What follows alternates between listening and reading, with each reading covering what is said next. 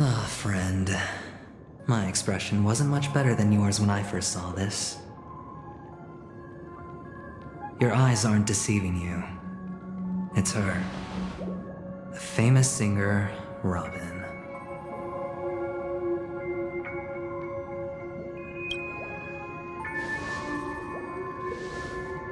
Well, first of all, can I just say that this had nothing to do with me? I'm just an unlucky bystander here. The family can testify for me. If you don't believe me, just ask anyone in the Bloodhound family. They hate me and they hate the IPC, so they'd never lie. This is not where the crime happened. What I showed you was a memory. The most basic light cone manifesting tech, authorized by the Garden of Recollection and owned by the IPC. Did you really think the Galaxy Ranger was an outsider this whole time? Penacony has made a solemn commitment to protect the safety of anyone inside a family dream. Any person in distress will be forcibly awakened and safely returned to reality. What gives them the confidence to make such conclusive statements? Because behind this promise is the harmony. The family's Dreamweavers link up their minds together to construct an unbreakable defensive line. Breaking through this line of defense to create death in the dreamscape. Not even a memo keeper could do that without the family's permission. Who could have done it, friend? The only one is her. The girl who calls herself a Galaxy Ranger. An imposter, an unsought guest. An emanator who hides her true identity. Ifrit's death was a foregone conclusion. And Robin? Her misfortune was staring right at her. Who will be the next to die?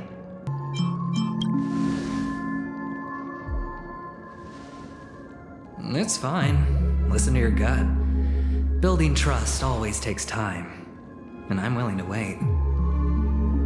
I just hope you realize that wherever that legacy is concerned, covert plans are already underway throughout Penacony.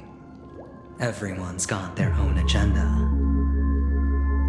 Careful you don't get stuck on the wrong side. If I were you, I'd keep my distance from Acheron.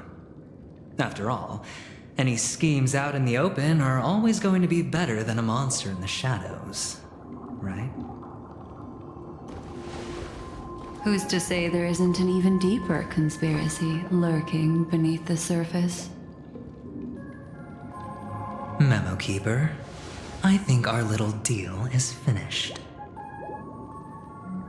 Aventurine is telling the truth. This memory is a real one, and there's no sign of any distortion grafting on. The IPC is not the Garden, and there are real limits to what they can actually do, but you know all this. Friend, let's not beat around the bush here. The thing is, I want to reach out personally to team up with the Astral Express. I told you I'm just not interested in scrambling for the legacy. I just came to Penacony for work. I'm here to retrieve some lost property for the IPC, if you catch my drift. I'm talking ownership of this frontier prison. This has all become a bad debt thanks to the cancer of all worlds. The IPC has tried sitting down for negotiations time and again, but the family wouldn't even take our calls. You have no idea how difficult these people are to deal with. Put it this way. They've hushed up the existence of death before, so they can definitely cover up any news about Robin's death. It'll just quietly float off like a bubble and pop. Nobody ever being the wiser. That's not fair, right? So then, friend, I need your help. That's fine. I'm not forcing you. But I'm really not asking for much, so why don't you at least hear me out, okay? I have but only one goal. The family's front door is like a high wall, and to tear the whole thing down, I'll have to dig out a few chunks first. Once I find a weak point, the IPC will have plenty of means. Now we have our chance. So long as we can get to the truth behind her death, we can have justice for Robin.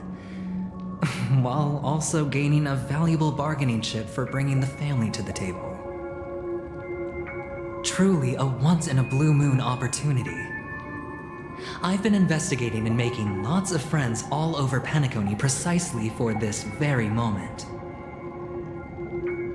This tragic news would be extremely bad for the family, so they'll be doing everything they can to stop it leaking, especially to the IPC.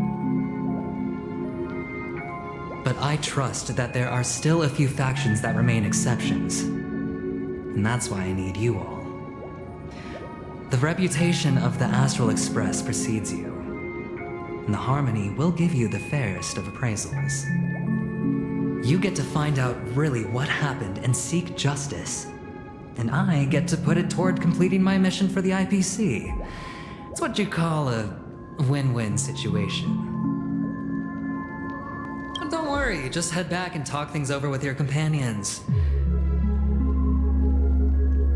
That navigator is really smart.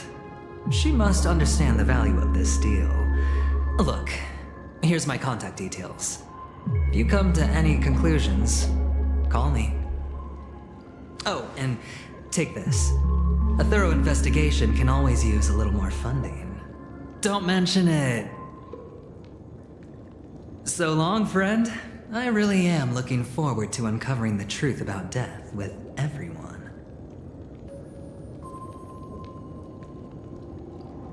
Aventurine just sauntered off. He really doesn't mean to force it, but something still seems off. What now? What are your plans? Black Swan. What is she thinking?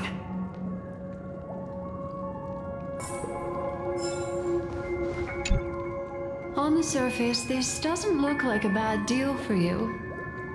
But Aventurine is a shrewd merchant whose scheme won't just be as simple as it appears to be.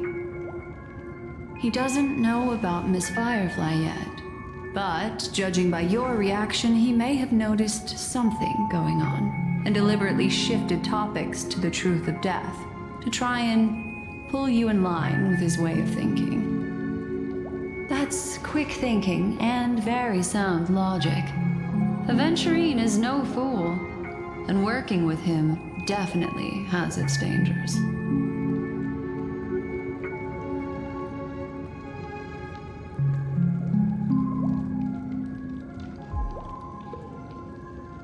But you're talking about real evil. Anyway, be careful out there. There's more than one way to blaze a trail. In a dark forest beset by wolves, ensuring your own escape to safety should be your primary concern. As for the other questions, I'm not sure the two cases were committed by the same culprit, but that massive wound looked like its winged blade. We've all witnessed it in action before. Plus, it seems unlikely that there would be two lethal entities loose in the dreamscape. Sorry, I can't answer that question. That ranger is shrouded in mystery.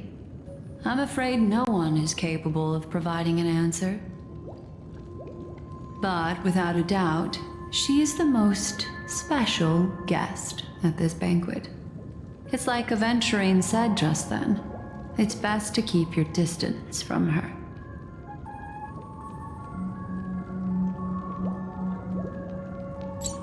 Two victims appearing one after the other in a very short time span, in and of itself, that's very unusual. Two possibilities. The collapse of Penacony's dreamscape has started speeding up. making death extremely agitated and weakening the family's protections. Or everything has been planned out and executed by someone. If someone has chosen these victims deliberately, first a stowaway, then a family celebrity, then this murderer's motives are worth thoroughly chewing over.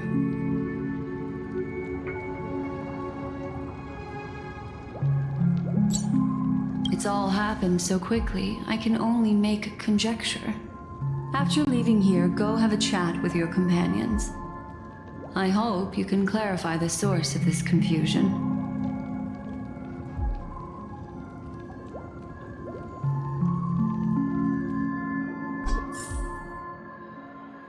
Come, this way. It's a short walk.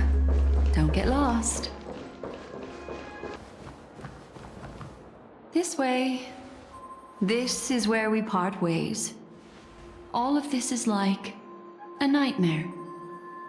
Unfortunately, the remembrance doesn't lie. What we just saw is the reality that happened, and it won't fade from our minds just because we wake up. But follow your heart and don't be afraid. We all walk through this world casting shadows of different lengths, and ultimately, all we leave behind are precious memories. Hold on just a sec.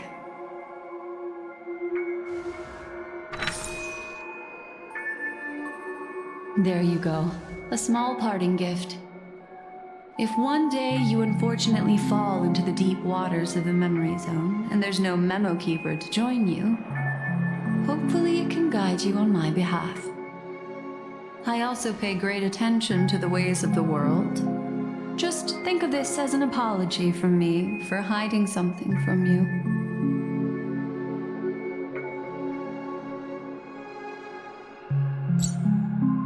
Then, I've something private to take care of regarding that Galaxy Ranger. Let's leave things there, shall we? What fascinating memories will you bring for me next time we meet? I sincerely look forward to them.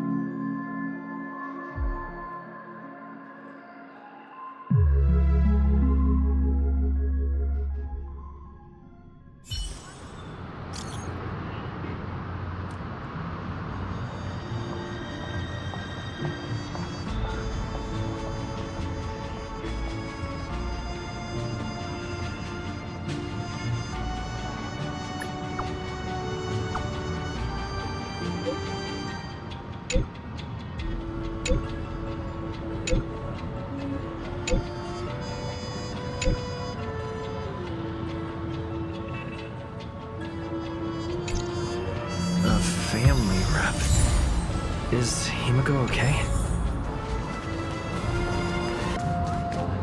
So much has happened.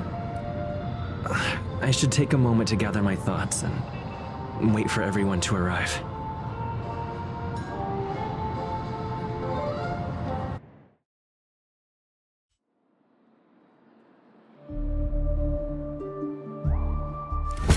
Better unsheath that blade now, Ranger. Do you still dream, Hunter? Of those slain by your hand?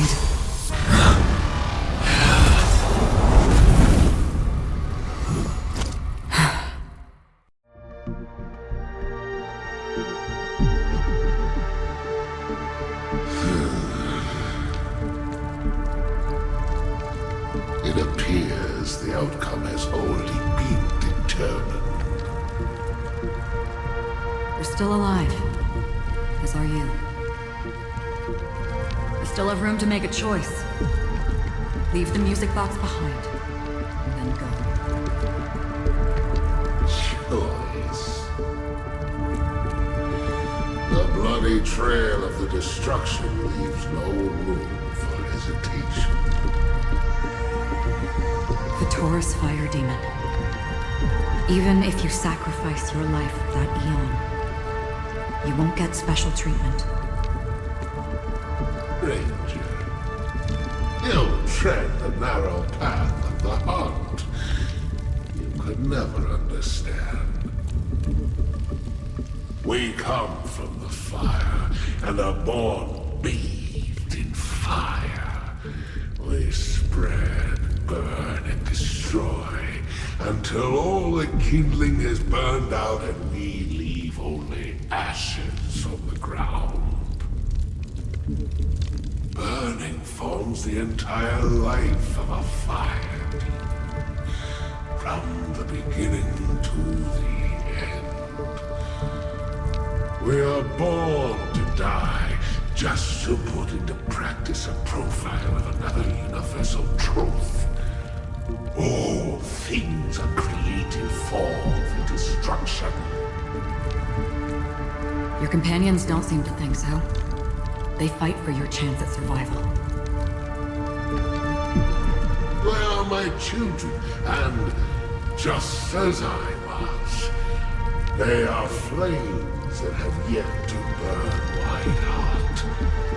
They're still young, I don't believe them. But my flames are faint, and time is running out.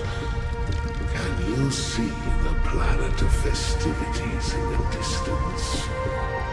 I plan to bring purgatory with me there, and before that, I must surpass you. Why?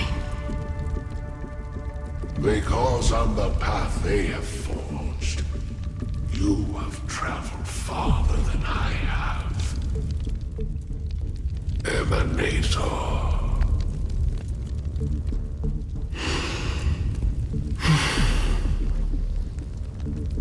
You cannot hide your true identity.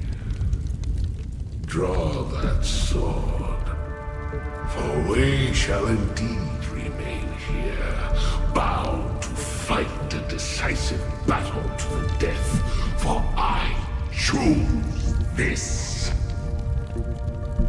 Destruction is intense, but brief. To cravenly cling to life is to endure an endlessly prolonged existence. Even if the answer turns out to be your own destruction.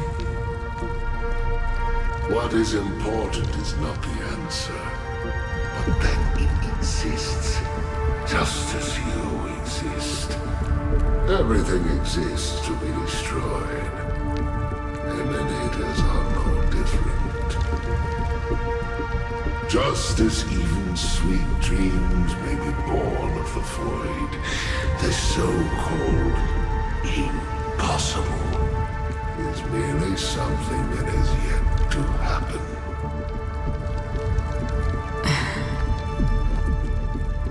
All right. I accept. You shall witness the most brilliant and intense fire in existence. May this flame illuminate the farthest reaches of your bottomless dream. A bottomless dream. Yes, that's right. But you've made one small mistake. This blade remains in its scabbard not out of pity or scorn. It's a personal secret that I don't want to disclose, but perhaps out of reciprocity.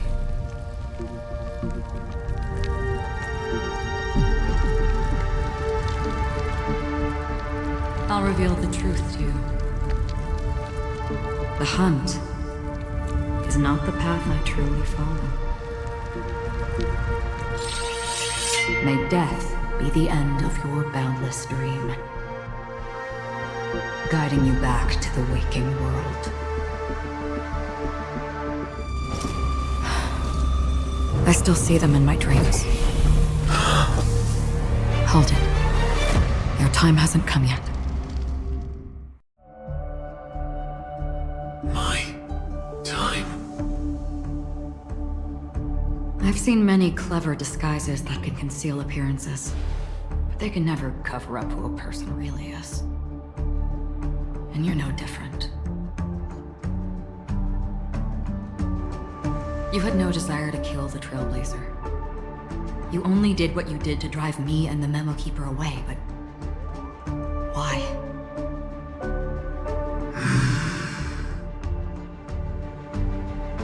Did Destiny's slave make you do it? You know, Elio. I thought this is just the kind of thing that'd get written into your script. My script has always been brief. Other than that, anything beyond that is unnecessary. He knows my nature. There is but a single destiny from which no one can escape. And until then, I hold the privilege of choice. However, you appear to be ignorant of this, so it's time for me to inquire. Who exactly are you? Not your enemy, perhaps. That's not what I asked. I don't deserve your curiosity. Loners wandering the cosmos always have their secrets. Take me. I've also been wanted by the IPC, so it's little wonder I know something about the Stellaron Hunters. That's all. Maybe I can help. What reason would you have for doing that? I tend to forget things.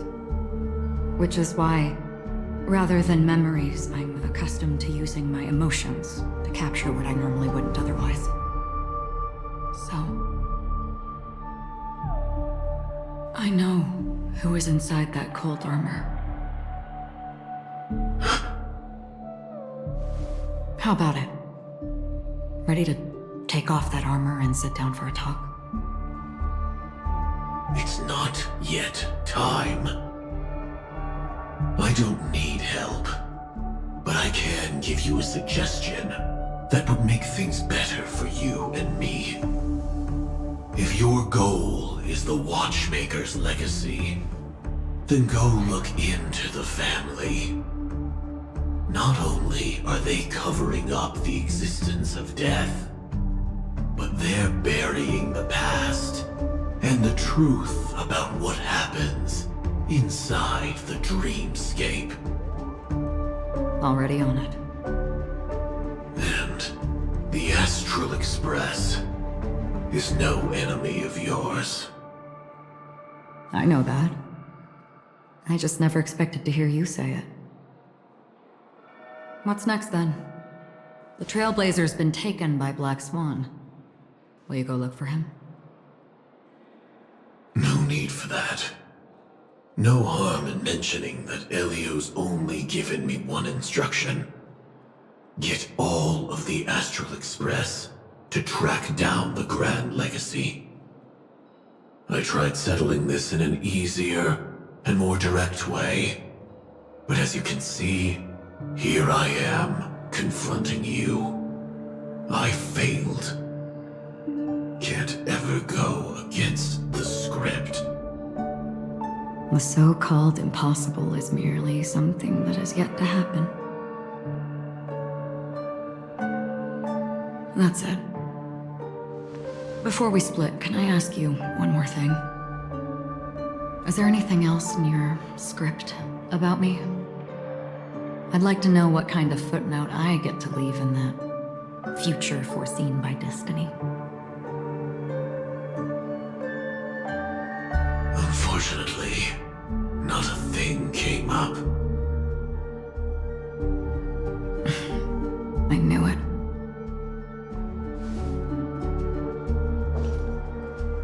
Hang on. I don't. Don't. What? Your first question was, do you still have dreams about everyone who died? because of you. I don't. Never have. I was born without the ability to dream. I live for this cold, harsh reality. For a little light. And to burn. To keep on burning. Until I turn to ash. So, I really envy you. Is that so? And you're already living in the waking world.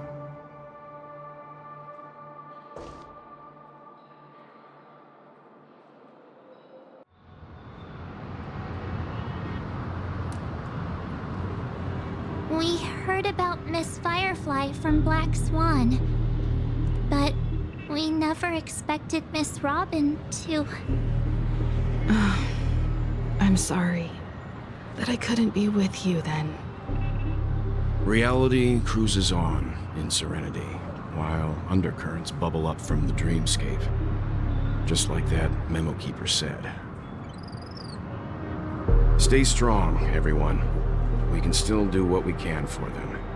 Starting with finding the murderer. Let's recap everything then. The Trailblazer just reminded me of something. March, do you remember what that family rep who negotiated with us said? Indeed, we trust that the Nameless has nothing to do with this. And we also beg each of you to help assist the family in verifying the identity of the deceased. That's how it was put, in reference to Miss Firefly. Looking back, he seemed a little evasive at the time. And he also failed to mention anything about the earlier murder, too. The family's planning on covering up all news about Miss Robin's death. If news gets out, Penacony's going to turn into a bloodbath. But the murder that followed closely after was obviously beyond their anticipation. The family had to try and turn things to their advantage by bringing in reinforcements from outside. The Charmony Festival is nearly here. They must be snowed under. It may also be that Miss Firefly's murder had so many witnesses that it couldn't be covered up. So they went with the flow and let more people on the scene to control the situation. After all, the nature of the two murders is fundamentally different. The family's first protective measure should be against malicious actors among the guests, such as that IPC envoy. All the while accusing that Galaxy Ranger. Are we missing the forest for the trees here? I always felt that Aventurine's reasons for accusing Miss Acheron were highly subtle. Can we believe him? At this point, I'm afraid the only ones we can trust are ourselves. Look, let's try to gather intel first and then list all the possible outcomes we can. Then we go through them, eliminating contradictions one by one. The fewer facts remaining, the closer we are to the truth. I've still got this sense of foreboding. It's like we're stuck in a whirlpool, spinning around that legacy even after everything that's happened. This time we're playing the role of a real detective. But before we start, what are we going to say to the family and Aventurine? As I see things, the family harbors no ill will towards the Astral Express. If they didn't trust the crew, they wouldn't have casually commissioned outsiders to investigate a case that's, in all likelihood, a scandal. Plus, this is the family's turf. Teaming up with them should make things easier for us in the future. As for that Aventurine, well, I'd like to hear your thoughts. He's complex. He deliberately slow-played his hand during negotiations while running circles around us all the while. He appealed convincingly to both reason and emotion. It wasn't forced, but the intent was obvious. Still, it's good to have contacts among all this uncertainty. Adventurine showed his skills, and as far as our interests are aligned, he can become a reliable ally. We also need to keep a certain distance from the family. Never let them get too close. Teaming up with the IPC helps balance that out. If either side makes a move, we have the option to pull out. So you suggest accepting Aventurine's proposal to team up? Yes. It's risky, but we can only wait until both sides have played their cards before making any further judgments. I get why, but there's a whole lot of bad guys and girls around here, and I'm worried about getting stabbed in the back. He's been bullied a few times now, and I can't stand it anymore.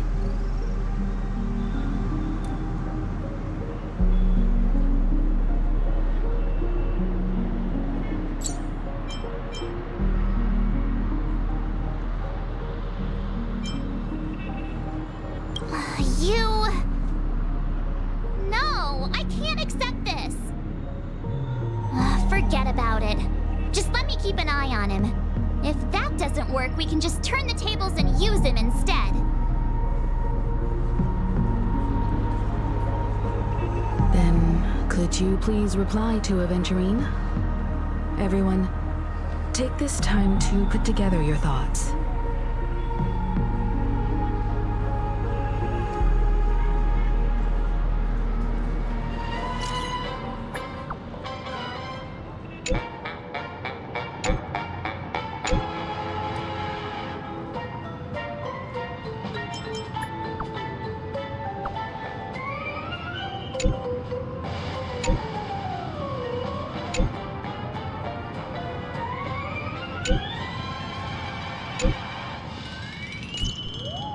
Looks like Aventurine is happy with this outcome. Let's tell everyone about it. Aventurine's goal is to try and recapture Penacony for IPC. To do this, he'll have to bring down the family in its entirety to create a big enough chance. The existence of death will be covered up by the family. So how does he plan on taking them down? It's gotta be something important enough that everyone will notice. But it also can't be anything too out in the open.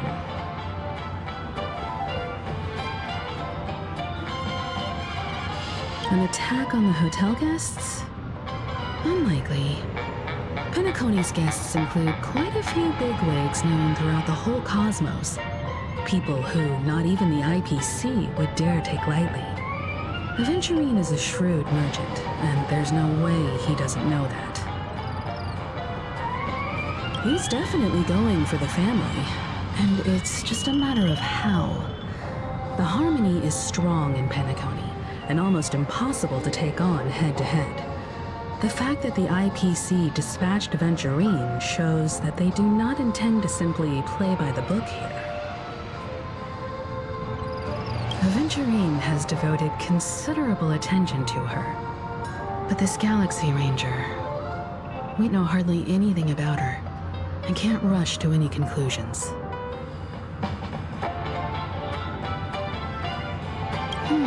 I was also considering this possibility. Especially because he respects you so much, and has sought you out before a few times.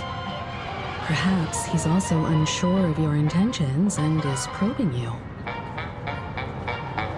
I'm just speculating. In any case, we have to be careful when handling Aventurine. He's skilled at reading people and discerning the right moment to strike. Also, he's clearly a born gambler if he's willing to go all in to win.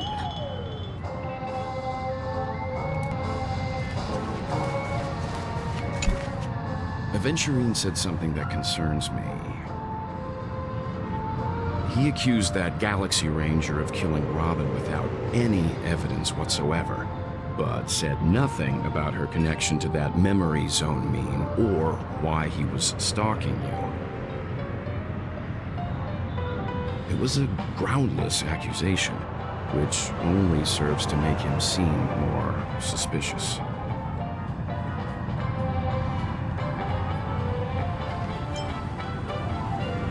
Maybe Aventurine's goal was never to gain our trust. Maybe he wanted to foster a feeling of enmity towards Acheron and make the situation more volatile. Two birds, one stone. However, I asked Don Heng back on the Express to confirm that story about the Annihilation Gang and the lost messages. It wasn't something that Aventurine made up out of thin air. You've met her many times now. What's your impression of Miss Acheron?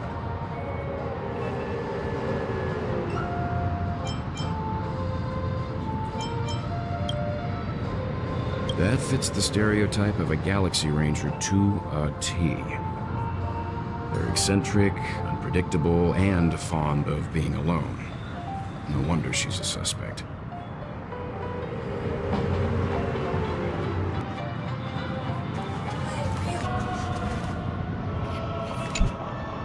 I hope it's not too soon to bring it up, but I feel like Miss Robin isn't actually dead, but that she's still alive and well.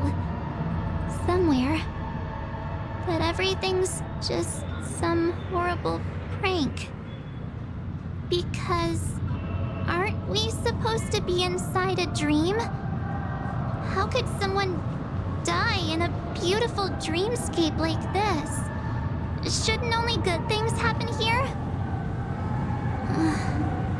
Whenever I see the Grand Theater, I just can't stop all these thoughts from flooding my head.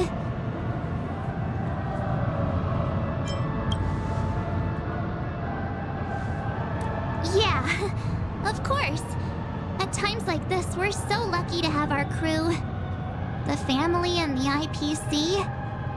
Everyone has their own plans going on.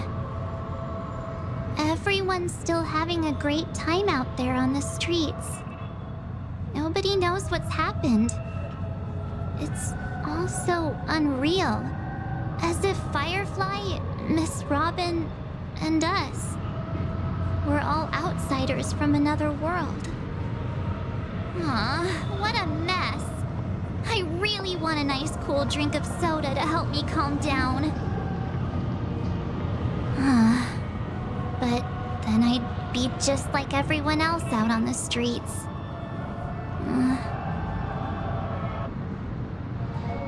Looks like Aventurine doesn't need anything else. Let's turn our attention to the family's assignment for now. Himeko, what do you think? Among our current clues, the two murders that he witnessed are the most directly connected. I suggest starting here.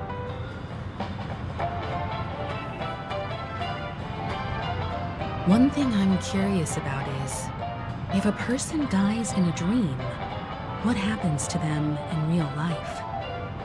Seeing as we're at the family's behest, why not pop back out to reality and verify Miss Firefly's situation back at the hotel? Perhaps we could also make a few inquiries about Miss Robin while we're out there. How about we split off into two groups? There are still some things worth focusing on inside the dreamscape. I'll investigate those and we can link up again later. Worth focusing on? Oh. No problem. I'll leave it to you then. Huh? Aw, I thought I'd finally get to see Himeko and Mr. Yang go out on a mission together. Oh well. Take care then, Mr. Yang. I will. Keep in touch.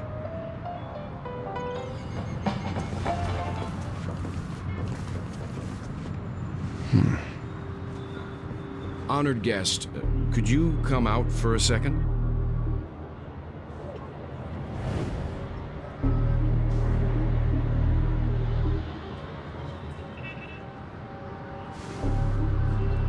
be embarrassed too, getting stared at like that.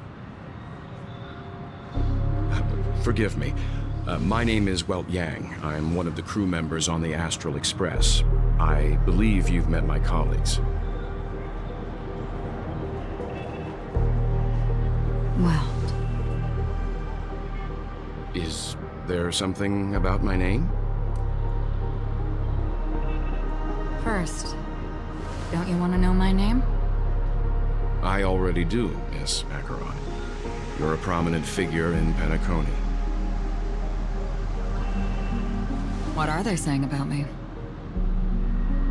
Some claim that you're the real culprit behind these murders, that the Annihilation Gang's tragic fate at the banquet was a result of your blade, and that you're now attempting to unleash another bloodbath on Penacony.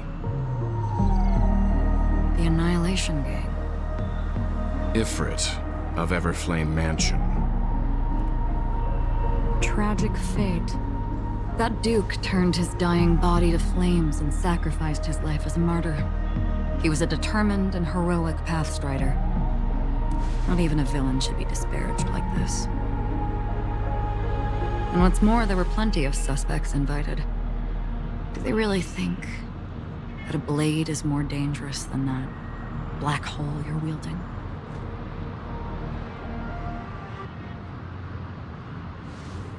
Keen intuition. Not even the family managed to point out the truth behind this cane. So you must surely know, Miss Acheron, that peering into a black hole is not a wise move. As a potential threat, your knowledge of us has reached uncomfortable depths. Reveal your true identity and intentions. Otherwise, brace yourself for gravitational disintegration. That shouldn't be necessary. But if it makes the Nameless feel less defensive, I'll be happy to abide.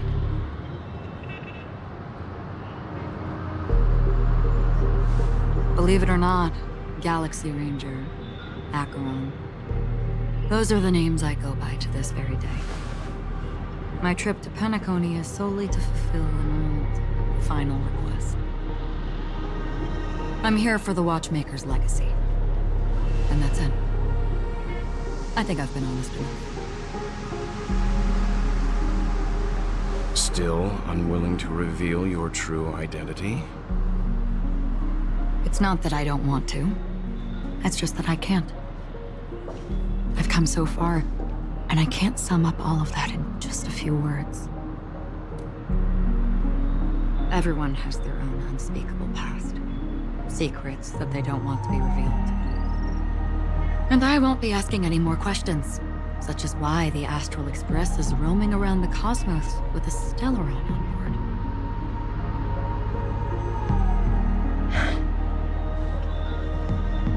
Is he okay? That memo keeper didn't do anything, right? He's fine.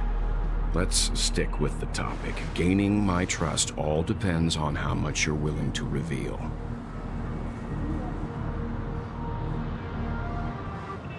I've run around many different Penacony dreamscapes just to try and find that legacy. And during this period, I came into contact with quite a few guests. In the process, I gradually came to realize the secret of Penacony may be closely related to the Trailblaze. That's why I've come to ask for your help. I don't have enough proof yet, but I'd like to speculate something. The source of all tragedy lies within the family. If you could trust me, we could find the proof to support this claim together. Mr. Yang, I think you've come to the same conclusion, haven't you? Let's leave it at that. For now, I'll choose to believe that you bear no hostility. Share your findings with me and me alone. I don't want vague conjecture to interfere with other people's judgments before we find solid proof.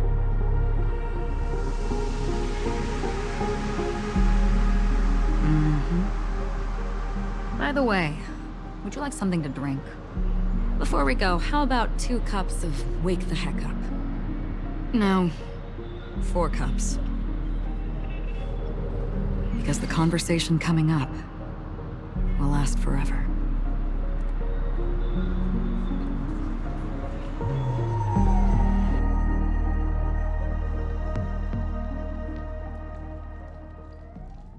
I've been watching her closely for a while now, and the first invitation was in the banquet hall of the hotel. She just sat in one corner, keeping silent, chugging down a couple cups of Wake the Heck Up. I told her it's a pungent, bitter beverage, not the taste of sweet dreams. Only for people allergic to Soul Glad. And she said, Really? But I don't taste any difference at all between them.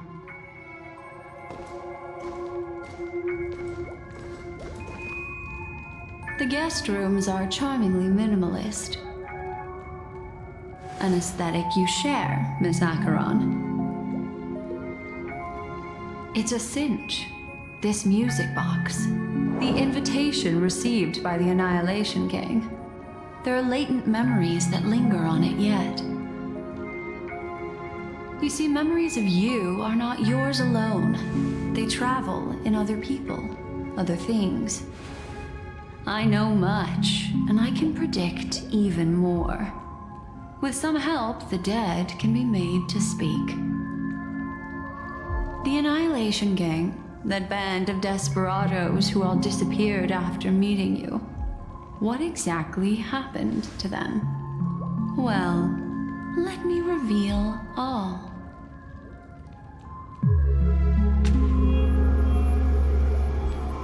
Gradation 12.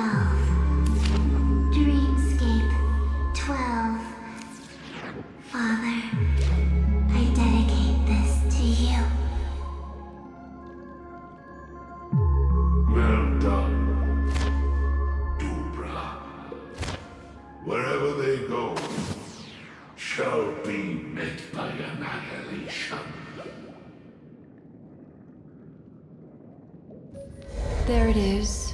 It's hazy, but it's Ifrit's voice. The other one is probably his progeny.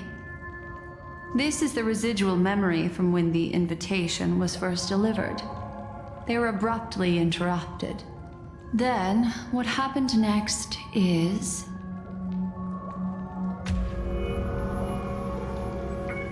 They sought refuge in the land of sleep, merely wishing for undisturbed rest, away from the storms.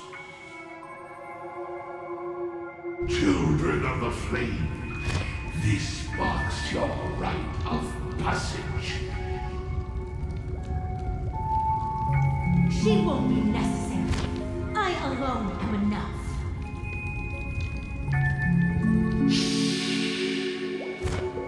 When have thou, on the path of destruction, feared death? The Everflame Mansion has set out on a journey. Those poor people, they have no idea what lies in wait ahead of them. Memory recovery is going well, but slowly. She'll be here soon, and time is short. There's nobody else here, so there's no need to be delicate. In fact, I think I'd better go all out.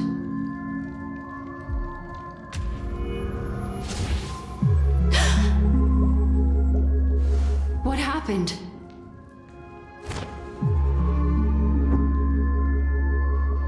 The memory after that is blank. How is that possible? This music box fell into Acheron's hands, and she brought it to Penacony. That's a fact, and that's how it should have gone. But along the way...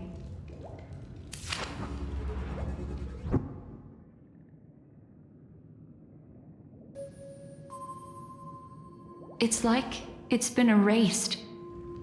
Who's done this?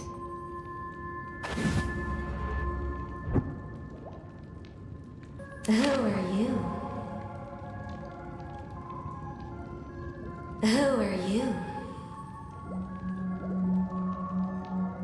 It's... No. Is this not a memory? Oh, a memo keeper. Do you serve the Garden of Recollection? Or the Cremators? My name is Constance. A pleasure to meet you. We were supposed to meet in Penacony and spend an unforgettable time together. But that seems unrealistic. Dolly is not welcome on the banquet store, and I don't need a coming-of-age ceremony. And you, I know what you're looking for. Want her secret? I can give it to you, and then you can enjoy the banquet for me. I wish you unforgettable memories.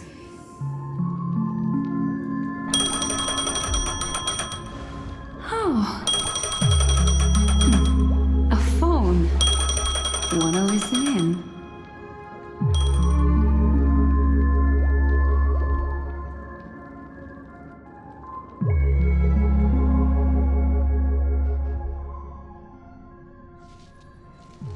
A few days ago, the IPC made an announcement.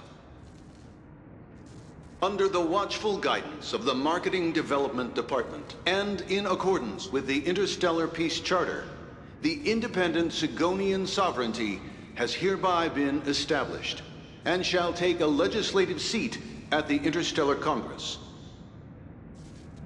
The formation of the Sigonian sovereignty is of great historical significance to the Sigonia system. This move puts an end to the planet's long and bloody history, turning the sensational Kataka-Abjin extinction event into a distant memory. Sigonia 4 is located in an unclaimed zone at the intersection of the Denise, Prothean, and Dorneau star clusters. The planet's surface environment is known for being extremely harsh, constantly faced with the threat of impact from small-scale celestial objects. This is why very few intelligent species have made this planet their home, dividing themselves into several tribes to eke out nomad lifestyles as they struggle to survive the arid desert wilderness. They have developed their own folk beliefs that are independent of the Eon belief system. Sigonia. Sigonia. Ravenous eye of the storm, spurned by all the gods. Land of rock, but not water. Lightning, but not rain. Blood, but not tears. You beat us with your falling stars. You lash us with wind and storm. You chew us up with the cracked earth.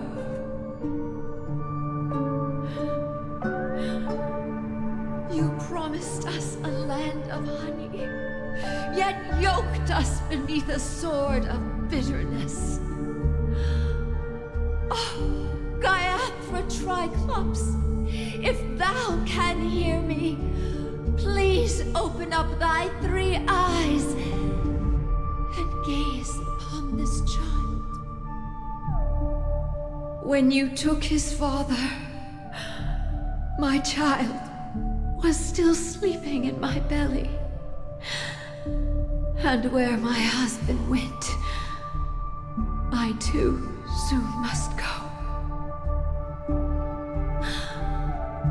I don't ask for a peaceful death. Just for you to tell me, does the baby swaddled sweetly asleep? Does he dream of his mother's heartbeat and the sound of falling rain? Please tell me whether this life is all just a fleeting dream. Otherwise, face impending death. Mommy! Mommy! Mommy! Rain! It's raining! Raining?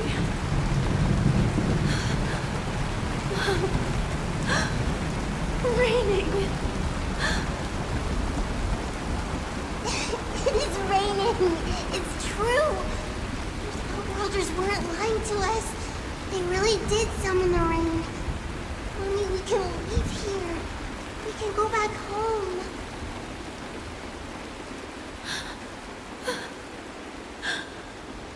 Back home. Gayathra Triclops.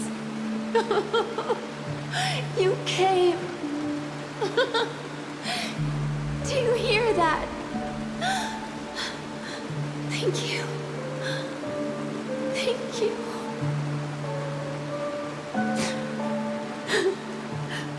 Darling, listen. This is the sound of rain. On the day you were born, the sky also sent down a gift like this from Gayatra.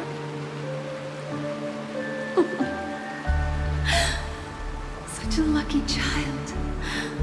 Such a blessed child. Just like your name. A gift from them to Avjen. My boy.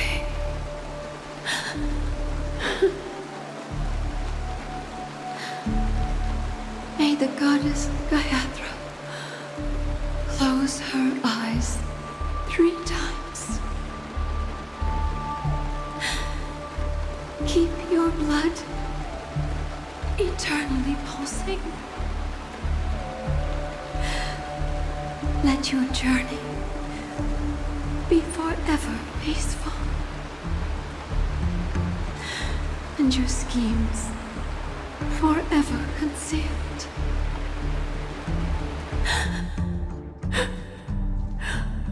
Welcome to this sad world, Kakavasha.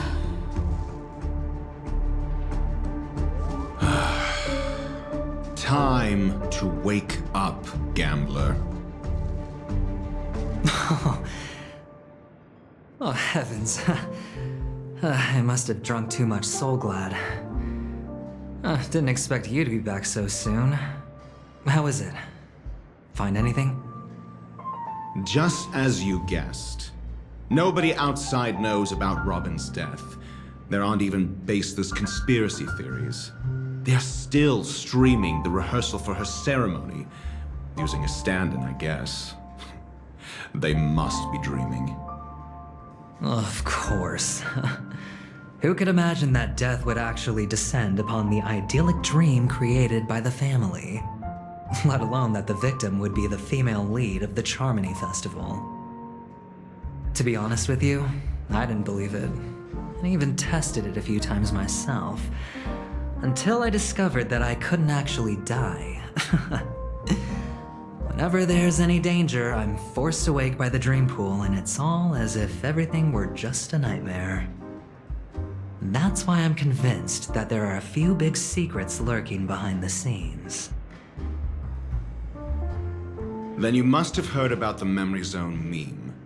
When I graciously deigned to establish connections with the Oak family on your behalf, they were quite in a pitiful state of disarray. Besides Robin, there was another body. I don't know the exact details, just that it was a stowaway. 2 murder cases? I told you something seemed off about the Nameless. He must have come across the other one. This murderer is a psycho. And I have to say, the case does represent an opportunity. We can leverage the family's malfeasance and let the IPC use this as a reason to intervene. It's just that their trickery runs deeper than I thought. Robin's stand-in was all ready to go. These 2 murders are definitely getting hushed up. What should we do? Let me think. It's too rare an opportunity to miss out on, so I gotta be careful. Incredible gambler. Have you already exhausted your limited repertoire of tricks so soon? There are plenty of chips, but it'd be best to choose carefully. The most straightforward has to be Robin. Remember? That masked fool once told me to find a mute as a friend. Robin is what she calls the mute. She has lost her voice, and while most people can't pick up on it, you and I cannot mistake that sound. Not produced by any voice box, but rather by the resonance of the harmony. If that girl hadn't gone hoarse from singing practice, there'd only be one possibility. Something was up with the family. Or Robin herself. To get to the bottom of this, I tried every way I could to meet her. But she died. Right before my very eyes. A complete and utter loss. Incidentally, it seems to have resulted in your rather undignified arrival on the interrogation stand. There were eyewitnesses at the scene, and the family, in their graciousness, has tentatively accepted your alibi. However, for the foreseeable future, you shall, regrettably, find yourself under the vigilant watch of the hounds. Well, things aren't looking too optimistic, Doctor. I'm starting to break out in a cold sweat. Do you reckon there's still any chance of a comeback, given how things are? A probability? Yes, it exists, but it verges on the infinitesimal. To phrase it in a manner more befitting the vernacular of Penacony, you're dreaming. But if you simply can't control yourself and want to try your hand, then there just so happens to be a suitable candidate. That man wants to see you again. Who? Sunday. Is this a public hearing or a private trial? If it were the former, it would hardly befit my stature to stoop to the role of a mere messenger. Fine. Oh, that's great. It's all great. You see, the dead can't talk, but the living can. Ratio, I'm convinced now that there must be something wrong inside the family. Oh, just you wait and see.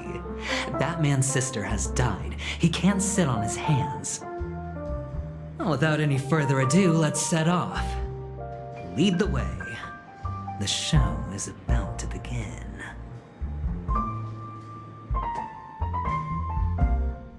We're here. The Dewlight Pavilion is the Oak family's fortress and a place where heads of the families meet to discuss great plans for Penacony. Fortress? I like this metaphor. I dealt with the warlords of the Among star system not long ago, and their synchronized orbital manor wasn't this heavily guarded. This mansion nominally belongs to Sunday, and is very befitting of its owner. Without his express invitation, the likes of ordinary guests would never grace these grounds in their lifetimes. Look around while you still have this moment of freedom. Hey, Doc, whose side are you on anyway? Who's to say I won't sell you out? We'll see. When we meet the authoritarian master of the Oak family, I'll pry an answer out of him. Follow me and I'll bring you to his parlor. Hold your tongue and let me deal with the members of the family.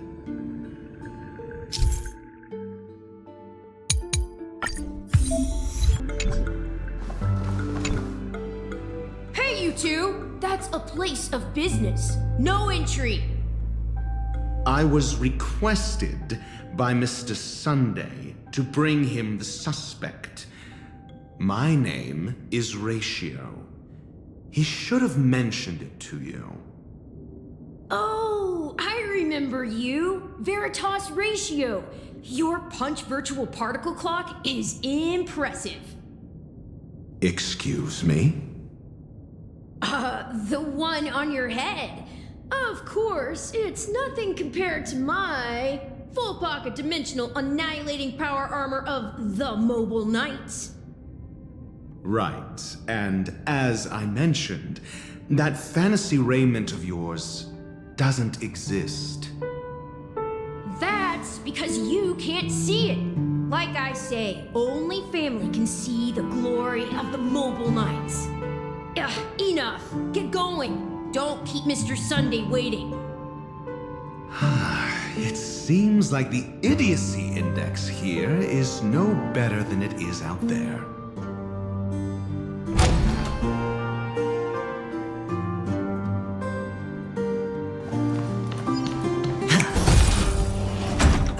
Dead end?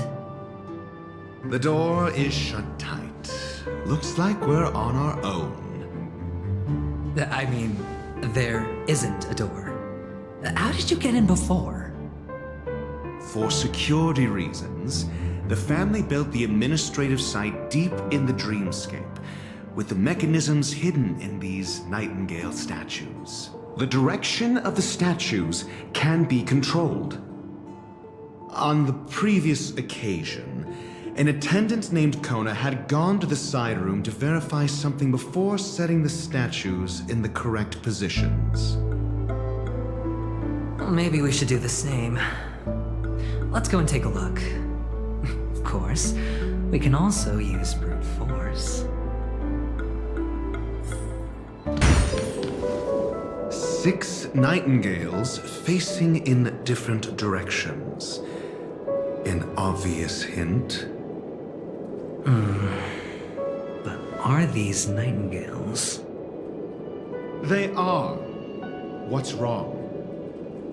How can nightingales be so huge? They look more like torment eagles to me. There are no eagles in the 5 families, only nightingales. Why am I wasting time with you on this?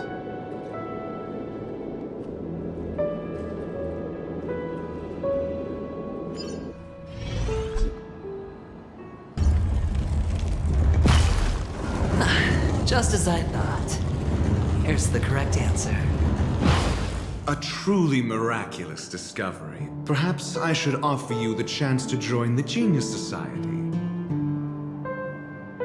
Really? Well, I thought you'd given up on that already. I was being sarcastic. Can't you tell?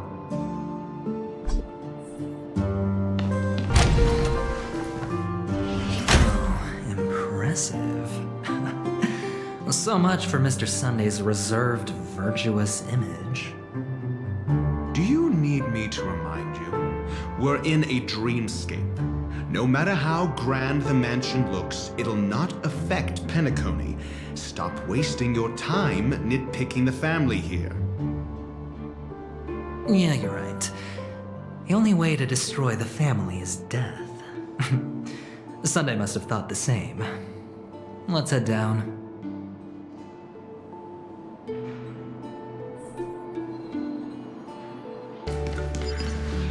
Hold on.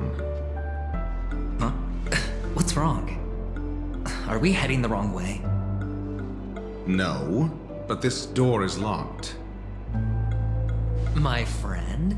Did you really make an appointment with him? It's a trial. You got to prove your worth to Sunday before you can speak with him. If I'm not wrong, we need to find a way to open this door in the hall, or this place will be our prison. Oh, an escape room. My favorite. Get serious. I've no time for games. Let's head back. The hint is probably in that prominent sandpit. Wow. That's an enormous sandpit. I'd love to build a tall building for myself, once I have enough savings. Oh, look. There's a noticeable gap in the model. I believe you're right. There wasn't a gap before. That man must have done it intentionally. Well, with your brilliant mind, you shouldn't have any trouble recalling what was here last time. Right, Doctor? Of course. Let's look around. When I see it, I will know it. Fine. Fine. Why do I feel that we're pursuing a degree in burglary now? Found it. This is it. Just like it always does. Huh. And the nameplate reads Gulliver's Arch. Well, I'm amazed you can remember something this tiny. You know, this reminds me of a tunnel I once saw that could shrink people who passed through it. If I were you, I would shut my mouth. It's wise to remain silent when you should.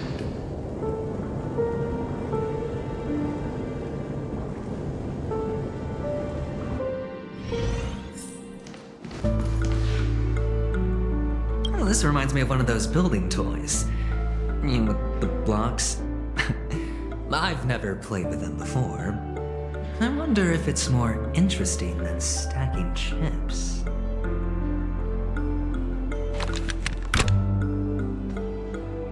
Oh, look. The gap is closed. And it fits perfectly. So, what's next?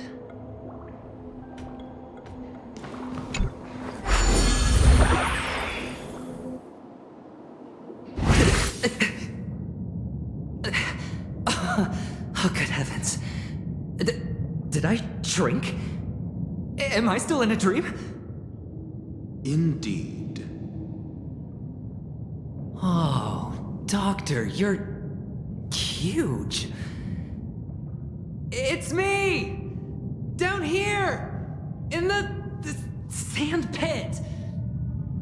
Oh, actually, I think we could make this work for us. Just find a way to slip me into Sunday's collar, and I'll infiltrate the family just like that.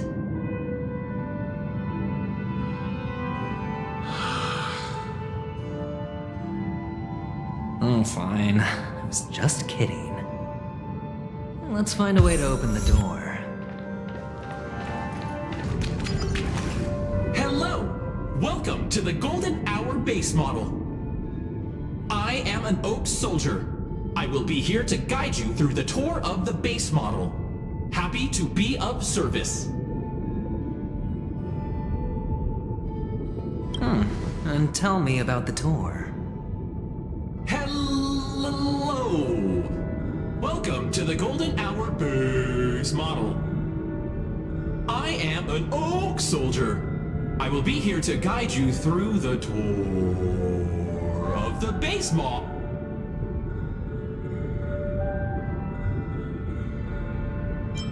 Model, happy to be of service. Generating guide. Please wait patient.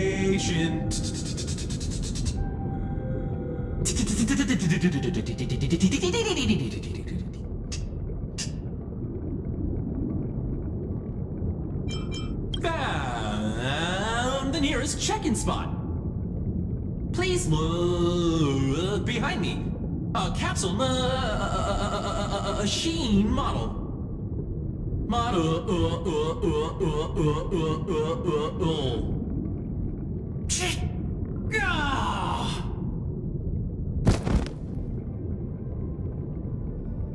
What's up with that?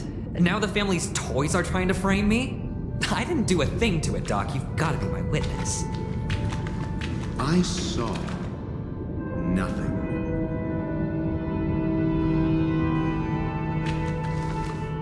Oh, capsule machine. There's no mechanism on the floor. Could there be one at the top? Doctor, do me a favor.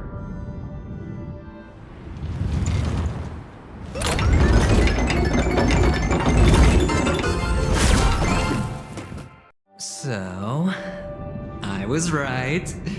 These models have interiors that look exactly like the real buildings. The only difference is that no one lives in them. Funny that Sunday puts a miniature that makes him seem like a giant by comparison, right where he can see it first thing in the morning. Insecure much?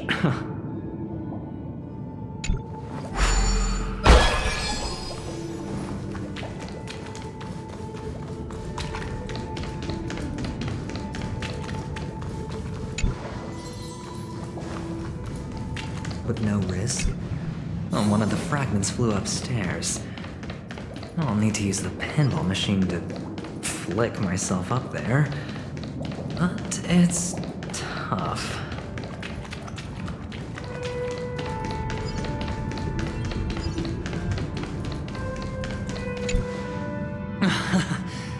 Oh, great. There's another pinball machine base here. And it's empty too. Doc! I'll need your brain power again. There's no need to yell, I can hear you. The pinball machine must be hidden somewhere in the hall. Like the arch. Wait here, and I'll be back in a minute.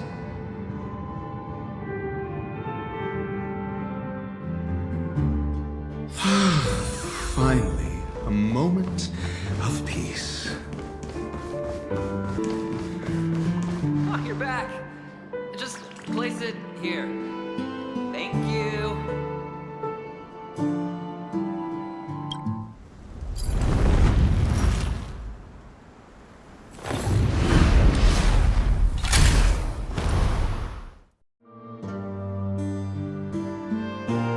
Thanks, Doc. Oh, Ratio, you should come in here and take a look. The view here is breathtaking. Honestly, you could easily squash me with just a pinch. If that is your wish, I will do so without a moment's hesitation. All done. Piece of cake.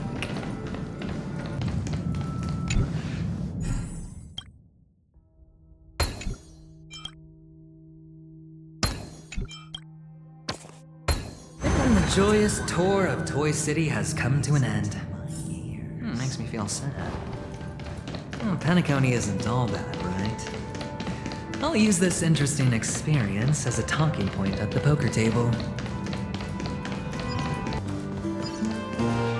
It's a pity you made it out of the sandpit alive. Sunday is just beyond this door. From my limited understanding, he's not someone easily handled. Are you prepared? Yeah. Only I believe he's the one who should be prepared to face me. Tell me about your plan. I don't have a plan. I'll just play it by ear. There are only two kinds of bargaining chips when dealing with people. Benefit or fear. Looks like sincerity isn't in your dictionary. Am I not sincere enough? There's no need to emphasize it. We've got to make good use of death. That man's sister is dead. He won't be able to turn a blind eye, and that's fear. And I'll help him find the murderer. He can't do it due to his status and position, but I can. And that's benefit. On what basis do you believe he's incapable, necessitating the delegation to someone from a rival faction? The IPC. Simple. Because that murderer could very well be a traitor hiding inside the family. Do you mean the Galaxy Ranger whom you accused previously? That was just an excuse, good doctor. There's something wrong with that woman. We need someone who can keep her in check. It's better to minimize the variables outside our control while we execute our plans. Moreover, I need to know her identity. if I'm lucky. She could be an important pawn, and it's good to have more helpful friends when dealing with this matter. But honestly, the murder case is likely unrelated to her. I believe my standpoint. There's a rat in the family. Otherwise, why would Mr. Sunday arrange a private meeting with us? This isn't an interrogation, but a secret negotiation. We'll see. Using Robin's death as a bargaining chip, I'll win back my freedom and power. In the end, I'll ruin this beautiful dream and create the grandest death. If the chance of winning is just beyond this door, even if that chance is close to zero, well, you can't win if you don't play, right? Ah, the charming audacity. To think that you, of all people, might emerge victorious, dear gambler. 3 chips are enough. All or nothing.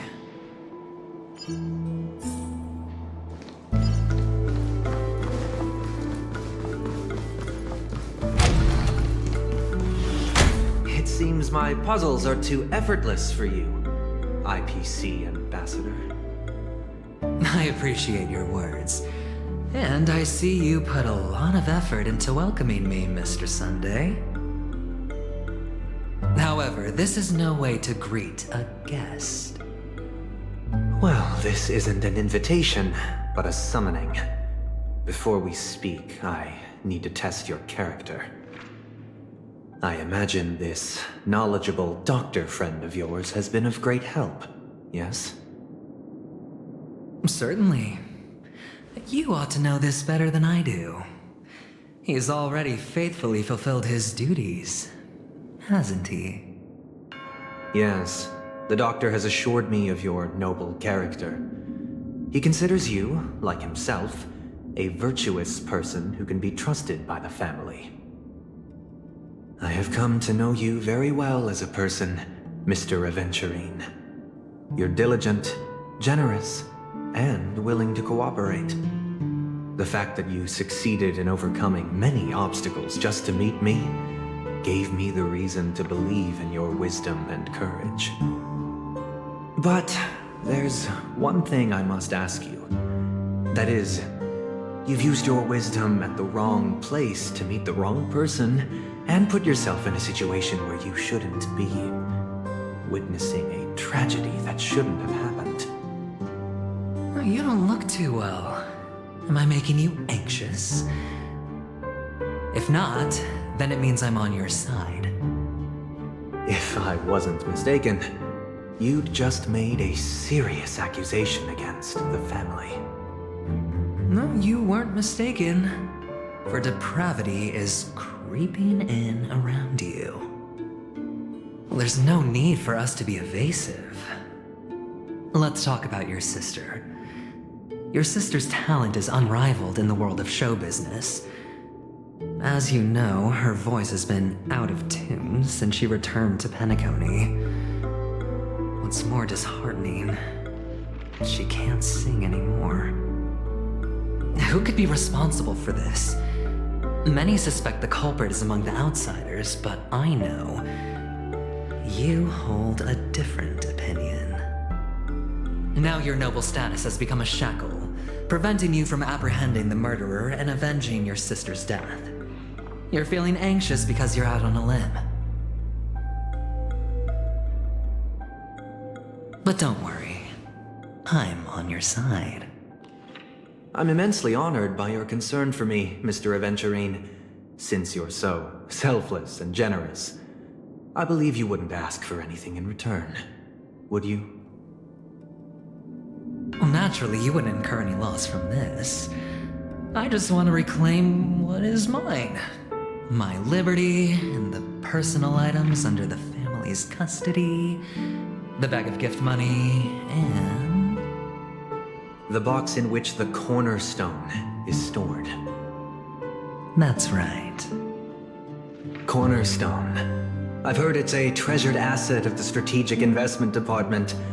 A sacred stone that seals the preservation emanator, granting significant power, and every liquidation specialist holds one. For an object so precious, it probably comes at an even higher price than other forms of recompense. Well, I'm sure you're aware of the high level of risk I'll be undertaking to bring the truth to light. Mr. Aventurine, when you're out and about, do you always make adjustments to your appearance? Your tie should be on the center line. Your shirt must not protrude from your vest. Your trouser creases should be perfectly straight, and always aligned with the tips of your shoes. Of course. But I don't, because it's not appropriate to do so in public. You should make sure everything is presentable and in order before leaving the house. I'm not the kind that takes risks. The cornerstone must be in the custody of the family. No room for negotiation? Please, don't let me turn you down twice. Sure. The gift money is good enough. I suppose you wouldn't mind that. After all, a merchant can't function without a bargaining chip. You compromised quicker than I thought. Unfortunately, it's a gambler that needs a bargaining chip, not a merchant. I can give you your gift money, but before that, I want you to tell me. The fact that you can decisively forsake the box you asked for, what exactly is stored in it?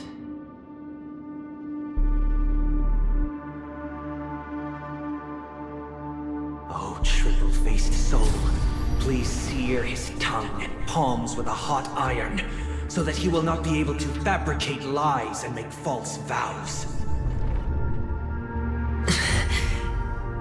What have you done? Under the light of the harmony, all wickedness is revealed. I implore them to shed their light, and I'll ask you questions on their behalf. Next, you have 113 seconds to prove your innocence and gain my trust. And if I refuse to answer? You can try, and we'll see if the harmony rejects you. Question: do you own a cornerstone? Yes. What a simple answer. You, too, understand that idle chatter leads only to poverty. Did you hand over the cornerstone to the family when you entered Penacony? Yes. Does the cornerstone you handed over to the family belong to you? Yes. Is your cornerstone in this room right now? Yes. Is your memory free from any kind of tampering or deletion, encompassing but not restricted to the techniques of the Garden of Recollection? Yes. Are you an Avgin from Sigonia? Yes. You even know about that? Do the Avgins have any ability to read, tamper with, or manipulate one's own or another's mind? No. Does it matter? Do you love your family more than yourself? Yes. All the Avgins were killed in a massacre. Am I right? No. Are you your clan's sole survivor?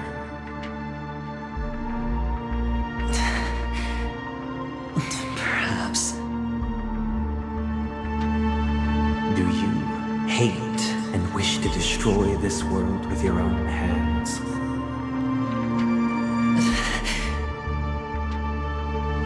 I don't know. Interesting. Now, the final question. Can you swear that at this very moment, the Aventurine Stone is safe and sound in this box?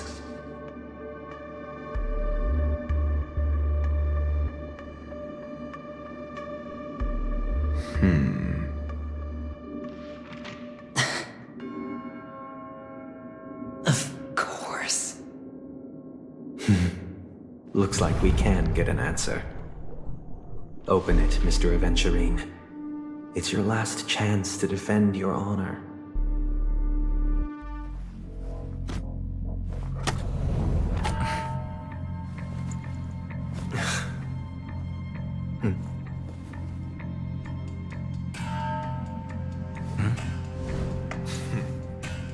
Please.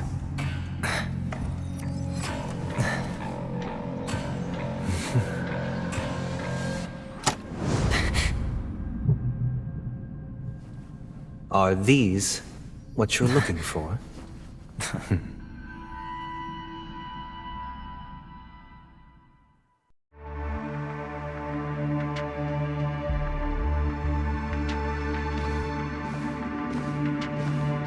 Since you came as promised, learned doctor, does this mean that you are willing to take the side of the family in this farce?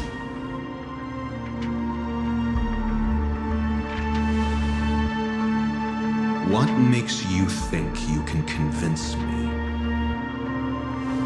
I've heard you haven't enjoyed Mr. Aventurine's company. I also understand that you're an avid learner who sees the pursuit of knowledge above all. In that case, you ought to realize that a competent scholar knows their position and wouldn't forsake more vital matters for the sake of petty pride. If you agree to assist the family, I'll share our research findings on the Stellaron. You must be quite aware that, besides the family, no other faction is willing to share such information.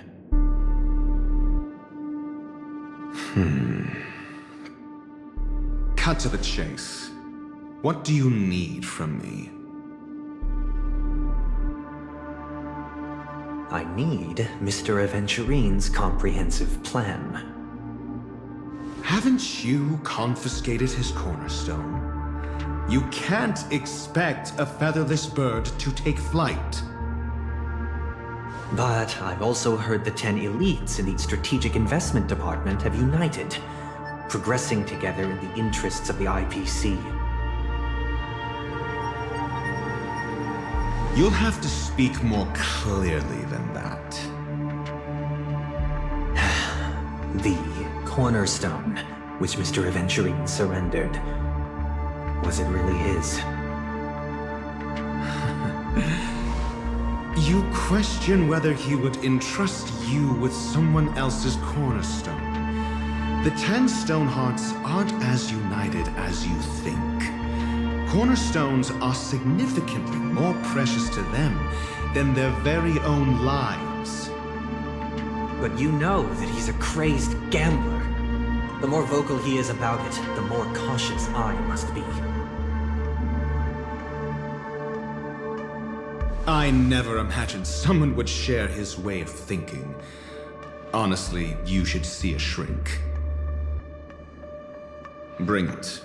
The box containing the cornerstone is unique, and only IPC senior staff and related members can access it. But I happen to be among them.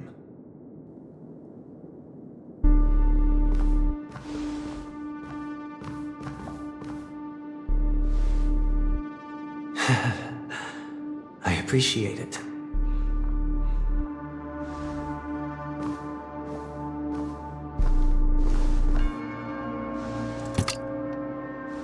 Unfortunately, your guess is correct.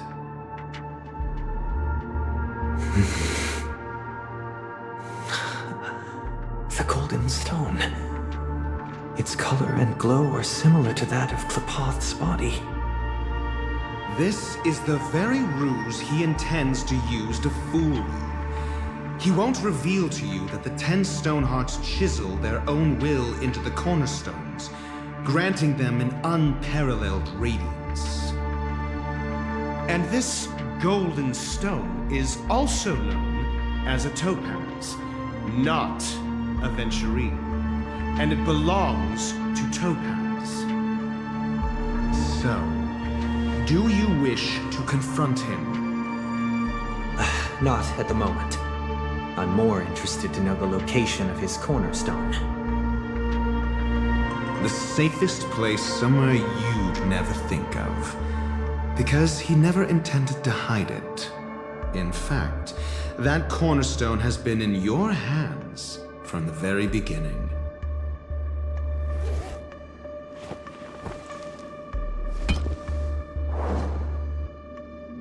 I see. This bag.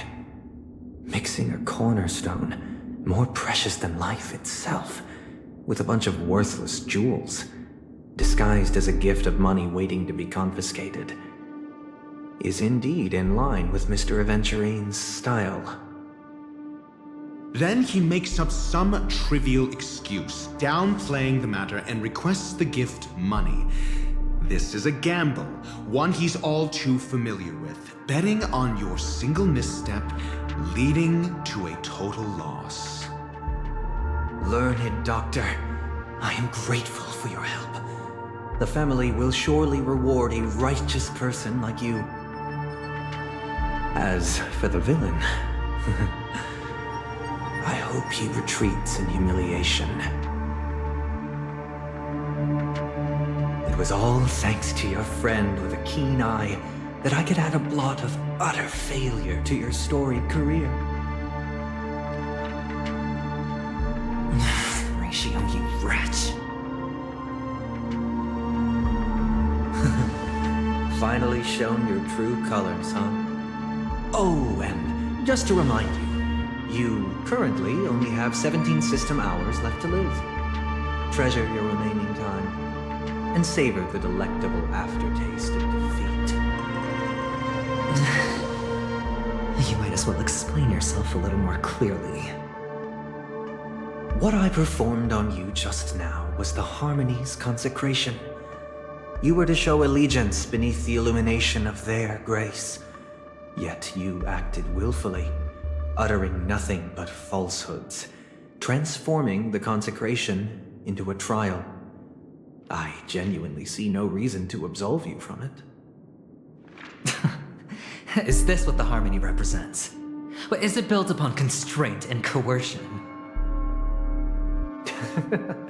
You misunderstand, Mr. Aventurine.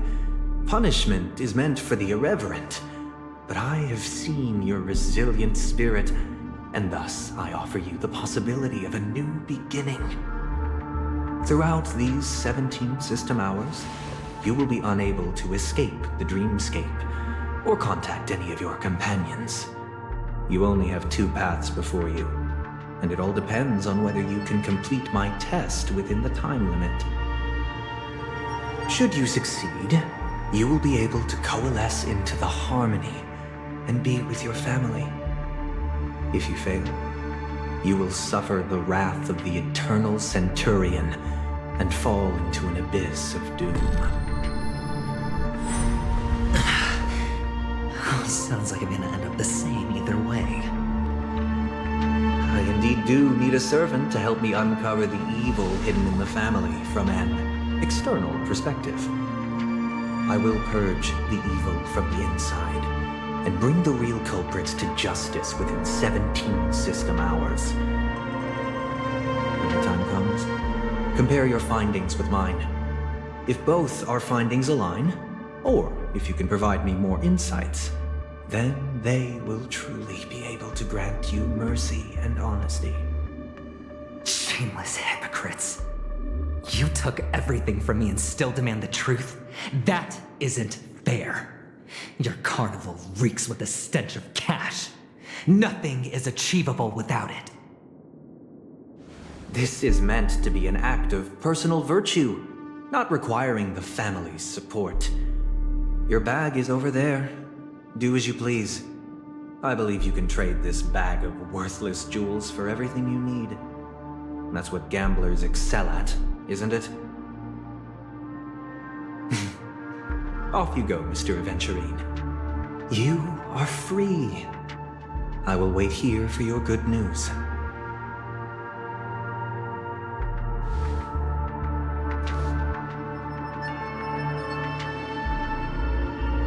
This meeting isn't an interrogation or a negotiation.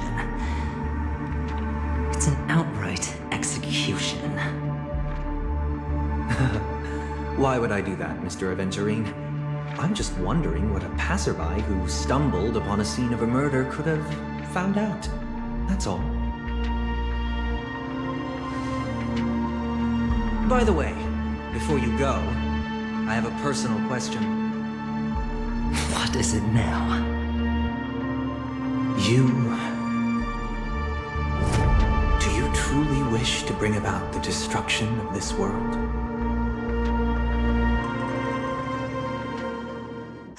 Kakavasha! Where did you go? Oh, are you injured?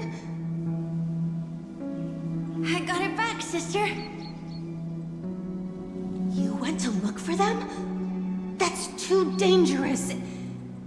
It's just a necklace. It's neither food nor water. We can survive without it. But I can't live without you, little brother. Promise me not to look for those catechins again, okay? Sister, don't be afraid. The catechins are fools, but I'm smart. I played a game with them, and I won. One? What happened exactly? Tell me. I made a bet with them. The two birds in the desert and me. Who will die first? I won. They suspected me of cheating, but I didn't. I won fair and square. Of course you'd win. You've always been a lucky child. Gaiathra Triclops must be watching over you. Push your luck by going up against those bloodthirsty, cruel catechins. Have you forgotten how Mom and Dad...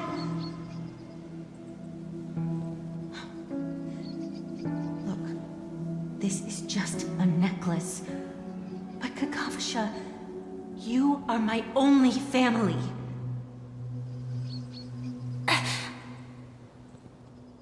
I'm sorry, sister. I thought you'd be happy. Because Mom left you this necklace. There'll be no next time. It is important. But not as important as you, my dearest brother. I don't blame you, but you must remember what Mom said. Pain and poverty are the trials of Gaiathra Triclops. She has also granted us a chance. And that's your good luck, Kakavasha. Your good luck is the most precious wealth we, all Avgin, have. You're a child blessed by Gaiathra Triclops and can lead the clan to happiness. So always remember to protect yourself and never resent the pain and poverty you're going through. All right?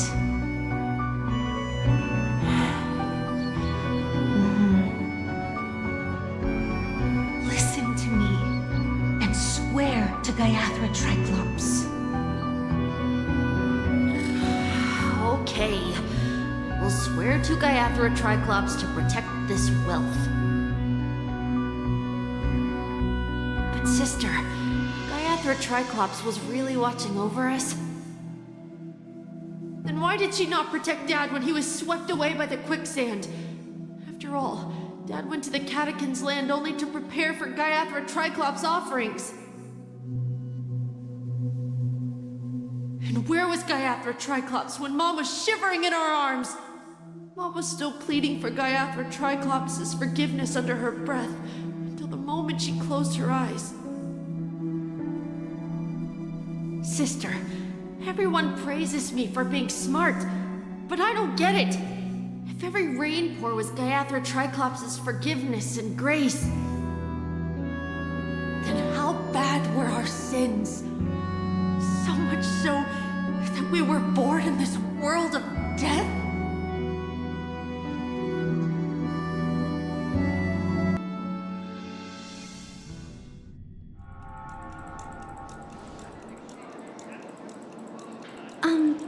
Excuse me. I can't seem to find any information on this artist in the Iris family archives. The photo you provided also doesn't show any matches.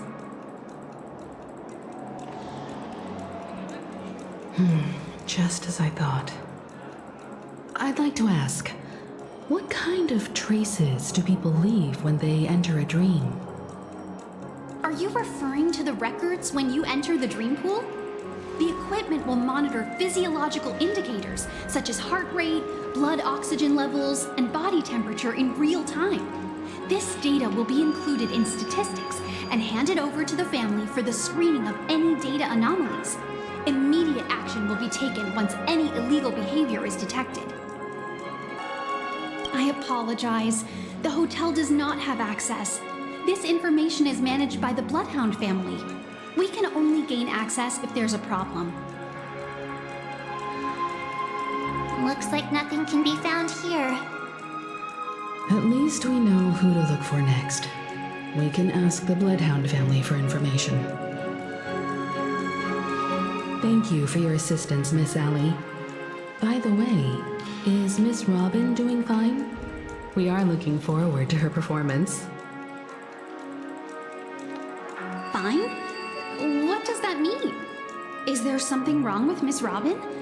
The preparations for the Charmony Festival have been proceeding smoothly, so I guess things are pretty good.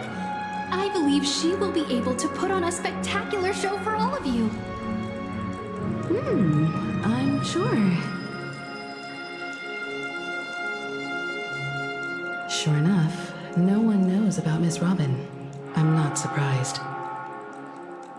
But that Miss Firefly is truly mysterious. There's no information on her in the hotel system. Even if she's a stowaway, she should have a disguised identity after entering the planet. She's also in the running for the legacy. How is she going to sneak into the dreamscape unnoticed? Is there any other way to enter a dream? Besides the hotel room's dream pool?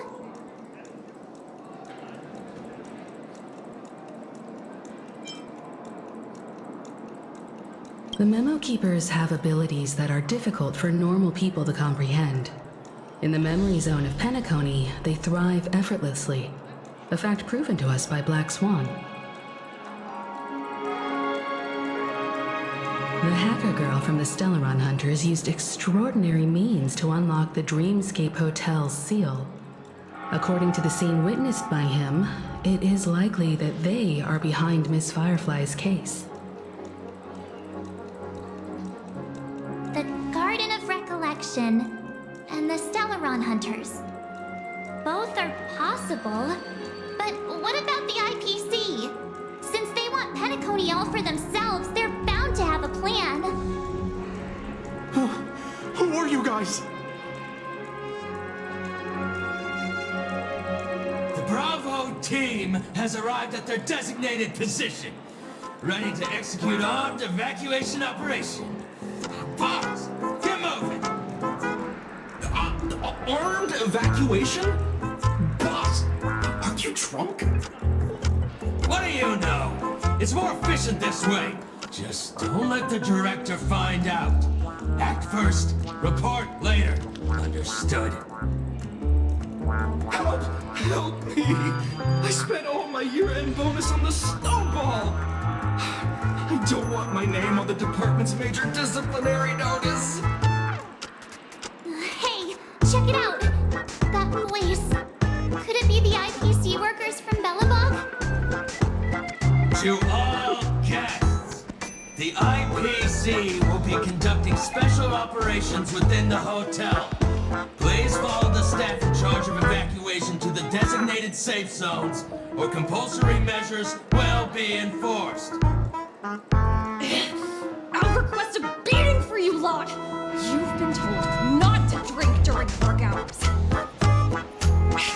Take him back to the hotel room. I'll organize a meeting later to properly go over how this incident report should be written.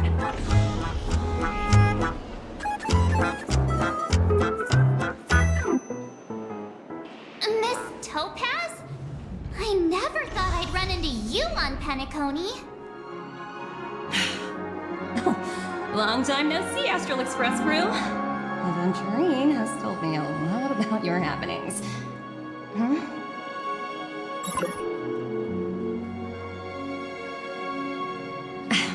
It's fine.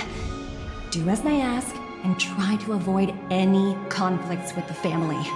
Report to me before taking any action. Yes, all right.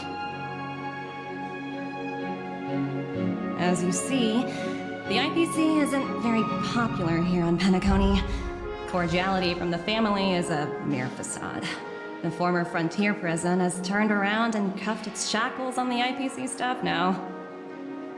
Only Aventurine, who carries an invitation, is allowed to attend the banquet. An entourage like us, we can only sit around in the reality hotel, unauthorized to even enter dreams. No wonder Aventurine's scrambling to partner up with someone. The IPC can't back him up in the dreamscape. His situation isn't optimistic, I hear. You're all helping to investigate some dirt on the family, are you not? Let me know if you need anything outside the dreamscape. The IPC always treats its partners well. Thank you, Miss Topaz. We're on our way to the Hounds to verify some intel. Perhaps you've had dealings with them? Yep. They're tailing us right now. Why not go and talk to them? It'll take the spotlight off me. Being constantly stared at is really uncomfortable.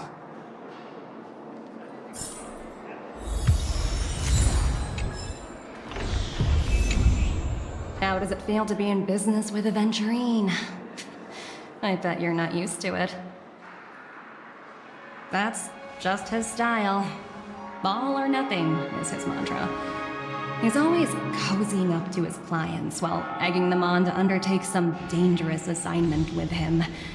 But everyone has their merits, so I won't comment further. But Aventurine's luck has always been good. He's always closed all his cases without a hitch, and basically never lost a gamble. Which is why, on the issue of retaking Penacony, I'm watching with keen interest.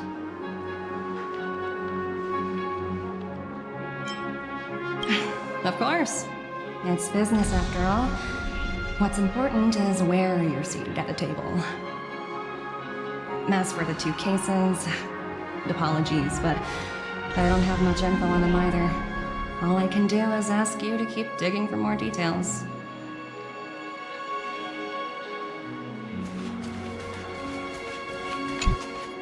We're carrying out our captain's orders. What do you want?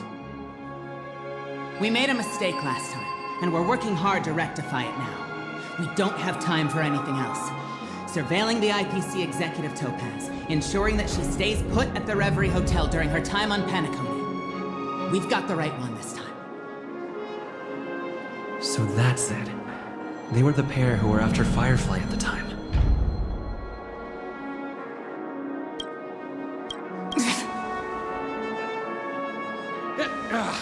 It's you again. Back for more trouble? We're not afraid of you this time. Well, spit it out. Stop bothering us if you've nothing important. So you know each other. Why do you keep running into people you've beaten up before?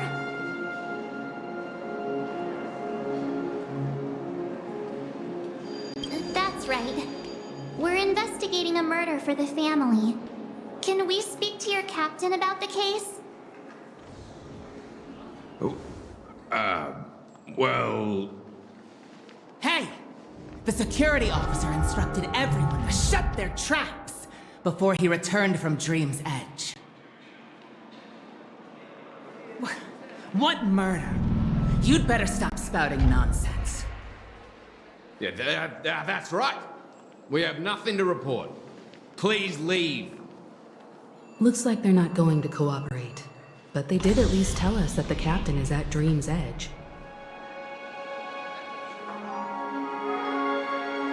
Why don't we just look for the The one he mentioned, right?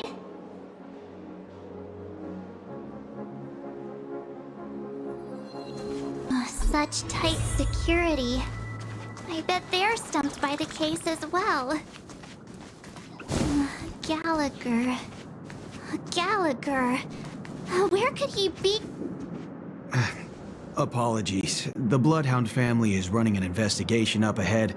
No unauthorized personnel allowed. Hold on a minute. I think I've seen you before. The gray-haired one. How much trouble have you stirred up exactly on Penacony? Not possible.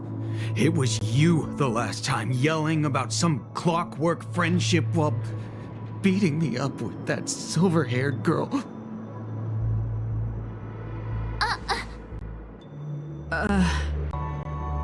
I'm not letting you get by this time. Please leave, or I'll have to get on my knees and beg you. Huh?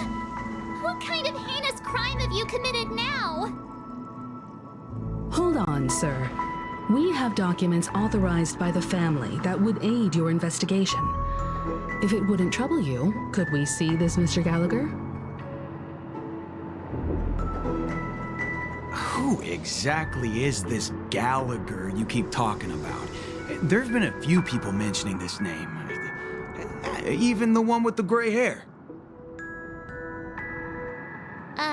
He didn't send you all here? It was the security officer who dispatched us. That's all I can divulge. He'll do. He's the one we've been looking for. Sorry, no can do. The boss said that since it's a matter of the family's reputation, no one's allowed through. Everyone, please leave. There's really no need for us to make things difficult for each other, right? We're really sorry for troubling you. Let's think of another way. Another way. That's it! Didn't they say something about that? What was it? Clockwork? That got this guy to change his mind? Can you perform it again? That, clocky magic. It's not bad if we're resolving a misunderstanding. Please?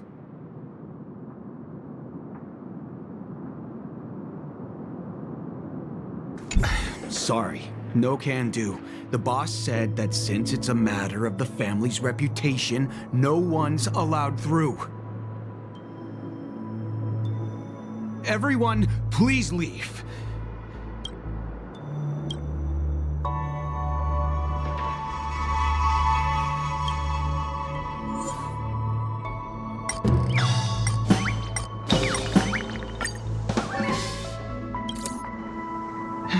Let me see what time it is now.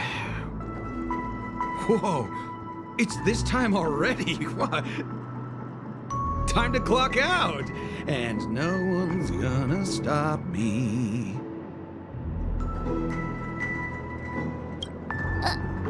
What?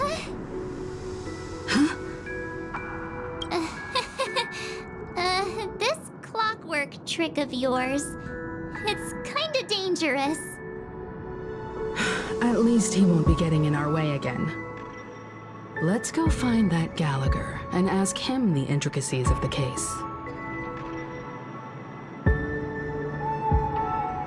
I was wondering what all the commotion was. Huh.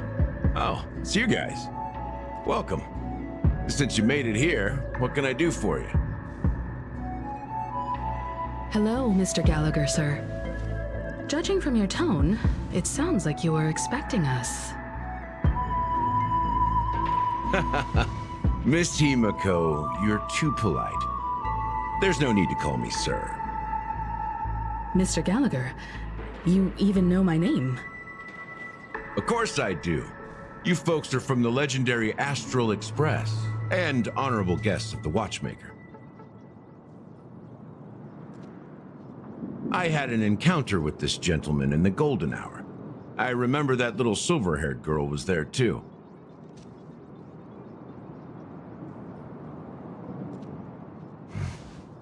I'm sorry for what happened to that kid. This is also the reason why we've come to visit you, Mr. Gallagher. The Express can't just overlook the death of that child. So we've decided to help the family get to the bottom of it, in the hopes of getting justice for her.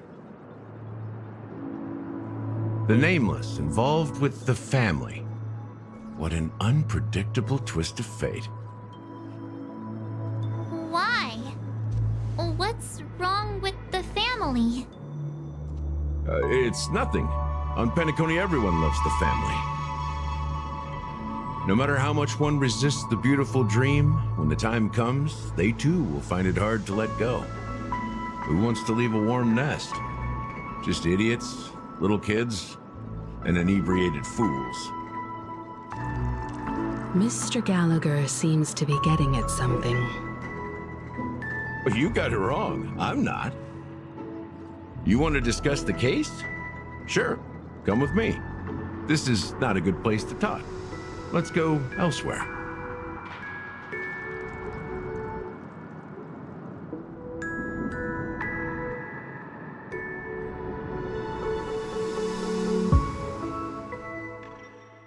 Even after that chilling tragedy, this dream is still running effortlessly.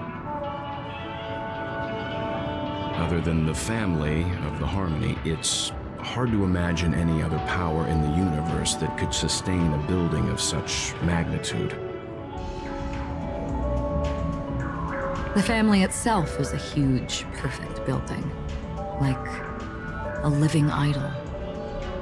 Each member of the family sees themselves as a piece of the divine puzzle, revolving around a singular core and a shared ideal. Under their command, they loyally fulfill their roles, offering themselves while also receiving sustenance in return. Interesting analogy. Perhaps that's why Penacony's beautiful dream has persisted for so long. But the human body has its limits, and so does the Divines. That doesn't sound like the kind of comment a Galaxy Ranger would make. Just pointing out the facts. Mr. Yang will definitely have a better sense of what's going on than I do. Why do you say that, Miss Acheron? The beautiful dream is crumbling. But not because of a particular eon, a particular faction, or a particular visitor. Its collapse stems from a certain inevitability of human nature. The family refuses to acknowledge this, and it has ultimately backfired and become a catalyst. As people immerse their souls in the dreamscape, where consequences and pain cease to exist, and only ease and pleasure prevail, they draw closer and closer to necrosis. Regardless of the perceived bliss, death looms as the inevitable conclusion. Also, this necrosis will diffuse and spread. One piece of the puzzle's mutation will eventually cause the entire building to shake, break, and crumble. In the end, the dreams that people built in the name of freedom became the cage that imprisoned them. I'm sure you've gained a lot from this trip, Miss Acheron. Are you willing to share your findings with me? Of course. That's if I remember.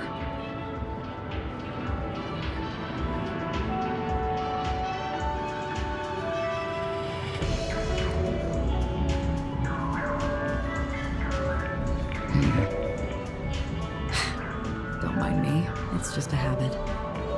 Owing to events in the past, I've become easily forgetful.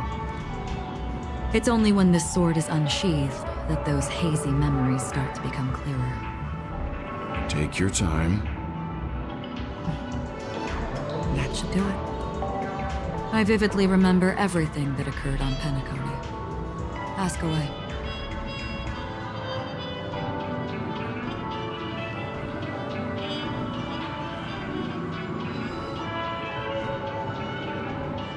The moment of daybreak. I've heard that's where the Dawn Factory, which processes the foundation of the dreamscape, is located. Behind the dreamscape's song and dance stand many imagination factories. Workers create all kinds of whimsical works day in and day out in their dreams. Then they return to reality and sleep on a narrow bed in a room. A far cry from luxury. They say it will suffice. Experiencing the bizarre and motley dreamscape is the best reward. There I encountered a young woman who had just come of age. The perfect time to indulge in beautiful dreams. Her greatest wish was to one day move to the golden hour and see the magnificent garments she had woven with her own hands. For certain reasons, her wish was difficult to fulfill. But I managed to bring her a garment.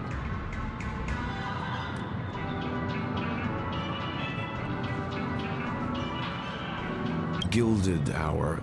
It's said to be Penacony's currency center. Yes.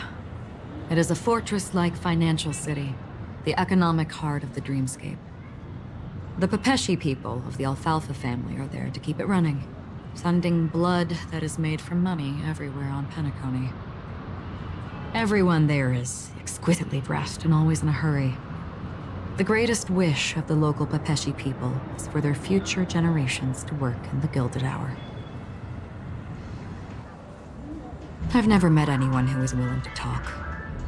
I could only stand at the crossroads, watching crowds of people hurrying like the wind through the jungle of steel, only to deposit the alfalfa credits that they'd earned into the bank's vault. I don't know if they would open the vault's door, but before I left, I witnessed a well-dressed Pepeshi person plummet from the sky, while those around him continued on their way, unfazed.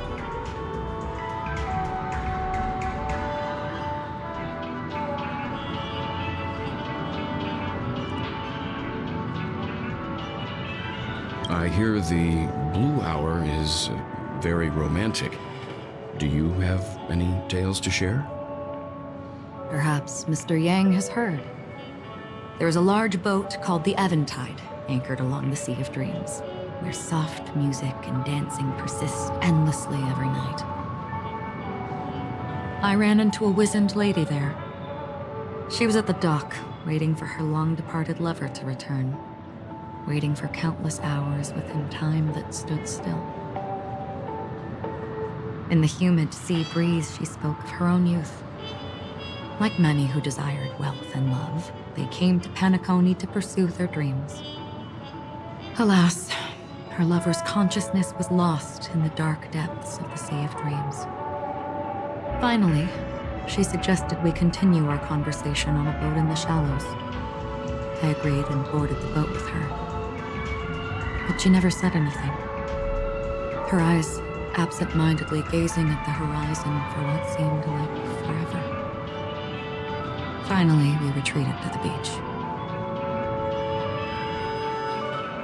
The dreamscape of chic, luxury, and consumerism, the moment of dusk. My companions have been there too. Then you all must have seen those who are attempting to realize their dreams. Or have realized them. Scattering money as if it were dust and betting it on all or nothing. Everything has a price, and everything can be bought or sold.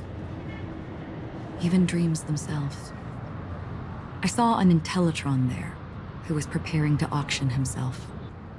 When someone wins a bid under stipulated periods and rules, he would do the buyer's every bidding, becoming that person's very possession.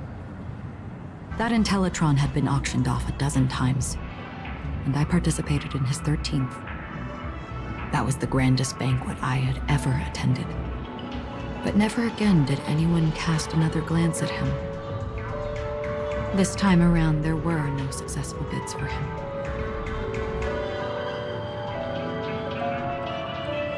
This is what I've seen and heard along the way.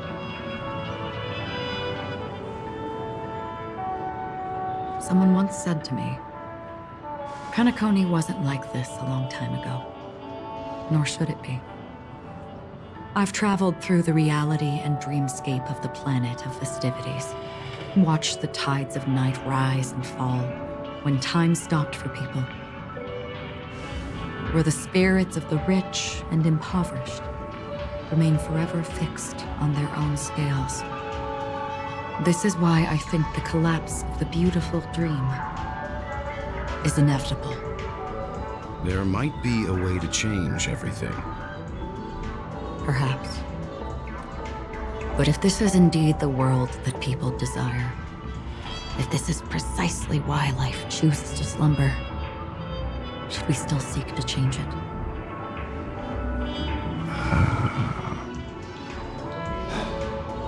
Miss Acheron, now it's my turn to share a story with you.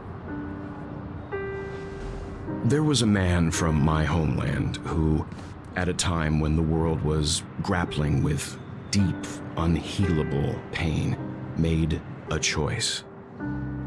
He wove together the dreams of everyone in the world, linking people's dreamscapes, and shouldered this burden himself. From this, he created a giant, a spiritual atom. And since that moment, the giant stood between heaven and earth, becoming the pillar of the world's existence. As a price, those who found it hard to move forward, who could not advance, forever lost their future. They slumbered in a dream, devoid of disaster and pain, living out their days peacefully in the man's created utopia.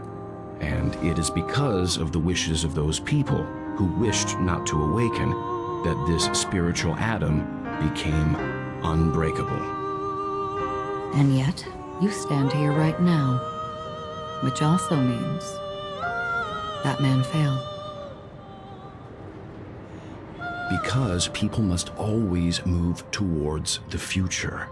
Even if human weaknesses make them pause when they truly cannot move forward, humanity will eventually seek a way to save itself. And that man, he was never a failure. Like everyone in that world, he etched the possibilities of human nature into his heart. He was the sun chaser of legend, soaring towards the sky and embracing his final victory with his fall. He ascended to heights uncharted, only to come face to face with the sun, a place not visited by anyone before. His wings would melt because of it, only for him to fall into the sea. And after that,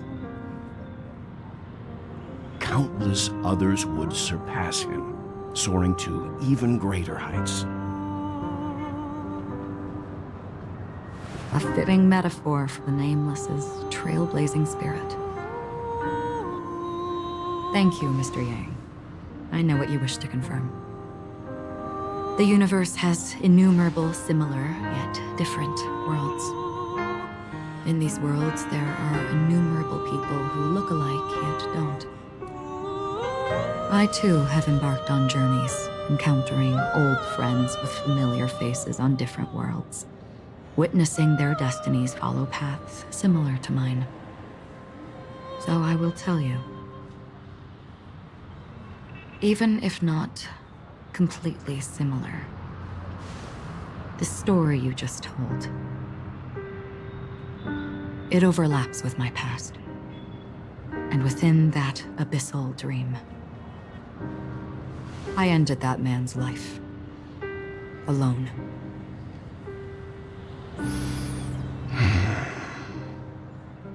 I am not who you think I am. Nor will my home be as fortunate as your world. I am sorry. It's fine.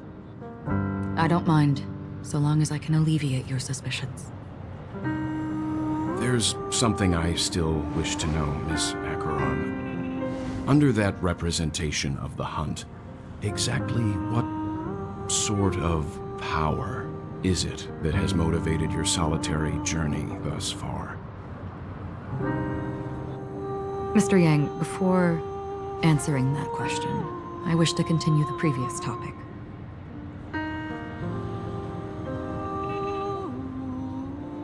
I like your analogy very much. Indeed, birds are born to fly. But in a distant past, their ancestors could only gaze at the sky in envy. They saw that faraway ray of light from above the heavens, piercing through the clouds and blanketing the earth. And so, time and time again, generation after generation, the birds spread their wings and took to the sky, attempting to touch its ceiling, all because the sun was there. Then, what if the last bird finally soars into the sky, only to realize that the end of the light is not the sun, but darkness?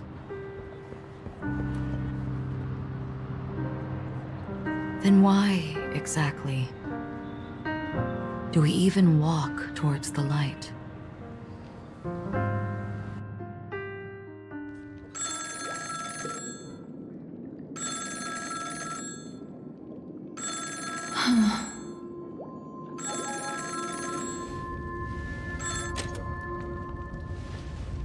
Long time no see. Having fun on Penacony? Acheron?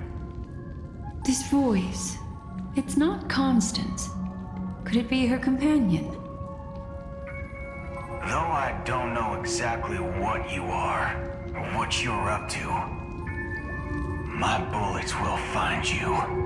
Until then, you best find a casket store on Penacony and ask the owner to reserve a good quality casket for you, imposter. Imposter? I see.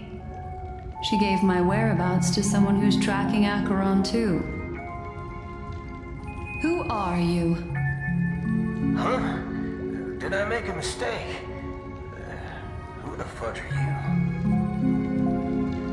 I'm the Garden of Recollection's memo keeper. Not bad. This is the kind of tough challenge I like. You that imposter's bodyguard? Never mind. It's fine. I'll leave a round for you. So get that forehead clean and wait for me. I don't know what you're talking about, but you know Acheron, the Galaxy Ranger, yes? I have something to ask you.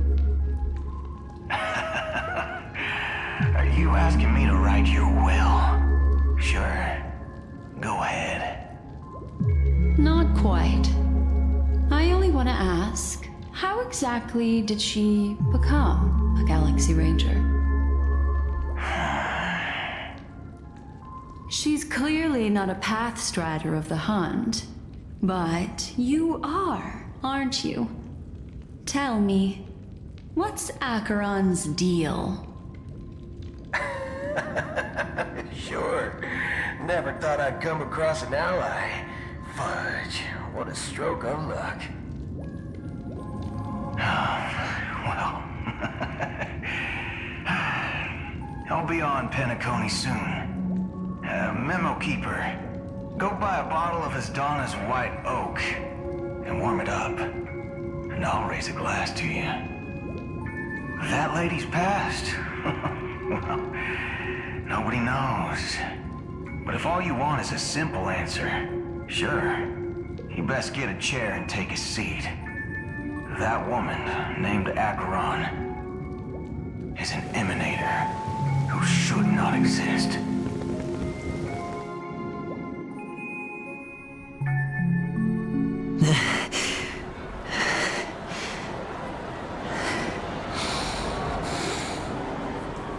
You look pale. Or is that also part of your act? I didn't think you'd have the nerve to show yourself. I thought this was exactly what you wanted. After all, I faithfully fulfilled my duties as you instructed. Just tell me if you can't hold on any longer. So, The genius of the Council of Mundanites wants to be my Undertaker now. What an honor. Yes, and I'm pretty sure the people at the Strategic Investment Department would love to be notified of your death in due time. But let's not forget, you won't be seeing them, because I'm the manager of this task. Great. Then tell your people that Aventurine is ready to go in 17 system hours. Oh, you've got a lot of nerve. How exactly do you plan on completing your task while your hands are tied by the harmony? My conversation with Sunday convinced me that there's a traitor in the family. They hold the secrets of Penacony. So, I took the opportunity to set everything in motion. I even managed to recover the gift money. Things haven't gone this smoothly since I walked through the doors of the Reverie. Now I'm only one step away from victory. Let's just wait and see. Sounds like a very elaborate way of saying that you failed. That's all I can say. Have you forgotten, Doctor? You betrayed me. Go. Do what you must. I look forward to the sight of the IPC fleet surrounding Penacony. You've achieved what you desired, haven't you? That's true, but what's your plan? Did you conceal an orbital support beacon in that gift money bag? Well, who knows? Maybe that's why I'm handing out cash even when I'm about to bite the dust. You are indeed a gambler.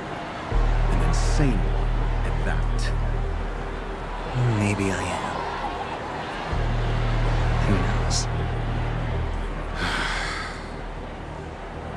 Fine. Here, take this.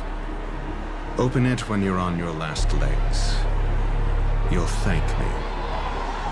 What's this? Medical advice?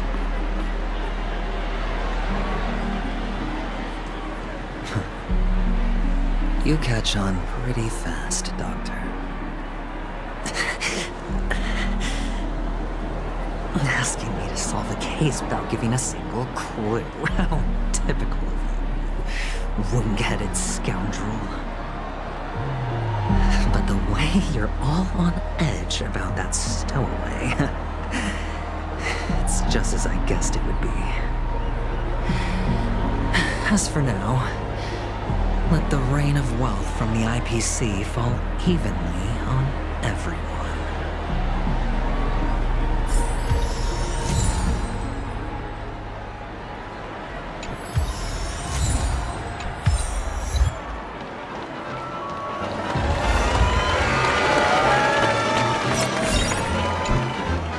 Would you be willing to support my performance?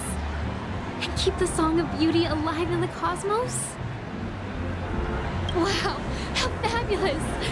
But why would you give such a wonderful gift to a random stranger like me?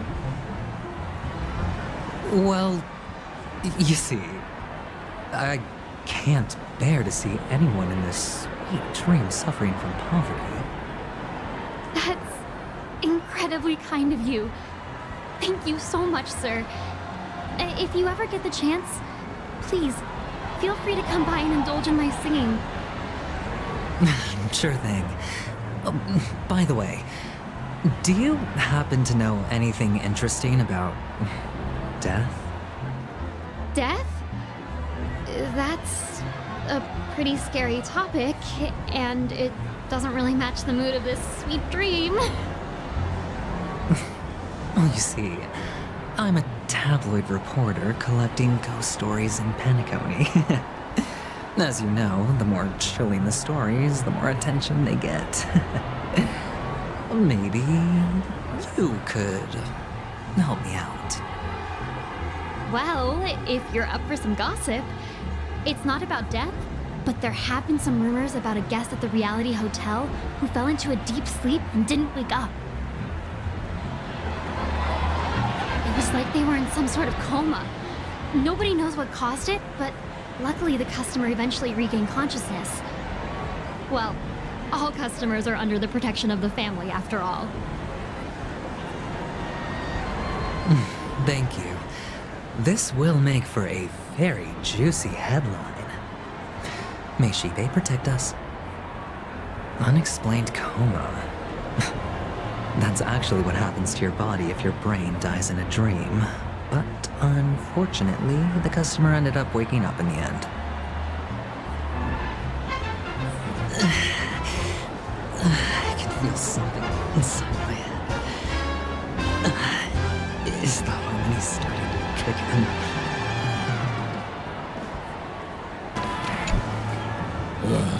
The world has truly lost its way.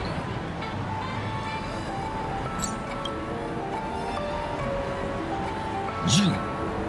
Wait. I get it now.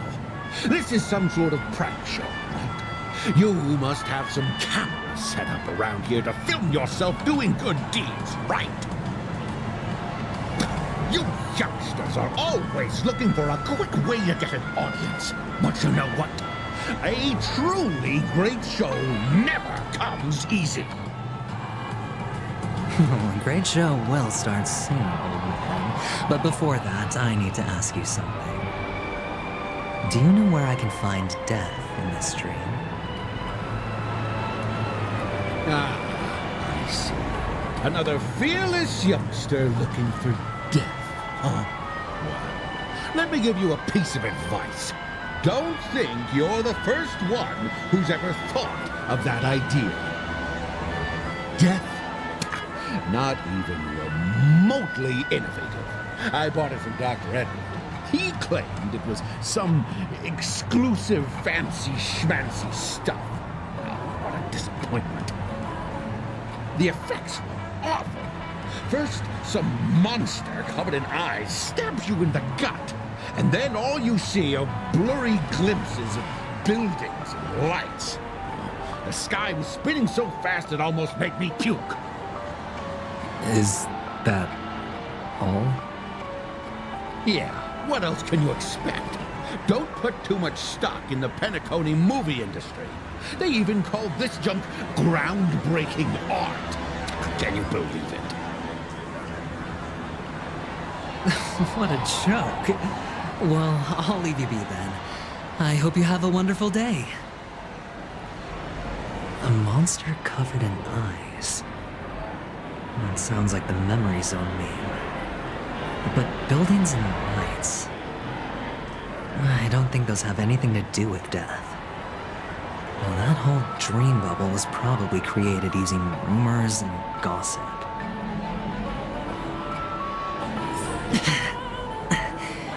The disturbing voice in my head. It's getting closer. A sip of liquor. A blissful reprieve. To drown 1,000 sorrows. Let worries leave. I know I have what it takes to become a poet.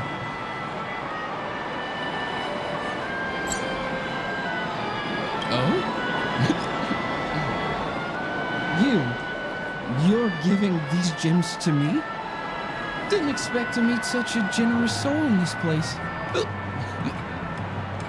Or are you just pitying me? Well, it really doesn't matter.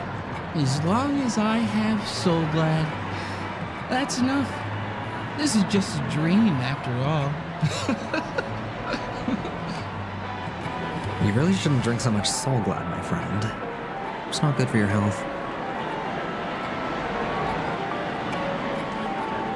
Oh. Maybe I really should quit. But not before meeting the Devil of Soulglad. The Devil of Soulglad? Care to elaborate? Yeah. It's a seahorse with a long neck. They say it loves to appear to drunk people. Especially the ones who were passed out on the side of the road. How funny. Yeah. Very funny indeed. Thank you.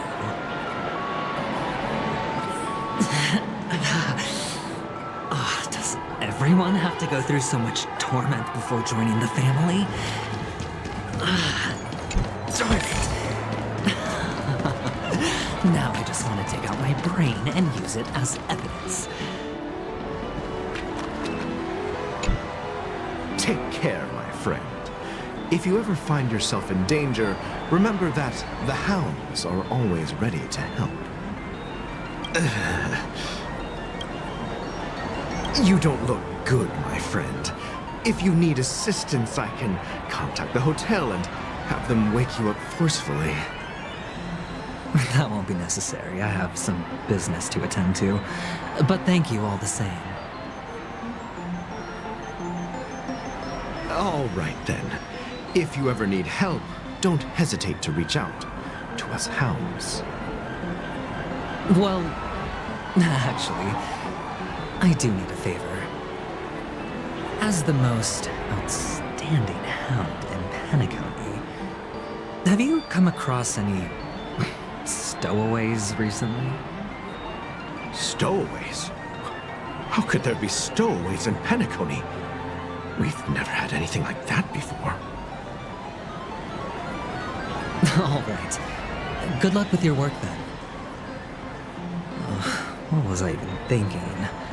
Family would never share intel with the IPC.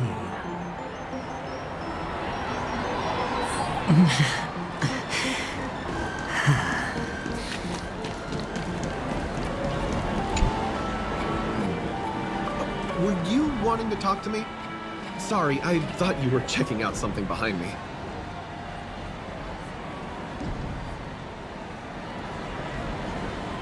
Is this a gift? For me? Are you sure this isn't some kind of mistake? Yes, it's for you. Just take it.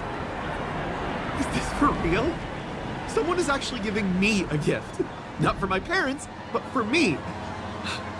Thank you. Thank you so much. No, it's not much. I just want to ask you something. I knew it. What's on your mind? Are you trying to ask about my father or my mother?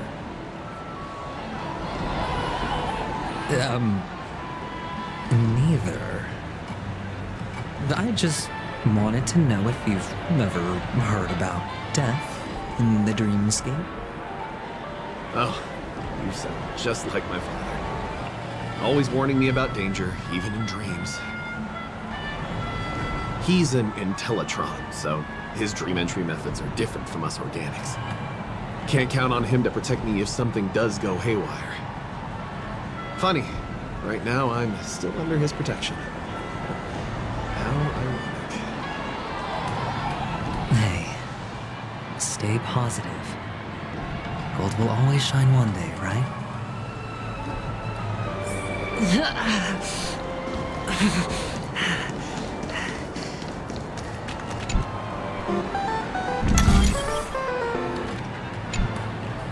You want to talk to me? Sure, but nothing too sensitive, okay?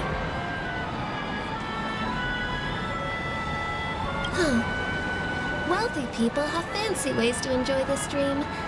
But to be honest, I've never seen anyone who gives out money to others like you. So, are you trying to be the prince from the tale, handing out his gold leaf garment and melting his lead heart in the fire?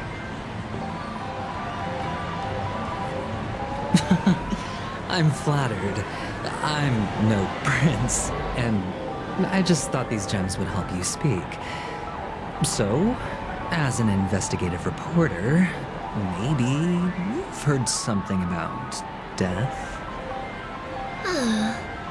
Another curious soul. I see. Well, that was actually the topic I was most into when I entered the industry. But my boss shut it down. How did your boss talk you out of it? Well, She simply said, covering baseless urban legends like that would make us look like some third-rate tabloid.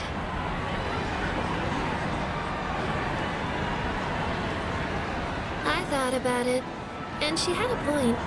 Reporting on stuff like blowing out birthday candles and getting spooked by nightmare ghosts isn't exactly professional material.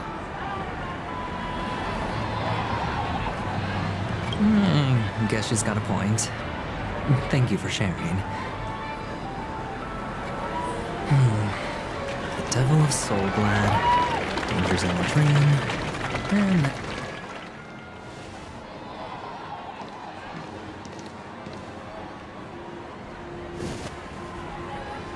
Remember what I said.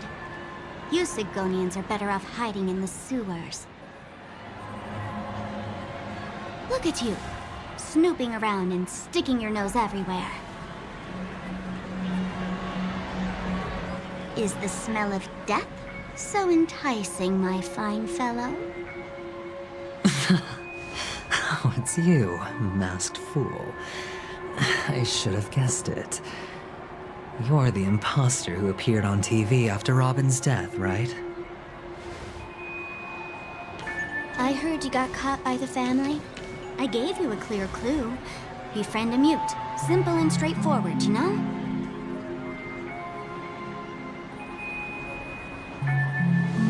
And what did you do? You messed it up and ended up as their prisoner. I told you to make friends with a mute, not become one yourself. You really let me down. What do you mean? You know better than I do. Who watched the little songbird that couldn't sing perish right before their eyes? You did, Blondie. No, I mean... What did you mean by becoming one myself? Well, it means you'll soon end up like her, unable to speak ever again.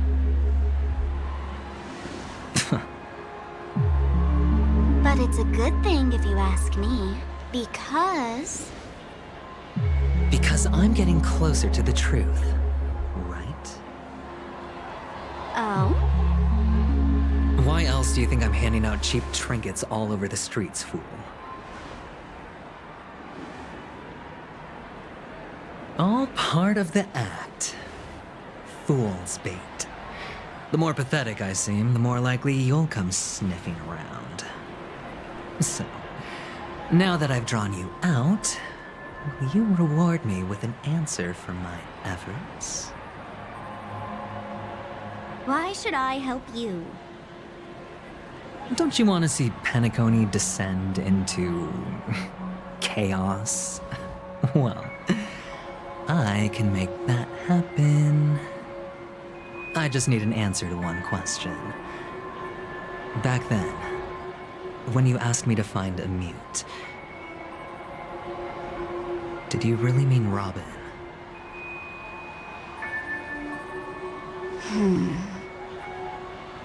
And what if I say no? Then I'll thank you. Oh, the word no has never sounded so pleasing. Well done. I admit I underestimated you, but what difference would it make? Let me tell you something. There were 2 mutes, but one is dead now, and the other, though she is still in Penacony, I'm afraid you'll never find her again.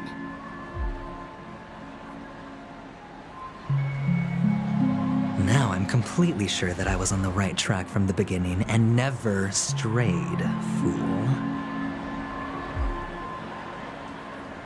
Right now, there are only 2 things missing from my grasp.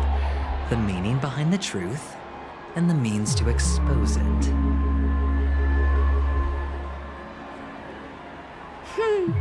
How impressive. That's quite a fancy way of saying I haven't learned anything so far. Not exactly. I've gathered enough clues to prove its existence, and that's enough for me. As for the answers to my questions, I'll find them within 16 system hours. Oh, really? Only 16 system hours? Well, let me lend you a hand. Here you go. This is my precious, mutually assured destruction button, and I have one just like it. When either of us presses it, the other and the whole of Penacony will go up in smoke. If you're really so desperate for the IPC to take over Penacony, blowing up the chessboard isn't a bad idea. Start from scratch. That's where the IPC excels, right?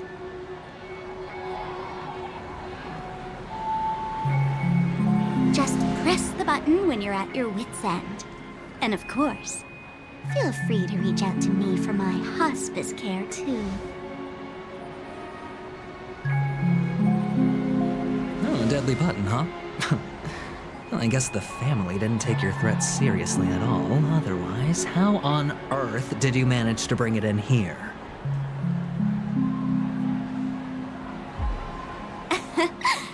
I have my own ways. That's all you need to know. Well, I'm afraid I'll have to decline your offer. Who knows if your little gadget will actually work. By the way, I have no plans to search for the other mute friend you speak of, but it's good to hear that he's still here in Penacony. I'll handle the rest myself. I'll orchestrate a grand finale for the downfall of the family.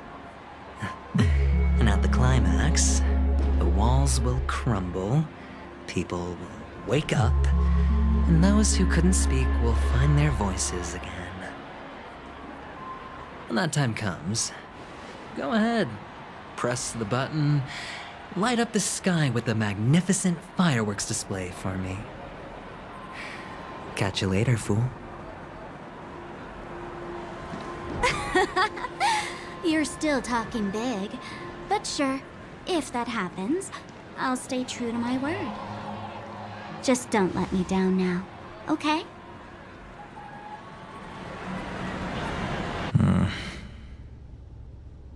So, number 35. You're back. Like your new lucky charm? Can a commodity code really be considered a lucky charm? Silence!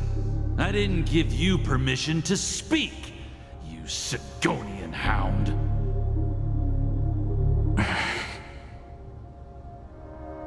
The guys in black didn't say much, so I've no idea what you did to save your skin in that massacre back in the day. But I figured you must have had good luck, so I bought you. From now on, you and your good luck are my assets. Are we clear? Your first task is simple. In addition to you, I've purchased 34 other slaves. Go, play a game with them. If you come out alive after 2 days, it proves that you're the real deal. You're insane. Testing out if you're a good product. Aren't you worried that the money you spent on me will go to waste?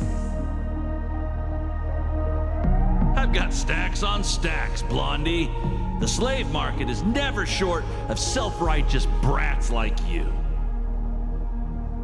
But you look good, and that's why many customers are betting their fortunes on a scrawny brat like you.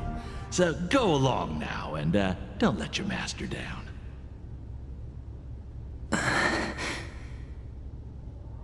How much did you spend? What? My price. How much did you pay for me? Huh. You really want to know? Well, it was 60 tanba. No more, no less. I'll take my chances. 30 tanba. If I come back alive, you'll give me 30 tanba. Deal? Are you trying to strike a bet with me? Oh, you've got some guts. Yeah, sorry, but that won't do. Don't forget your place, slave. You're not qualified to be at the table. You're just a chip. A life thrown away in someone else's hands. Either you come back with more chips for your master, or you never come back. It's all or nothing. Don't embarrass me, my lucky hound.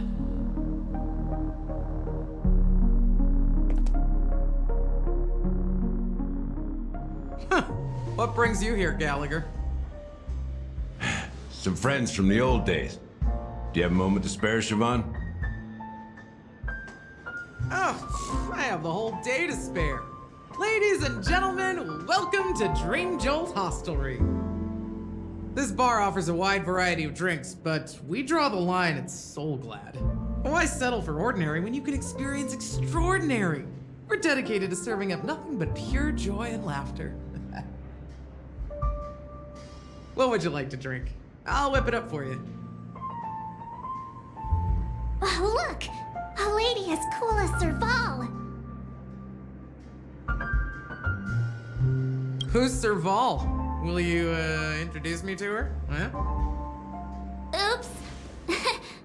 She's heard us. Just spare them, my esteemed bartender. I'll take over the bar today. I'm getting up there in age, and I need some practice before I forget the skills that used to put food on my table. Where did you stash the ingredients? They're all under the counter. Since our guests have traveled from afar, shouldn't you whip up some special drinks?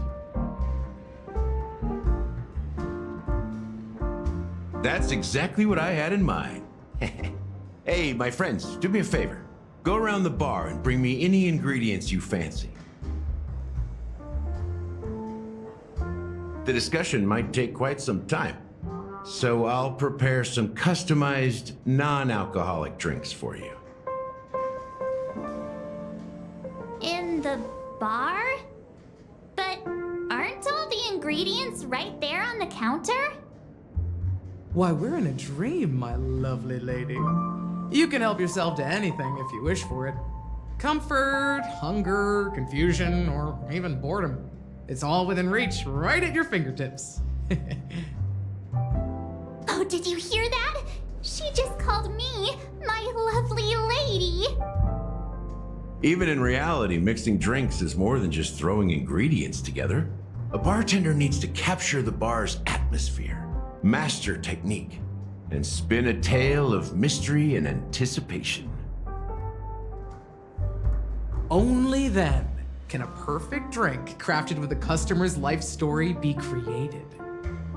In other words, what you get from your drink is down to luck, so don't overthink it. Indecisiveness has no place when it comes to enjoyment.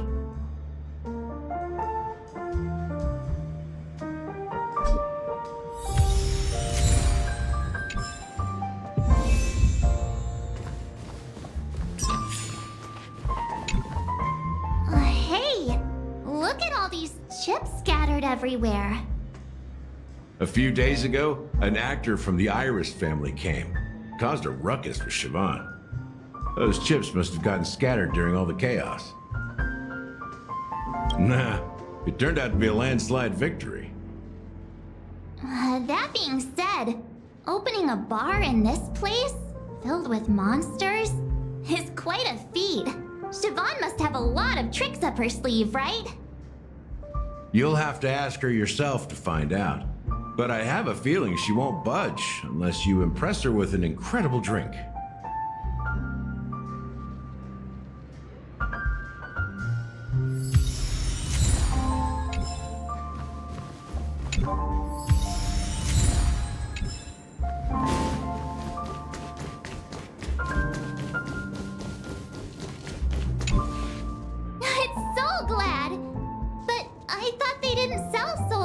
the bar. Let's give it a shake. Nice, it's still fizzy and has a long shelf life. That's possible. You see Soul Glad everywhere these days, so it wouldn't be a surprise if someone brought a bottle here. Why don't they sell Soul Glad in this bar? Did something happen? It's all about the bartender's pride. It wouldn't make sense for customers to come here and order drinks they can find anywhere else. That's the mindset I use when I brew my coffee. You're right, Himeko. That's quite a stack. Not sure if it's enough. Stay out of my way. I'm looking for Siobhan. Uh-huh? What's all the commotion about? Haven't I made myself clear enough, Miss Amiki? The Dream Jolt Hostelry only welcomes guests who want to enjoy a drink to their heart's content. I'm sorry, but I'm not interested in your proposal. But you have the talent. You'll attract a huge audience. You're destined for the Iris' stage, not for this rundown shack. Come with me.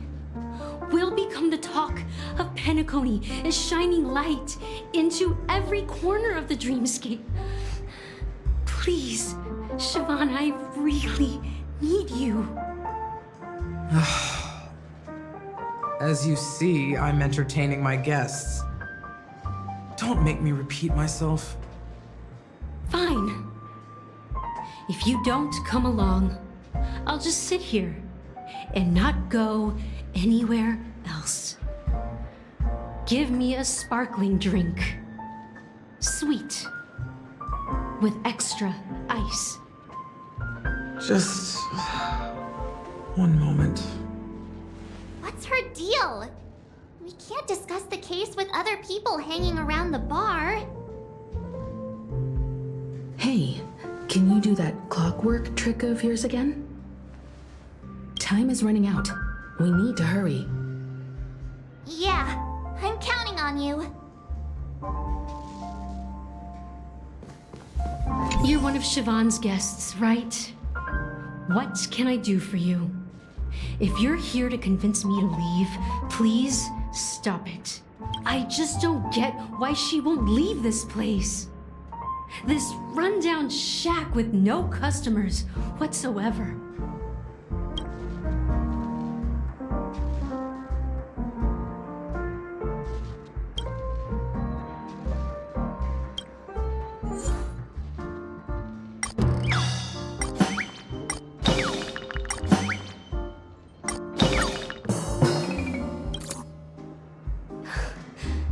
It's ridiculous, right? Our paths were never meant to cross, yet I'm still holding on to her. I'm too timid and shy, longing to shine but afraid of stepping into the spotlight. I need her guidance because I'll never be able to do anything alone. You don't know Siobhan's past, and you have no clue how radiant she used to be. Even among the talented Iris family, her skill was unmatched. I know she probably thinks I'm just trying to ride her fame to get ahead. But all I want is for her to reclaim her place.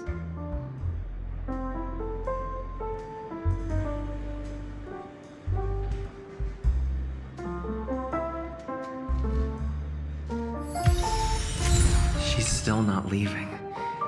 Maybe I'll have to try again. I just don't get why she...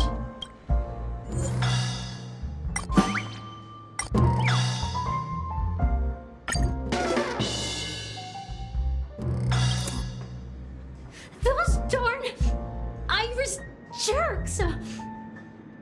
They're the ones who forced Siobhan into hiding here, running this pesky bar.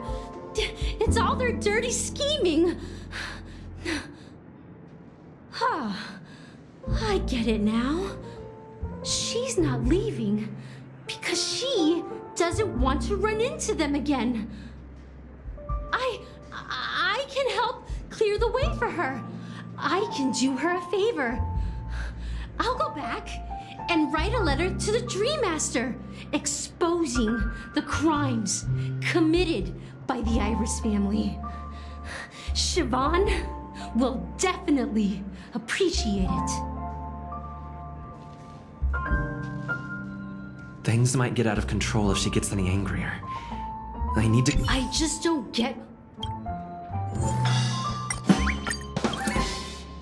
I've seen it. The moment when Siobhan and I share the stage. The crowd is going wild. Applause crashing like waves. The aroma of irises fills the air. A beautiful melody playing. Ribbons dancing around us. And the taste is sweeter than honey. I've seen that scene countless times in my dreams, and every time it mesmerizes me. That's why I have to bring her back to that world, no matter what it takes. Want to raise a glass, my attentive listener? Let's consider it a toast to my far-fetched dream.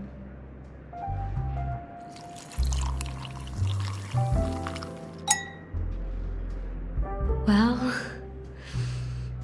talking to you has got me feeling a bit down. My thoughts are swirling, making my mind clear, and bringing tears to my eyes. Maybe I should find a place to reflect on what Siobhan truly means to me. Here's the payment for the drinks. Please, pass it on to her. I'm leaving now. Amaki has left? That's good for her. Radiant dreams may be enticing, but they're nothing more than dreams. Her drink is on the house. Please keep the money. When you're ready, go to Gallagher. I can tell he's itching to show off his skills.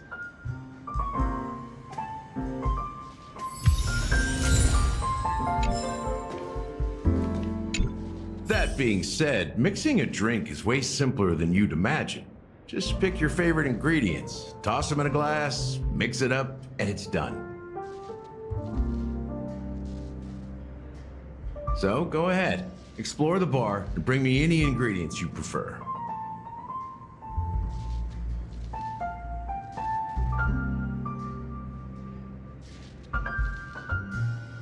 Nice work. Let me take a look.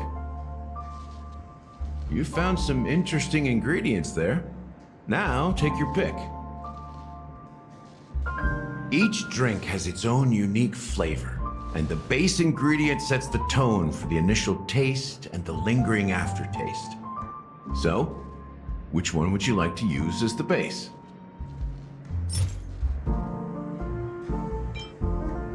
Sweeter than Sousa juice and more bitter than dream syrup.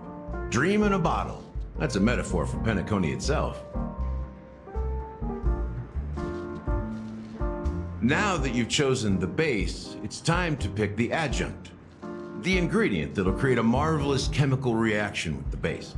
It should give an unforgettable taste without overpowering the main tone. So, what's your choice for the adjunct? This is the most pungent adjunct we have, and my personal favorite. Before Mikhail left, the wrinkles at the corners of his eyes had deepened like knife cuts. He mumbled, his breath too weak to climb up his throat, caught up in his chest. but I could smell it. The lingering scent of Penacony itself on that night. Mikhail. Almost there. Let's pick a decoration. Which style do you prefer? Anything you need, I've got it.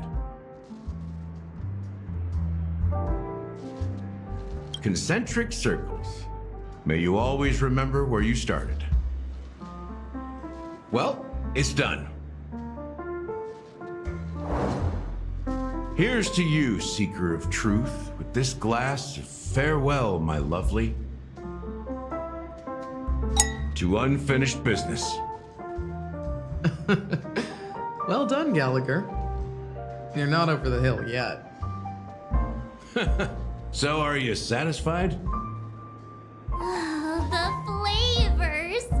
They're way more sophisticated than Soulglad.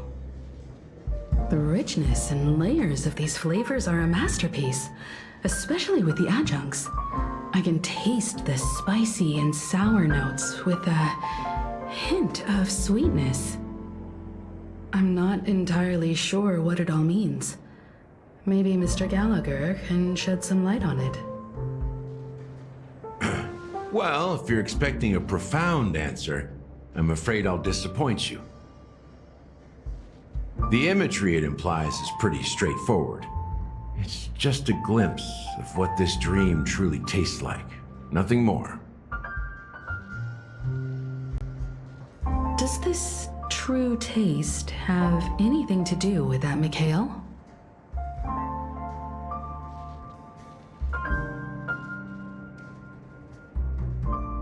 Yeah, that name does sound familiar. When you got knocked out by that masked fool girl, I think I heard someone calling that name. Do you remember?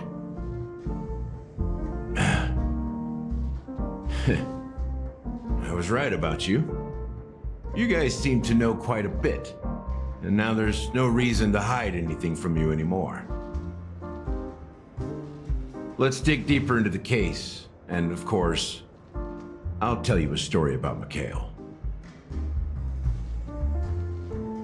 All right, let's start with what we know based on the clues the family has. It seems that Firefly isn't a local or an invited guest. In other words, she's a stowaway. She managed to fool me at first. My age must be getting the best of me. But here on the planet of festivities, stowaways are a common sight. You're bound to run into one sooner or later. After the incident, the hounds wasted no time searching for that girl in both the dreamscape and reality. But here's the thing. We only received bad news, and the trickiest kind at that. She simply vanished, leaving no trace in the dreamscape or reality, as if she had never come to Penacony at all. Huh? Does that mean...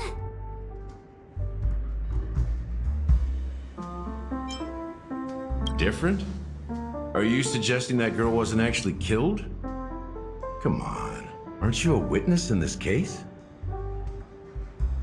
Let me be frank. This case, actually, is unlike anything the Bloodhound family has dealt with before. Dealt with before? So, death does happen in Penacony, if I understand correctly. You've witnessed it, so there's no need to hide. Even the shiniest city has its dark side. We're all adults here. Surely I don't need to explain too much to you. Confronting the family based on that alone would be naive. Death may occur in sweet dreams. So what? Such events are highly unlikely and only affect a tiny number of people. If you really want to delve deeper into this case, you need to understand the true problem with the family. I guess it's time to tell the story of that Mikhail. You're very perceptive. The Astral Express has received that music box too, right? Do you know the secrets it holds? There's a message.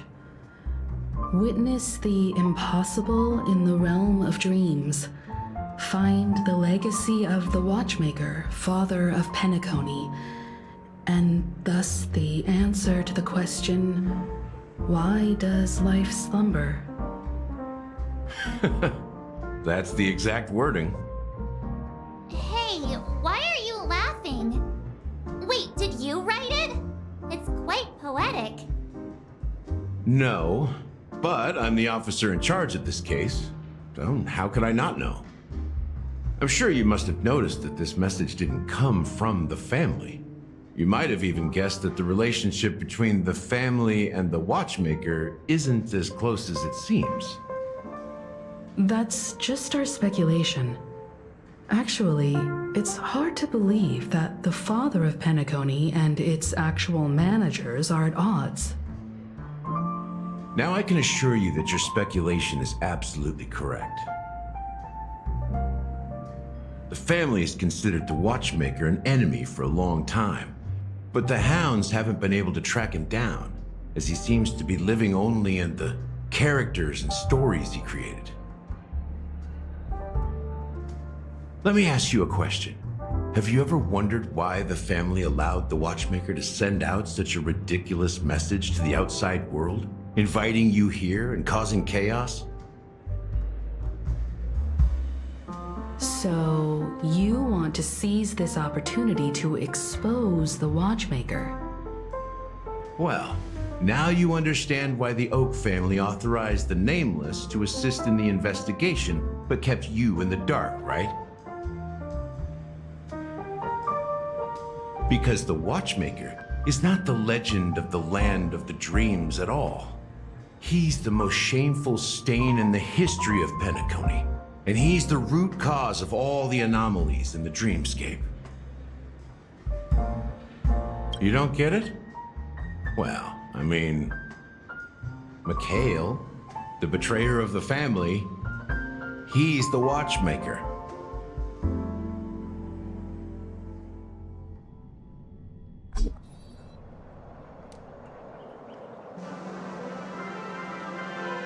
Here we are, Clock Studios theme park, the most popular entertainment center in Penacony.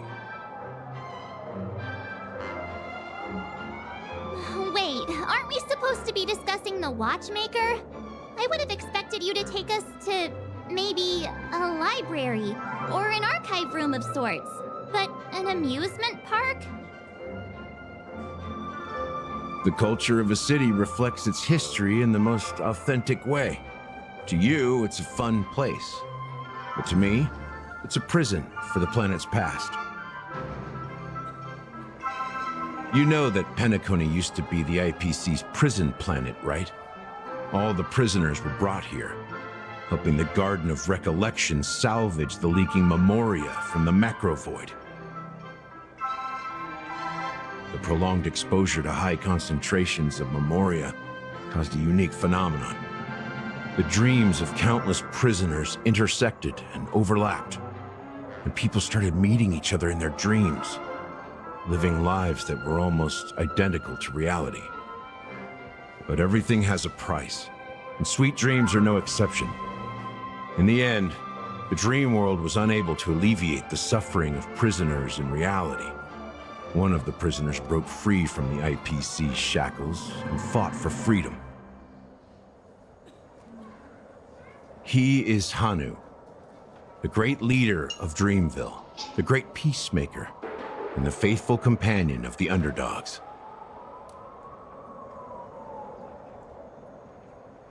History is always written by the winners. However, it's undeniable that Clocky is an animation that draws from Penacony's actual history. These characters not only exist in Dreamville, but also in the distant past. Once you realize this, you'll understand why we're here.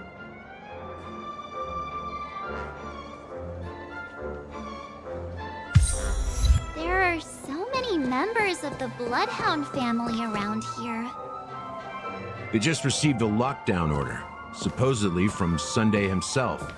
Who knows what it's for?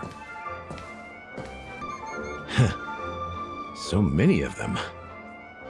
I've never seen anything like this, even when they're tracking down suspects.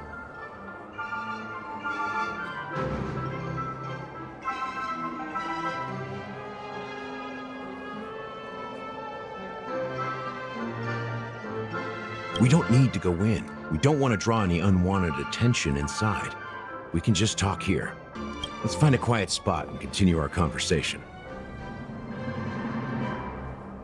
View here is great, right? We can see everything from here.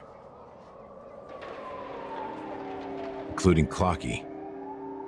If all the characters in the animation are based on characters in reality, then Clocky's counterpart is definitely the Watchmaker.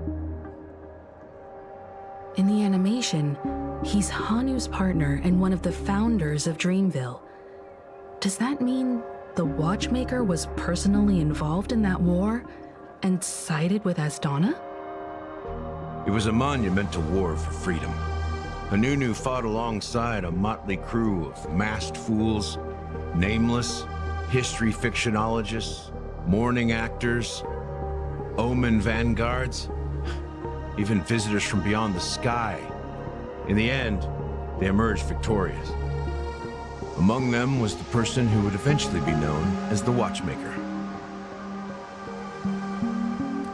But if you do the math, doesn't that mean the Watchmaker was around for several centuries?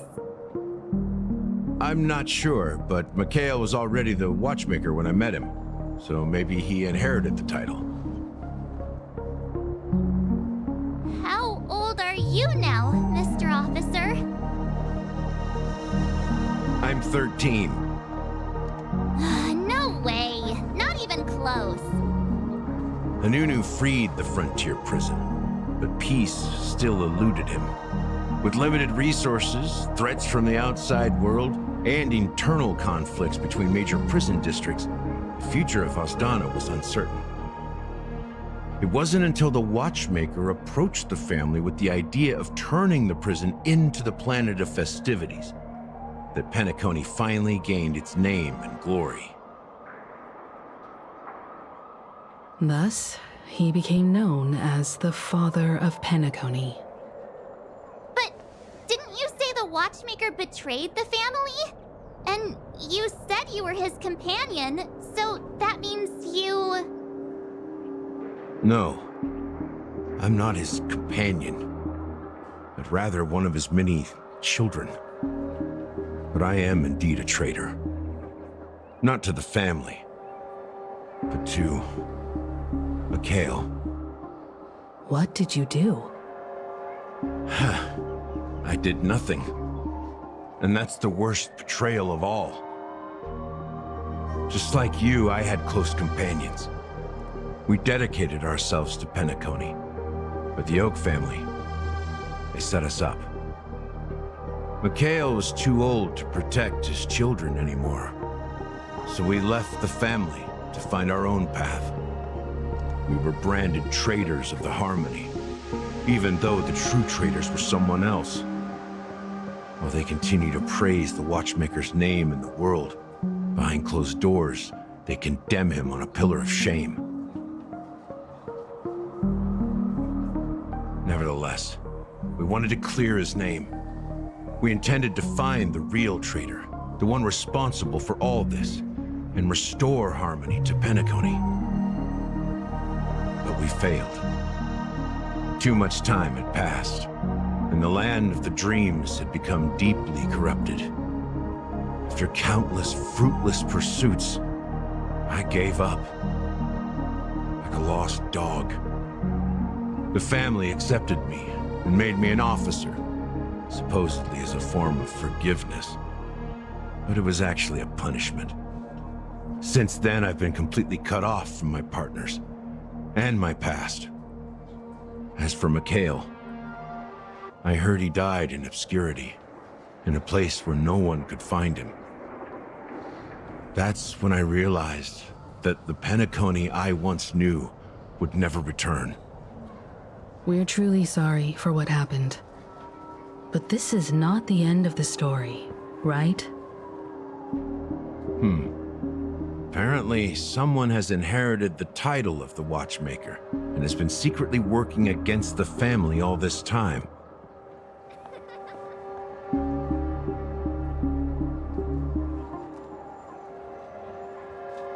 Unfortunately, after all these years, I have no idea who that person is, or if they're even real. Or just Mikhail's lost soul haunting the dreams. So, do you understand why I'm spilling all this info? Because I believe the girl's death must be connected to the Watchmaker's legacy. And at the end of all these mysteries, we will find the answers we are seeking. If it really is Mikhail's ghost, I want to meet him. If only for the last time. For those who despise me could form a line from here all the way to the entrance of the hotel. But those willing to look me in the eye and hear me out? Let's just say, there won't be many. I've told you all I know is a sign of gratitude. Thank you for listening to this old dog, bark and all. Something just happened at the theme park. Now if you'll excuse me, good luck to all of you. How ironic. What's so different between the stowaways rejected by Penacony today and the dream seekers once hailed as pioneers several amber eras ago? Gallagher does have a troubled past, it seems.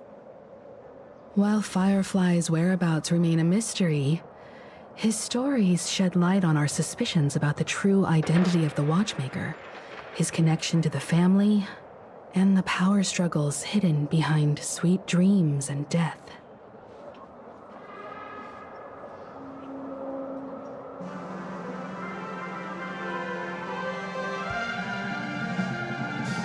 Exactly. Gallagher suggests that the real traitor is someone else, probably within the Oak family.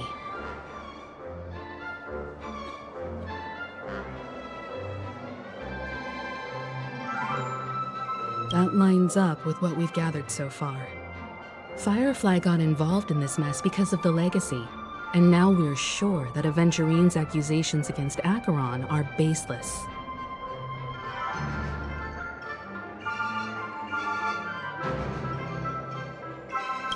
You're really into Clocky, huh? He's just a fictional character, not a real person. Speaking of which, that Clocky who only reveals himself to you is quite intriguing. It's a shame we've never met him since then.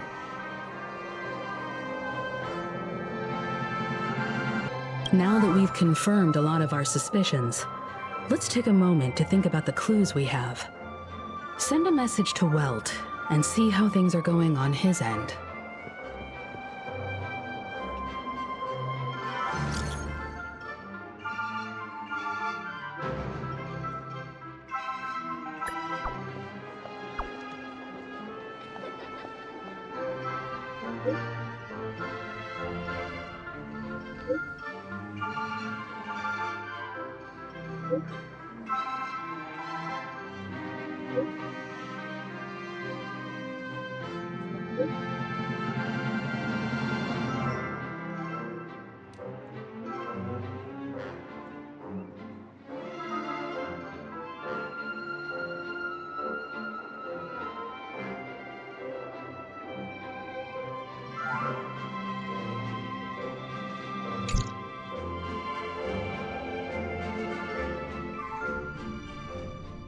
Are your companions worried about you?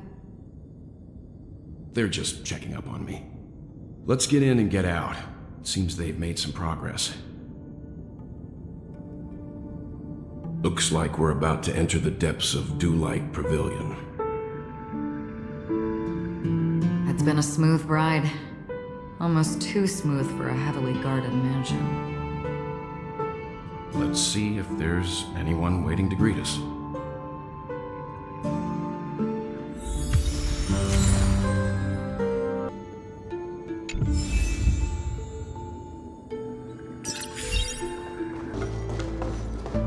Something feels off.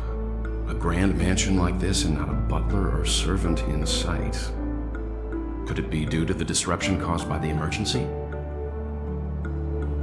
Well, this door is open. Looks like we'll have to investigate ourselves. Let's proceed with caution. Just one moment.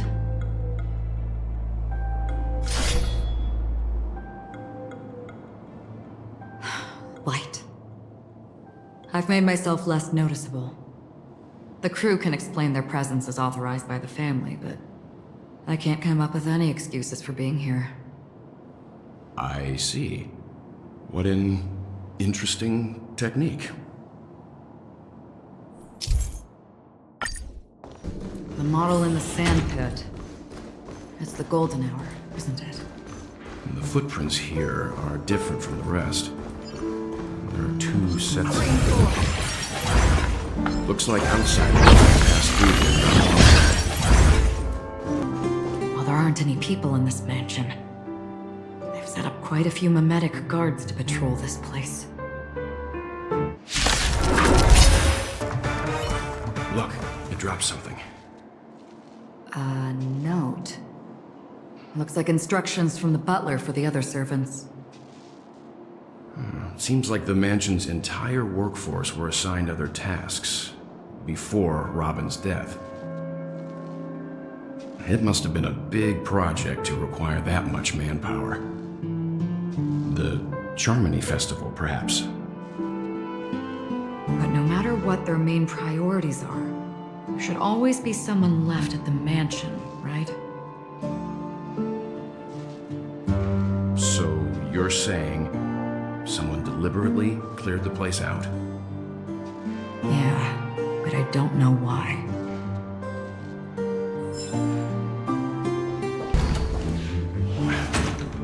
No one here either. Since no one's around to entertain us, let's make ourselves at home. Stay close to me so that my white can cover you too.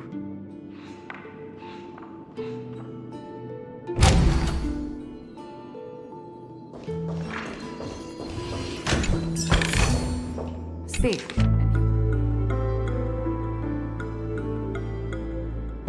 As soon as I and the rest of the crew arrived in Penacony, Mr. Sunday and Robin showed up to greet us.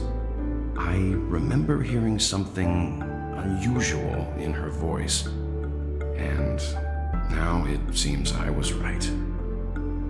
Robin believed it was because the harmony had been tampered with somehow. But as far as I know, there aren't many entities capable of interfering with the power of paths. Meaning? If there really is a traitor within the family, that person must hold a high position or possess unimaginable strength.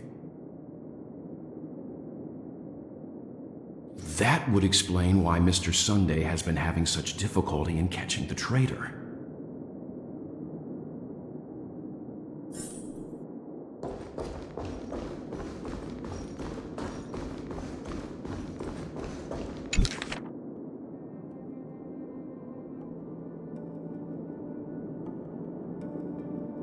The information about Robin, Firefly, and the other victims. I don't see any commonalities among them. Looks like the rumors were right. Death does seem to be targeting random victims. And based on Sunday's notes, he's no stranger to death. He's just surprised that it has resurfaced. This light cone is securely guarded. It must hold some important memories. According to Robin's interview, despite having performed on so many grand stages, her favorite performance was a pretend show she put on with her brother when they were just kids. I wonder how their relationship is now. Growing up brings gains, but also losses. Yeah, time has a way of smoothing things out. The beautiful dreams of youth will eventually fade away.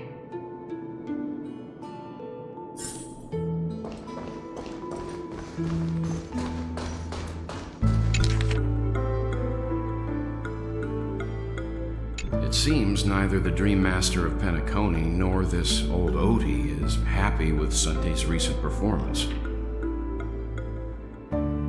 They don't seem to care much about death. Instead, they're more concerned about the Charmony Festival and the Watchmaker.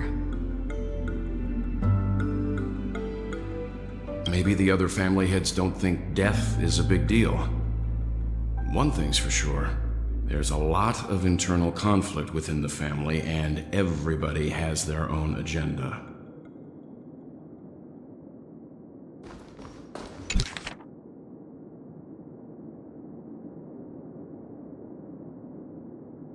Mr. Sunday has done some serious research on his suspects. This traitor must have been causing trouble for the family for a long time. They all seem to be insiders, but I haven't met any of them. Huh? Wait, these characteristics. What is it? No, nothing. Maybe I'm just overthinking things. However, if this traitor really exists, could they be responsible for Firefly and Robin's deaths? Perhaps that's why Sunday is taking this matter so seriously. That's all for now. Nothing more noteworthy. Before coming here, I had all sorts of scenarios in my head about dealing with the family. I did not expect an empty mansion. Watch out. Someone's approaching. I don't think trespassing on forbidden areas is the way to be a guest, Mr. Yang. And... Acheron? The Galaxy Ranger? Our apologies, Mr. Sunday. Nobody came to greet us, so we entered without permission. I hope you can forgive us. But even if there's no one to greet you, you should wait for the host. Don't you agree? Even without the famous Galaxy Ranger. As far as I know, the crew has officially accepted the family's commission, so coming here will be unnecessary for you. On the contrary, that's exactly why we're here, to ask you about the case and gather more information. We don't want any loose ends.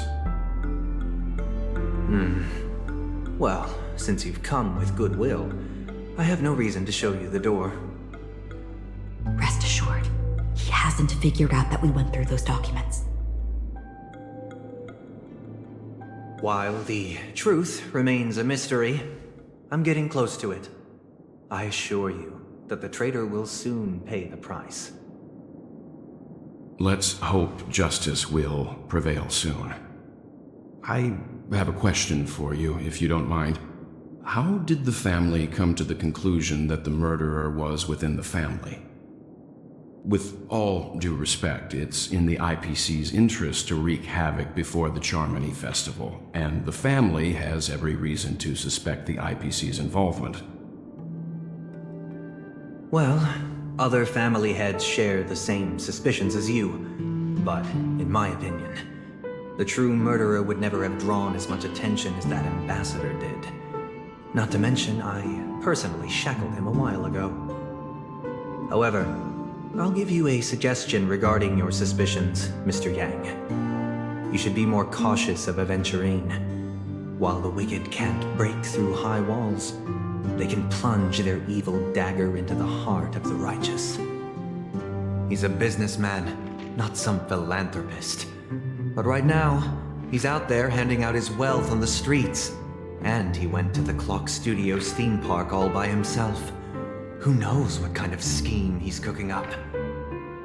While the family is dedicated to keeping our guests safe, it might be wise for you to stay alert. You never know what unexpected troubles could arise.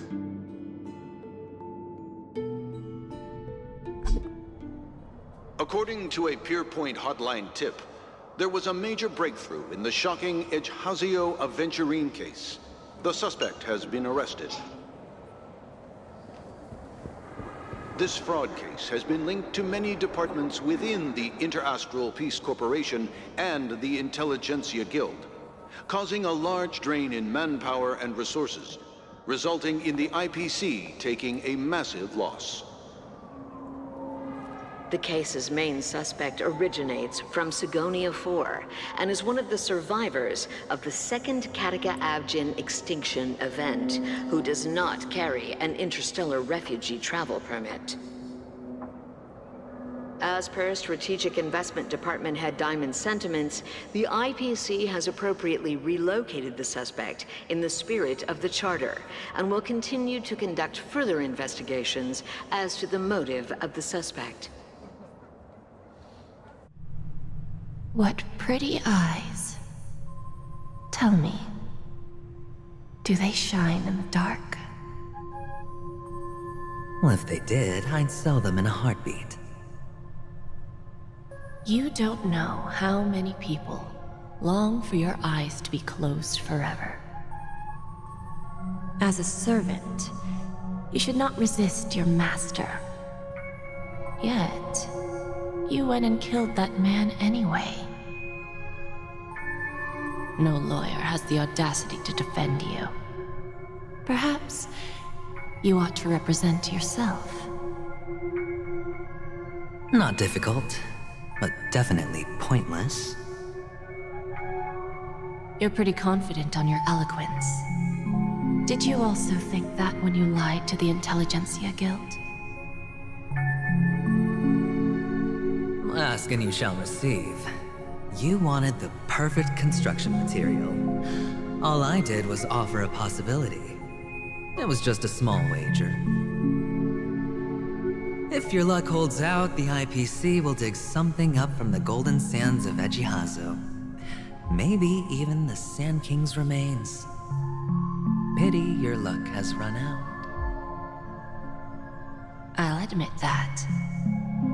What I'm more curious about, though, is why such a grand scheme failed to benefit anyone in the end, including the perpetrator himself.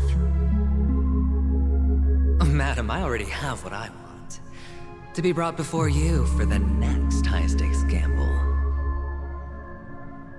Then let's talk about the second gamble. Tell me, what are you prepared to wager this time? My life. I bet you won't send me to the gallows. What do you want, then? I want your Lenore to meet with me. I have something to say. And then what? I want cash. It can't be that simple, can it? It is that simple. 30 tanbas. The remainder of my market value. 30 tanbas. No more, no less. With this money, I'll climb to even greater heights than you. Grasp even more riches than you. I wager you won't give me this chance. Which is why you should call him here. Interesting. A pity Diamond won't see you. No one gets to see him. From here on out, I am Diamond's representative, and I will decide on his behalf. You're wrong. 30 tanbas. I'll give you that. And much more than that. Wealth, status, power. The IPC will give you whatever you want, even what you don't want. Kakavasha. A good name, but unfortunately destined to be buried in the dirt. You, though, you deserve to live, to create even more wealth for us. Go, pick the clothes you like, then choose your desired identity. And then, use them well, child. May your schemes be forever concealed. Life is like a long-term investment. Those who choose correctly, do the correct things, reach the correct outcomes, and show the world their value. People can't always make the right choices in their lives. But luck has always been on my side. I've never lost. Is it because Gayatri blesses me? Well, if that's the case, she must also be looking upon me right now. My success is inevitable. But what then? Even if I overcome this difficult trial, what would come next? What awaits me after this glorious gamble? An even more glorious one? Will I return triumphant with unending riches after countless successes, or will I encounter failure, never to return?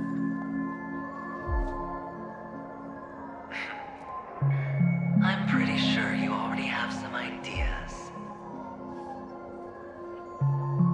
Lowly gambler.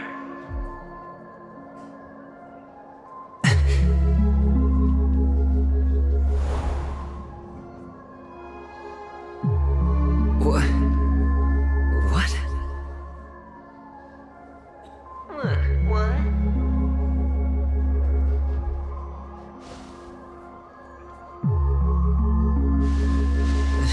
Am I dreaming, or have I gone completely insane? Perhaps both.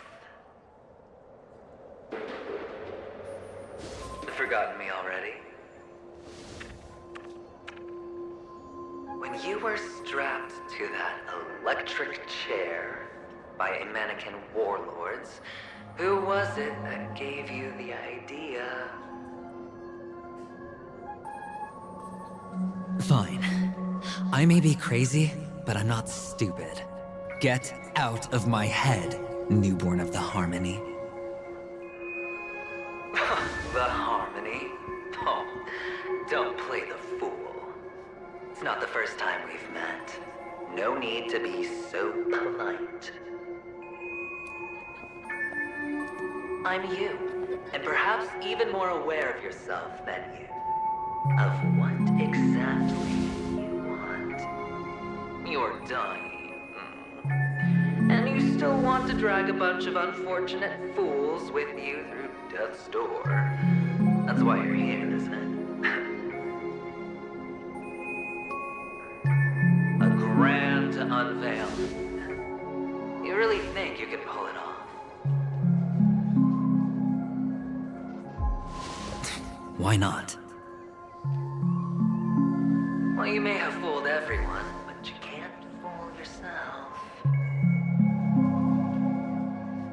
I can show you. Before you're entirely gone, I'll be with you for the last stretch of your road. Let's have a heart-to-heart while we walk.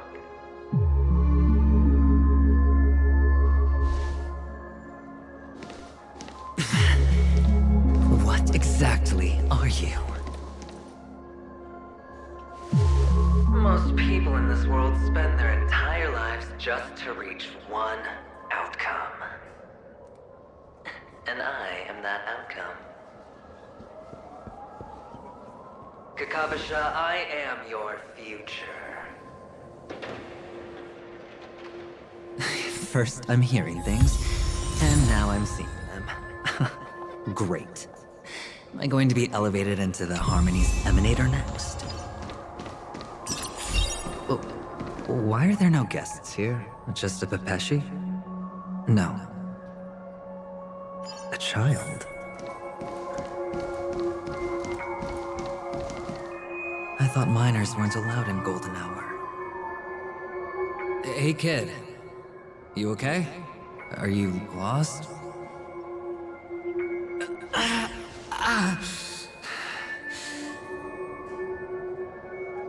What's wrong, mister? You don't look well.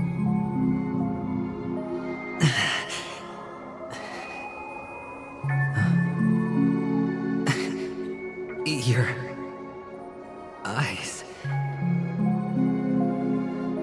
Impossible. Who are you? They're pretty, aren't they? Sis said they're a gift from Mama Funga. Colorful eyes are said to bring good luck. Mister, you have pretty eyes too. Beautiful. Are you alone? Where are your parents?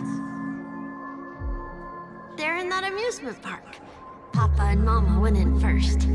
I'm just about to go look for them. I have to go. Goodbye, mister. Hope you have a good time, too. Those eyes. And Mama Funga. No, it can't. There aren't any Avgens left.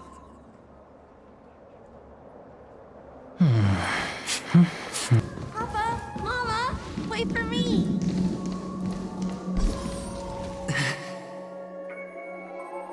Only on Penacony, am I right?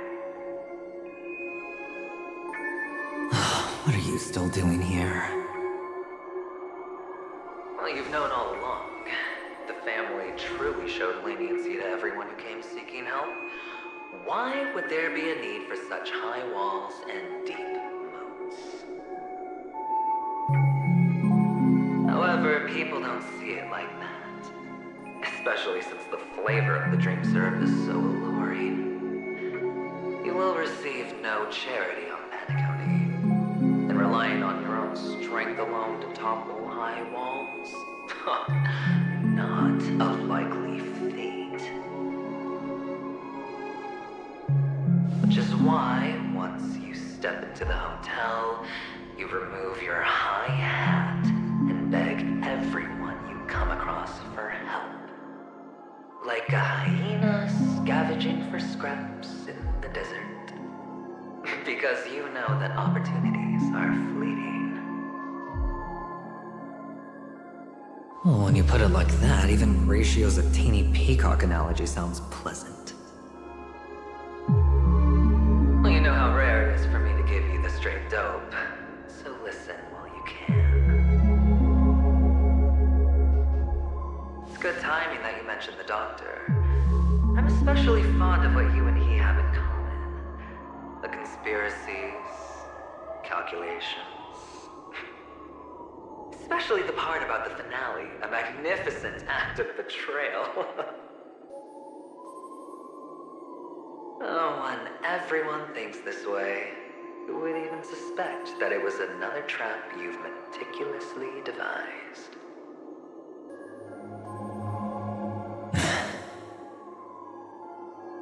Go on. Tell me I'm right. You know who you really are, Mr. Cavalier Gambler. Uptight, overcautious, massive inferiority complex. You want so much, you're still so afraid of losing. They only see your big bets, your bravado, the full house, the straight flush. They don't know the other hand is below the table, clutching your chips for dear life. It's a heck of an act. No wonder the tavern sent you an invite. You're a natural kid. You don't stop at fooling the audience, you fool yourself too. Well, the best way to prevent others from seeing your true colors is first being able to fool yourself.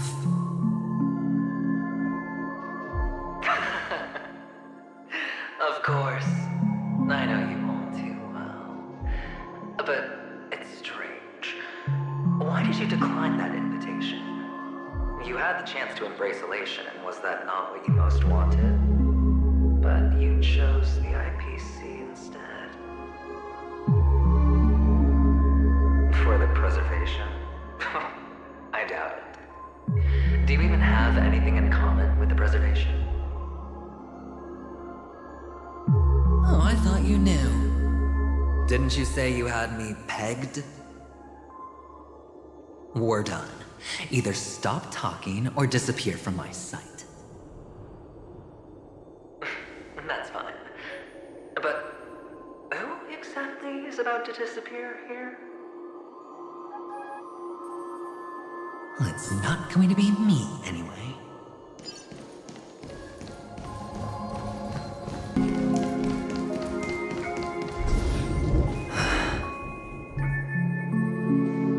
Hide and seek. What sweet childhood memories. When Mama said goodbye that day, how many catechins were like jackals hot on your heels? I know you won't forget that sound anytime soon. Those shrill cackles. You had to hide right under the noses of those savages. You and Big Sis, playing dead, drifting in all that bloody water. Completely ruined that shirt. Shame. Wasn't that the last one Dad left behind? It wasn't ruined. I've always kept it. Come on. It's a rag. It's not like you can ever wear it.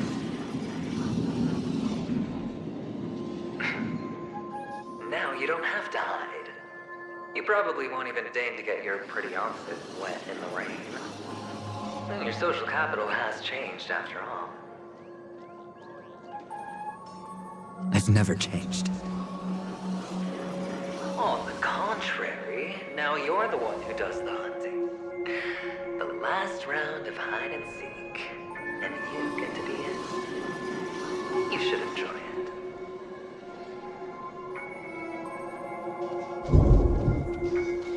That child. Could he be in here?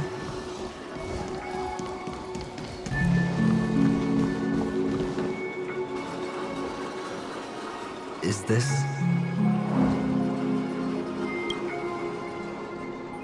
a topaz? What is this doing here?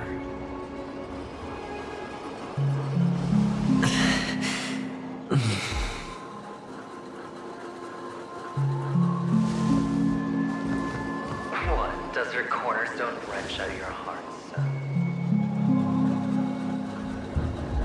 I was merely curious at why it was here. Maybe that winged guy put it here. To taunt you. Just to make you realize that your painstakingly arranged magic show is nothing but a death rattle. The cornerstone's hue is the same as the radiance of Clipant's body. I've gotta give it to you. I've heard a lot of baloney, but that lie deserves a prize for sheer nerve. If you were just a little bit smarter, the jig would have been up right there. This is just bait. Of course. That's why Ratio's betrayal was one of the keys to your plan. I have to say, that doctor's acting was superb. Or maybe he wasn't acting at all. All the better for you. Sunday didn't become head of the Oak family by acting sloppy. He's obsessed with control. You have to give him enough detail to satisfy his meticulous nature, but not so much that he gets suspicious. Which is why you had Ratio seek him out and leak the plan on purpose. To prevent the other party from suspecting anything. The intel you gave to Ratio was all true. He spoke of the same to Sunday. Finally, Sunday took the bait, found the other cornerstone, and before you know it...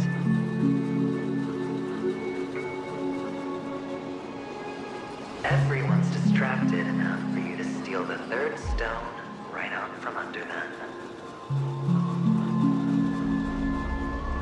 Why don't you stop rummaging through my mind? Your mind. It's our mind. You're me, and I'm you. We're the same.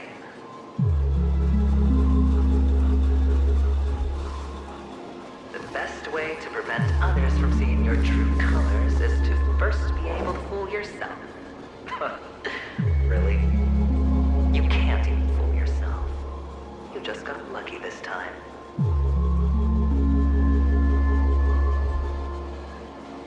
This is the other cornerstone in Sunday's hands. Rather beautiful green. Just like you. Spirit.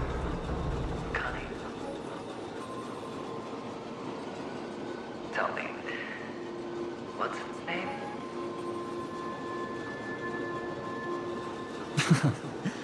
Why are you even asking me? Must I do all the work? Aventurine is the stone of luck and trickery. That's what she said when you received the stone, wasn't it? This type of stone isn't rare, but its hue is very similar to a certain gem. In fact, it's often used as a substitute. And that more precious gem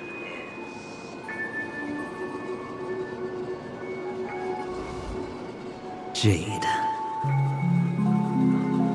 Even Sunday can't tell the difference. Well, looks like Jade can be substituted for Aventurine, too. Sauce for the goose. Aventurine, topaz, jade. 3 elites, 3 cornerstones who, for a measly Penacony, offered their everything. Oh, you're even more united than the family. As I've said before, 3 chips are sufficient. All or nothing. But will it be the former or the latter? We'll find out soon enough. So, where's the real Aventurine stone? Take it out. Let's have a look. Suddenly you don't know where it is? I just want to hear you say it. After all, it really does resemble its owner.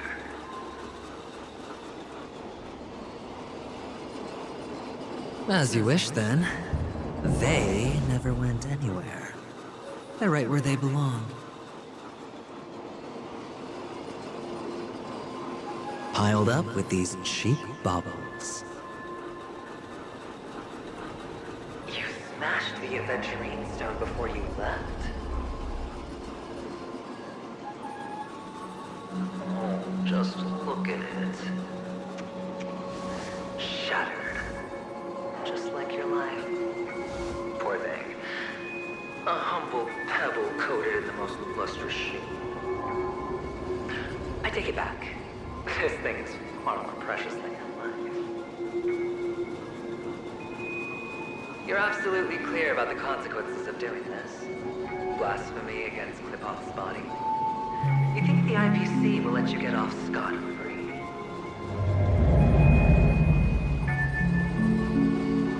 Well, Diamond has always been all about results. As long as I could create value far beyond the cost, the ends justify the means.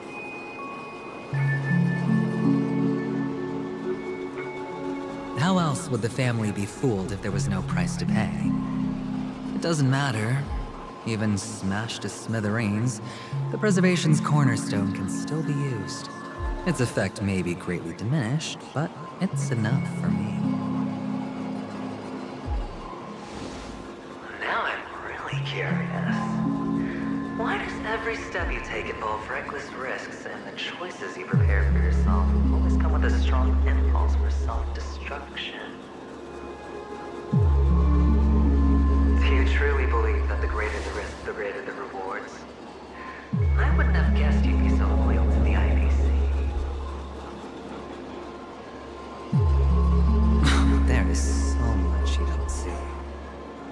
Which is also why you'll never see how I'll win it all. That is, if you can do what it takes. We'll just have to wait and see then. The cornerstone is gone. Another illusion of the harmony. Huh?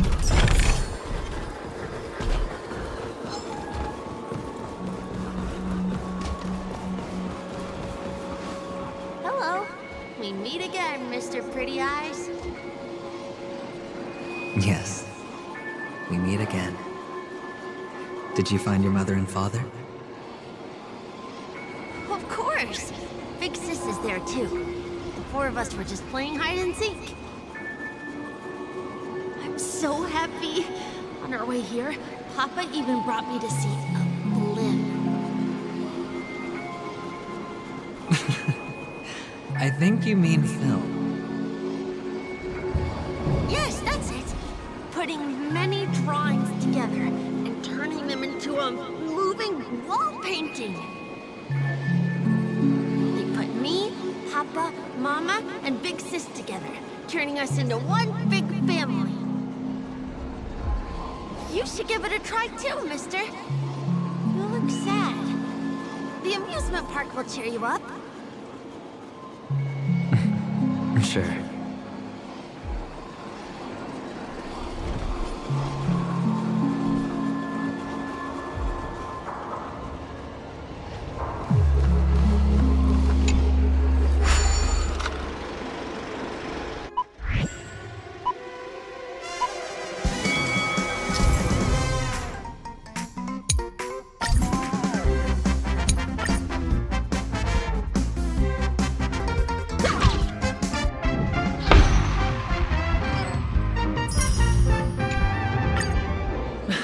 How's that?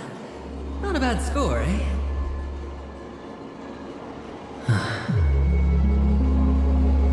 Boring.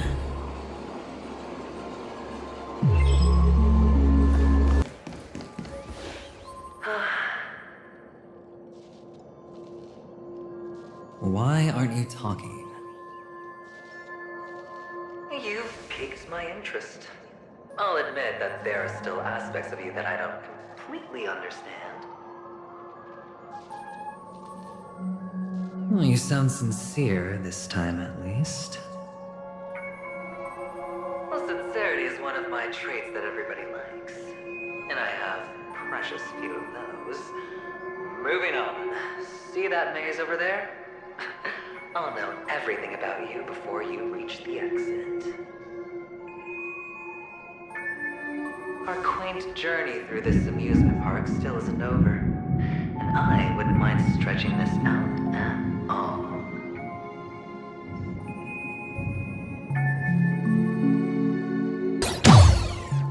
Whoa! This place, it's so tall! Even taller than the tallest rocks in the desert! And there are so many flowers here! Big Sis, this one's for you.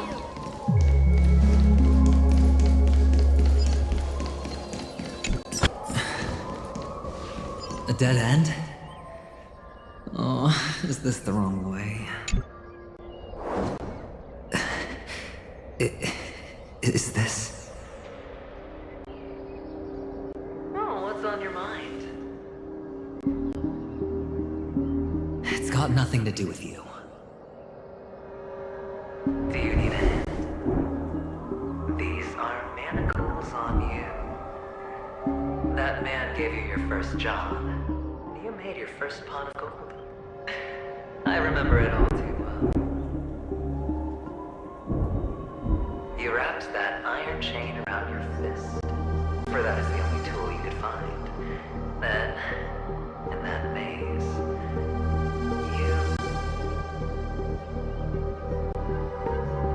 Shut up! Oh, you don't wish to face your past. Unwilling to admit that your life is worth only 60 times. Well, from what I see, you refuse to confront it. Because it only proves your weakness. How could a weak person take such daring risks? That's right. You love the thrill of danger, but you refuse to let go of meaningless sentiments. Even in this beautiful dream, the only thing you dare allow yourself is death. In your hands, those who follow you could have become Joker cards. They're far more useful that way. It's not like this is the only place the family ever cut corners. You could have had tons of action if you weren't so all or nothing. All it takes is a meager sacrifice.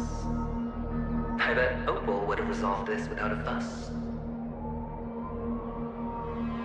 A pity you're not him. Well, you wouldn't be in this state if you could just get with the program. And why couldn't you?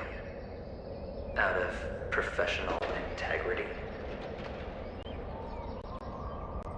Those techniques you mentioned are highly efficient, but it's not that I don't know about them. It's more like I couldn't care less. Get it?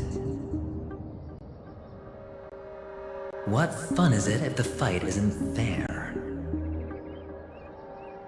Fair? You assume your opponents would fight fair in the first place. The odds are obviously not in your favor, so how are you just breezing by? But did that masked fool's words awaken something in you? Well, she gave me an answer that could turn everything upside down. Everything? You mean it could make all the cards on the table just disappear?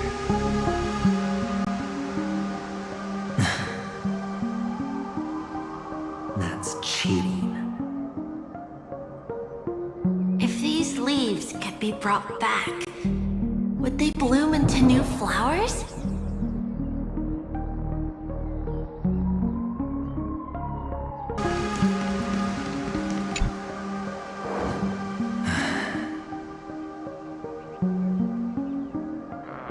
Your expression right now is hard to put into words.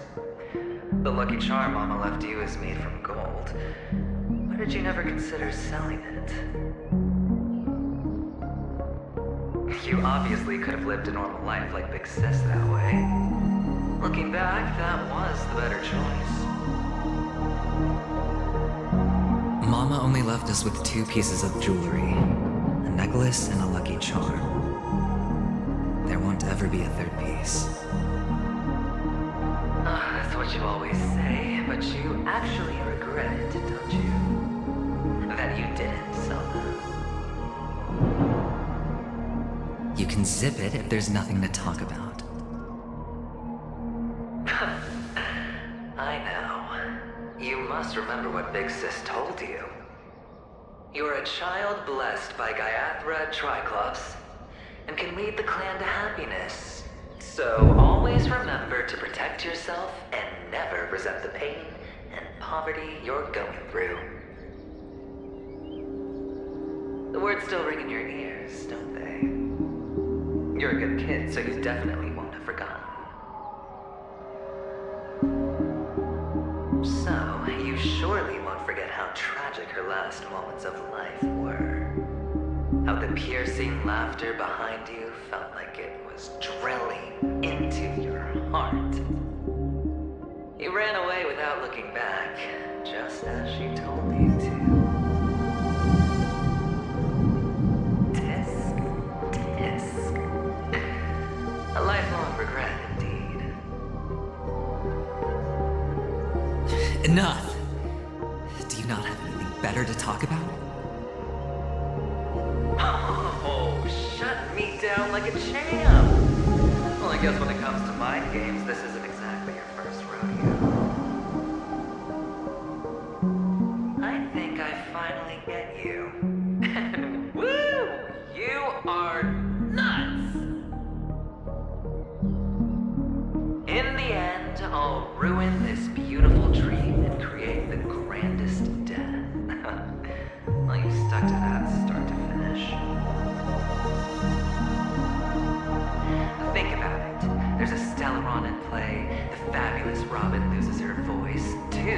unsolved murders, cryptic messages from a masked fool, and a chance to go head-to-head with Sunday himself. The only thing to pique your interest is one word. The last word. A word that's right there at your fingertips. Death. But whose exactly?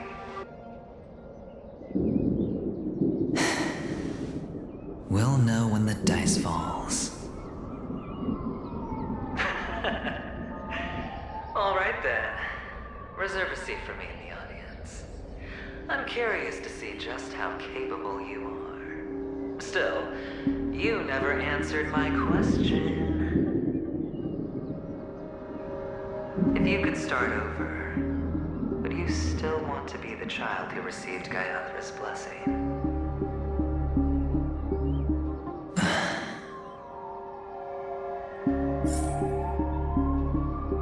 It's so quiet this time. Is he finally gone? Or am I the one about to disappear? Esther! Is that you? I hear the sound of leather shoes. Ah, they're really... I don't know why, mister, but you always give me a special feeling that makes me more curious about you. It's sad that I can't get to know you more. We have to say goodbye. Did you have fun? You're going back? Yes, I should go home. The day's getting dark, and it's going to rain. I don't want to worry the others. You're home. Where is it? What a strange question. It's where Papa, Mama, and Big Sis are.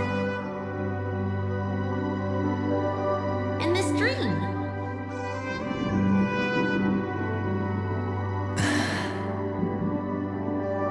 This amusement park. This beautiful dream. They really are peaceful. Everyone loves it. But, mister, why don't you like it? Because they're not here. Where are they then?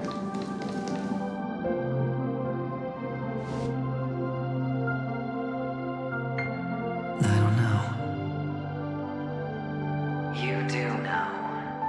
But there's no point pressing the issue.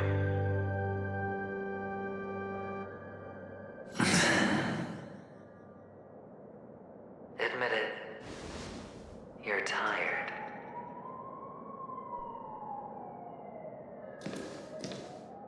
We all are. Which is why we chose to stay here. Me and him. Your past and future. How long will you stay? Forever. We'll be with you forever in this dream. This is the greatest honor that we can offer to those who hurtle towards death.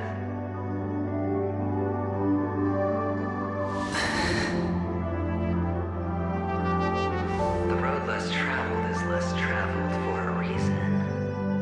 But you've never gone in any other direction. Your own life is the chip you're most eager to lay down. Always has been. You don't care who the real murderer is, and the Watchmaker's so-called legacy couldn't be more boring.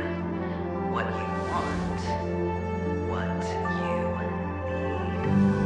need, is to be the smooth operator, the solid gold deal maker who doesn't waste a drop of sweat, even when he's up to his neck in danger, deep inside family territory. You want to be polished up, handcuffed with red-hot chains in spotlit center stage.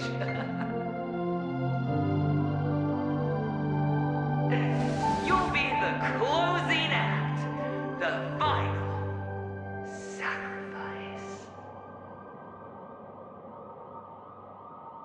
I can do it. And it will be flawless. Of course you can. Your luck will help you at the right time. A Stellaron and an Emanator. It's that simple now.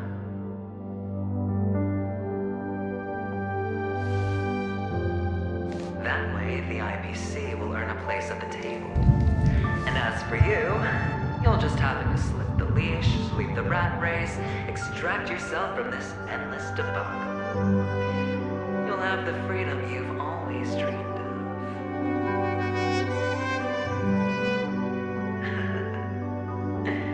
This isn't the first time.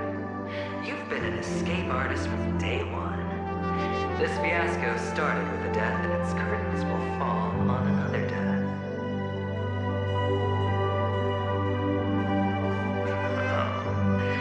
So that's why Diamond chose you. He's just after Penacony. No matter the means, no matter the price. It's not personal.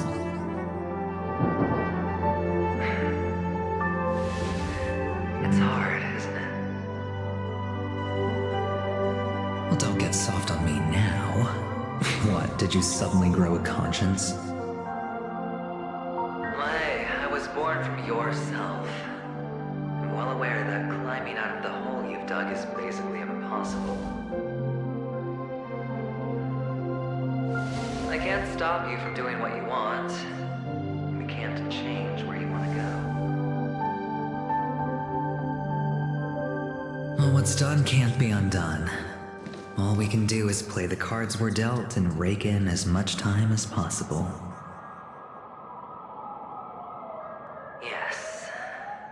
Alas, people won't make all the right choices in their lifetime, though luck always seems like it's on your side.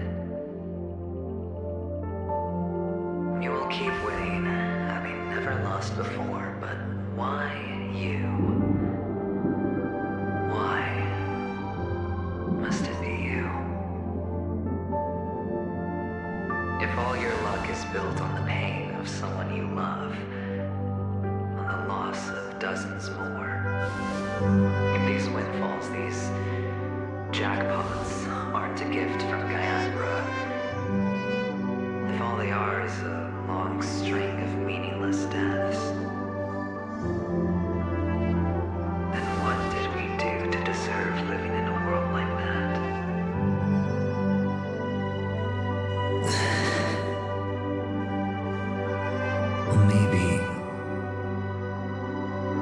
Maybe when I get to where I'm going and look back, I'll know what the trip was all about.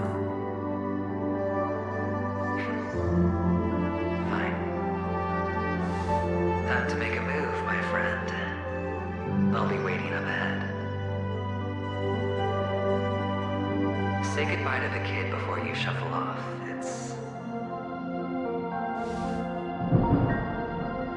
It's best to die without regrets.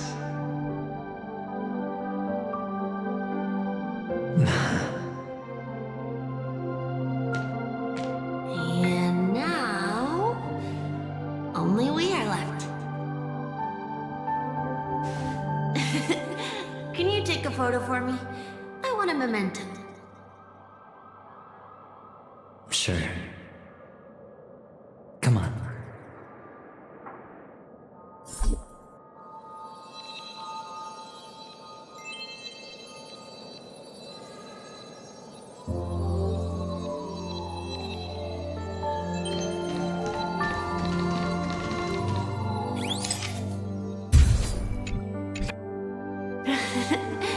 How nice. Now I can see what I look like too. Look at the lens when you're taking a photo the next time. Your expression will look more natural. Sure. Sure, I will. Then, mister, are you going back too? I can't leave yet. I still have a show to do. Oh, you're about to go on stage, aren't you? Let's go then. I'll take you to the stage. Sure. So you're an actor? No wonder your clothes are so stylish. I'm actually a merchant. But I do have a show to do. Are you the same as those men in black in the sky? But you're not wearing black. Only ordinary employees have to wear that. My position is much higher than theirs. Awesome! I hope I can become as good looking as you when I grow up. Of course you can.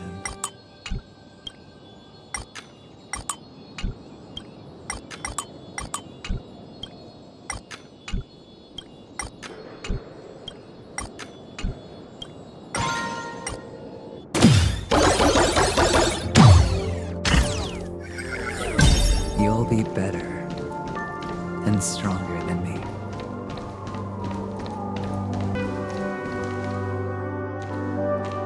Behind this curtain is the grand stage. It's almost time to go on stage. Are you ready? Good luck with your show. Thank you.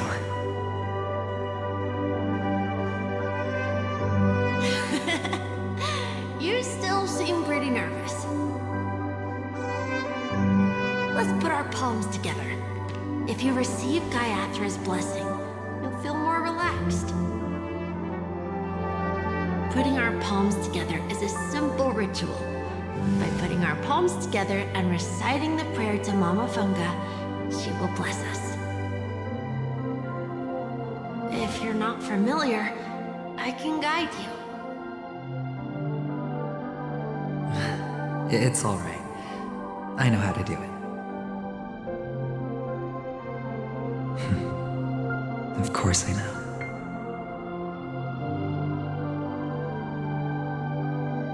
This is where we go our own way, Kakavasha. The catechins are coming. Why? The catechins have already taken all our money, food, they killed our parents. What more do they want? Catechins are bloodthirsty, cruel, and insatiably greedy. They want everything only to end up with nothing. This is a trick, an act of revenge. Remember? Today is the day of the Kakava, and also the birthday. The Adjin will surely hold a festival today. With the aid of this rain, they will come to destroy our wagons and take everything they want. This time, we will fight back. The men in black that descend from the skies are on our side. The catechins stand no chance against them, and will surely pay for their arrogance. Without this rain, the catechins would never take action, and we would not have the chance to turn the tide. This is a gift from Gaiathra, and you are Kakavasha, whose good fortune will bless your sister with success. But people will die, and you will be in danger. How is that good fortune?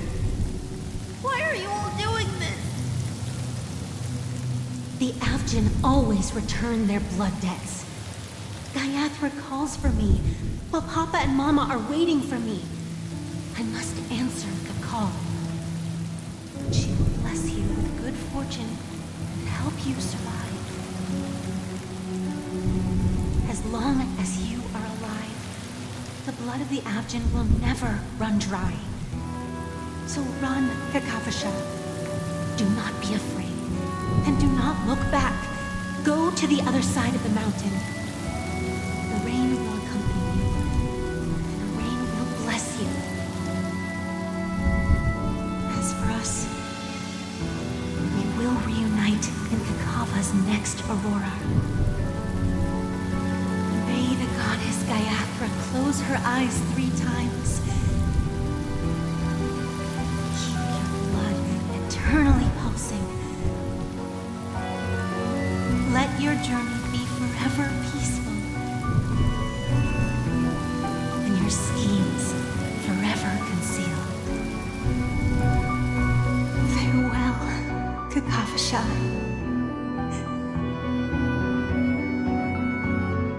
Newsflash from the Interastral Peace broadcast.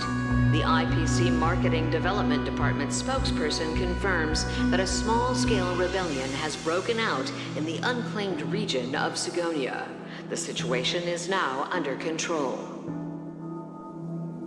The insurgents are from a local clan known as Kataka, which has a long history of disdain towards the IPC.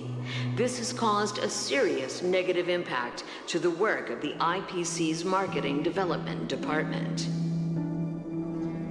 The clan launched a massive attack on the Abjin, who were under the protection of the IPC, resulting in 6,728 deaths and 3,452 missing. The casualties are currently under the care of the frontline trauma team. The spokesperson expresses his deepest condolences for this devastating humanitarian disaster. At the same time, delivering an important message on this matter to all interplanetary citizens. Finally, he proclaims, the hammer of preservation will fall for all beings, regardless of life or death, regardless of race, regardless of ideology, to uphold the basic rights we inherently possess.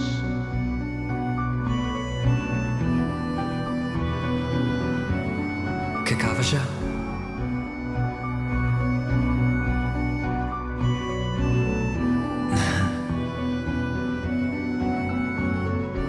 Bye.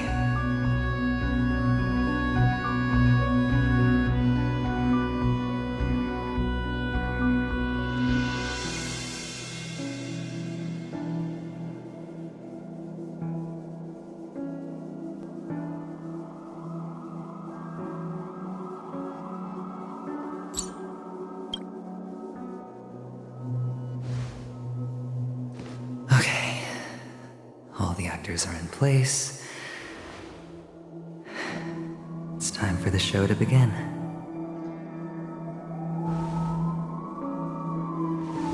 This act is dedicated to you. I hope it'll be an unforgettable memory for you.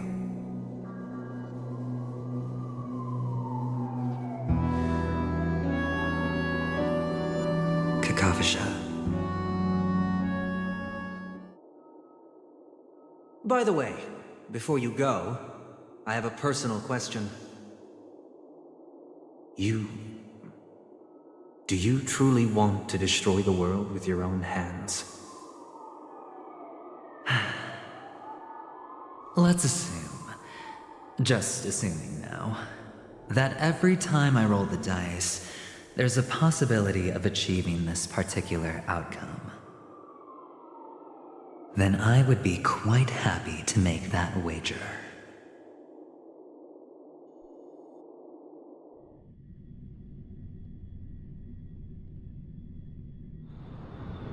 Is this Miss Acheron? Hello, I'm Himeko, the Astral Express's navigator. Hello, I'm Mark 7. I'm sure he needs no introduction, as you definitely know him.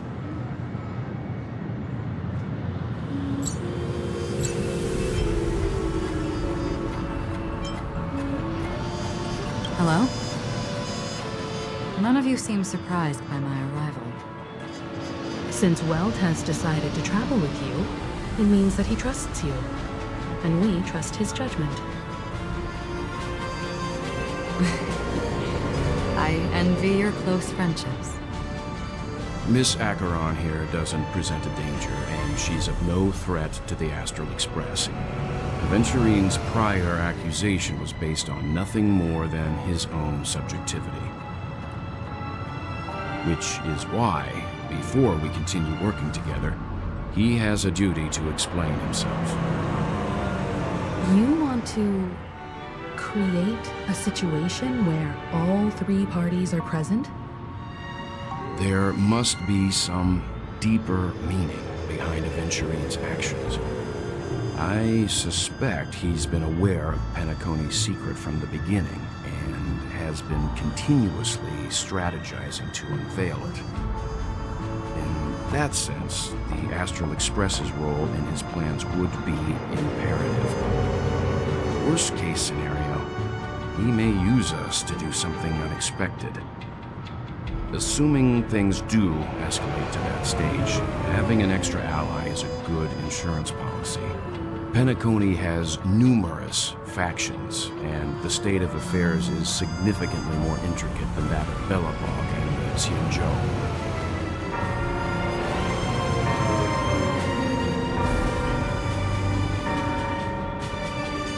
He's right. No matter what, we cannot ignore the safety of Penacony. To solve the mystery of the Watchmaker, it is crucial to get the IPC's intel. The path ahead is fraught with danger. But what's trailblazing without a little danger? Sounds like we've reached a consensus. Now, Miss Acheron? I will accompany you, of course. Let's move out then! But where do we start looking for him? No need to rush. If he truly has laid a trap, he will definitely use every means to lure us in. Ladies and gentlemen, the most wondrous, most magnificent show in Penacony's history is about to begin. The IPC cordially invites the Clock Studios theme park. Look. Should both the performers and spectators fail to arrive, won't all of Aventurine's plans be for nothing? Let's get going, everyone. The hour of trailblazing is upon us.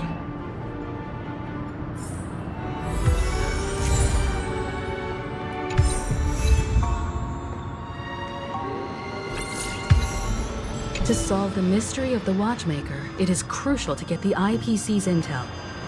The path ahead is I envy your close...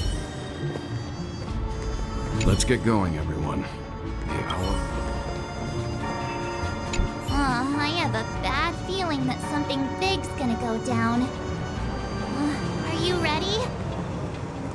Let's waste no time and head to the theme park then.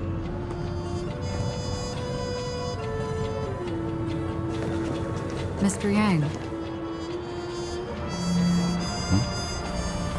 Why did you not tell your companions about my true identity? It's just like you said, an inability rather than an unwillingness. Plus, it's a long story, not something that can be summed up in a few words. But I chose to believe you, and my trust in you stems more from my own personal judgment. I also believe that if it were their choice to make, they would make the same one. Thank you. I'm grateful. To reciprocate, in the upcoming confrontation, if the odds aren't in the Astral Express's favor, I will stand with you, if my meager strength is required.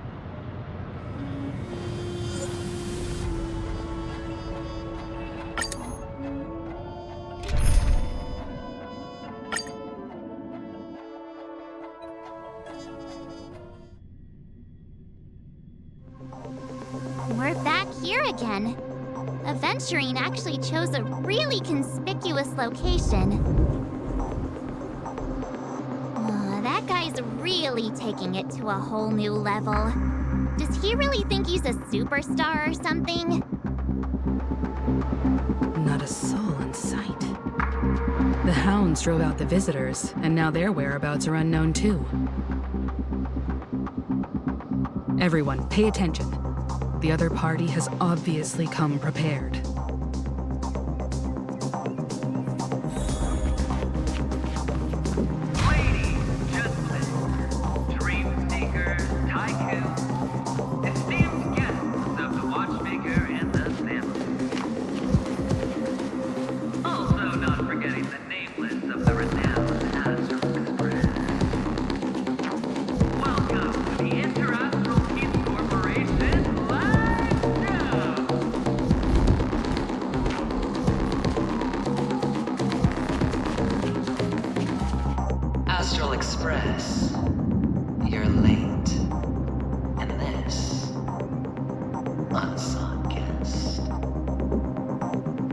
We've kept your appointment, Mr. Aventurine. It is customary to show yourself as well. I will, naturally. But before that, I've got to introduce our guest of honor. Everyone, give it up for Mr. Stellaron!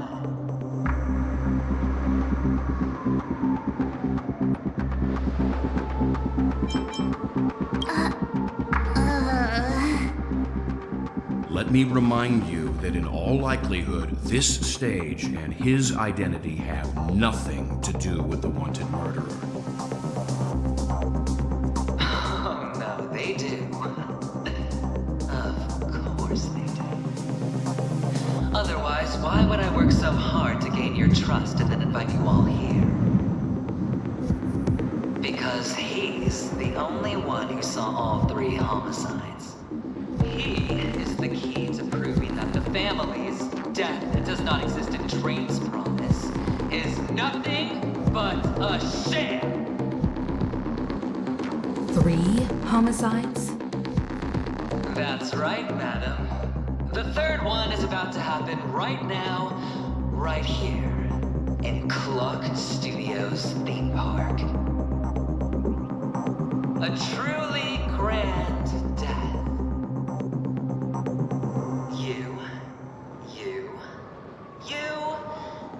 And you. All of you are going to die.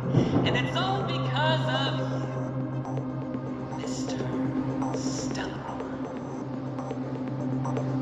You will become the personification of death.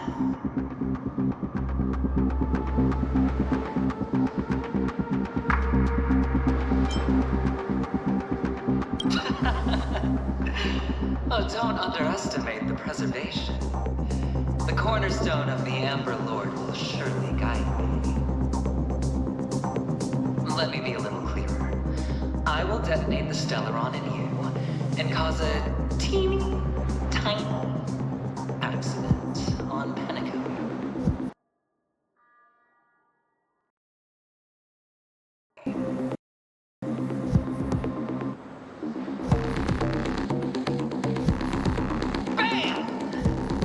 The entire theme park will be reduced to a shattered dream. Then, before the family can even react, I'll become the IPC fleet's navigator. Your bluff isn't fooling anyone. If you could really do that, you would have done so earlier. You wanna bet? Sure. I'll bet with you. I'm betting that it'll be a sweeping victory for me. By detonating an unprecedented explosion to prove that the vow of harmony is a complete and utter joke. You won't do it. Of course I can. It's just another gamble. I came from the wastelands of Sigonia. For just 60 red copper coins, people paid brand me. Put me in chains. Place me in the gallows and bury me in the golden sands. But the sun could not kill me, and the quicksand sent me back to the embrace of the Guild and the IPC. Bear in mind, my victory wasn't just a stroke of luck. I've never been defeated. Have you ever heard the saying, sleep is the rehearsal of death? Why does life slumber? All because we are not ready for the final rest. Every night is practice for the end. You and I are escaping into our dreams for fear of death at this very moment. And death will surface in our dreams. Friends, the game has commenced, and you cannot choose to decline. Nor do you have any reason or grounds to.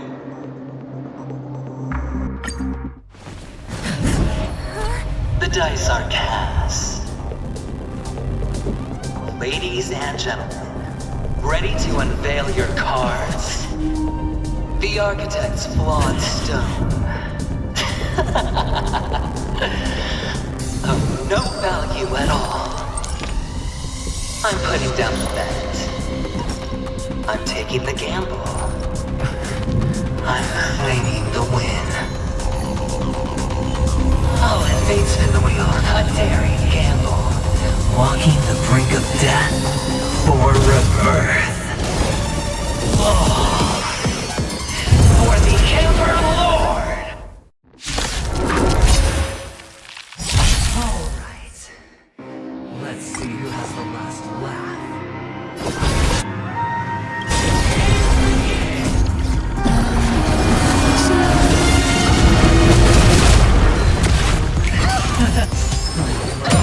Down from above. I have something for you.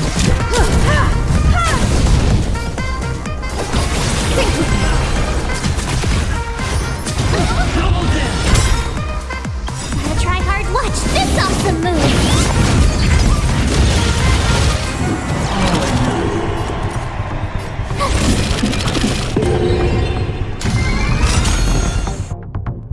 Gotta try hard. Watch this awesome move. Honored to meet me.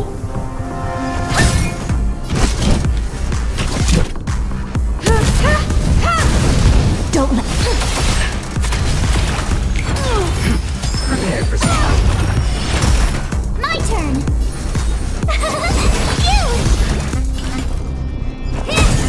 Time to twirl. Offer you a requiem. You won't get away. Told you I could fight.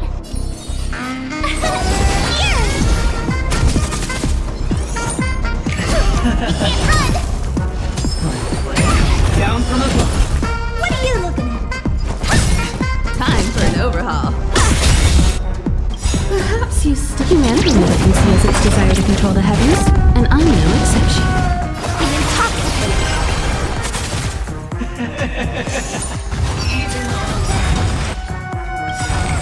As long as people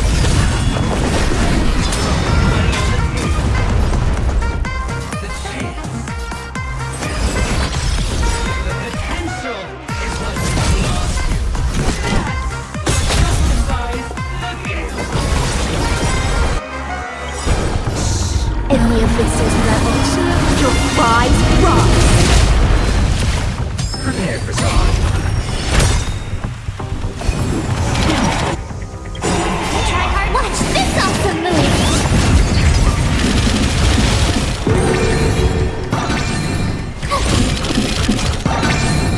Honored to meet me. Intoxicating.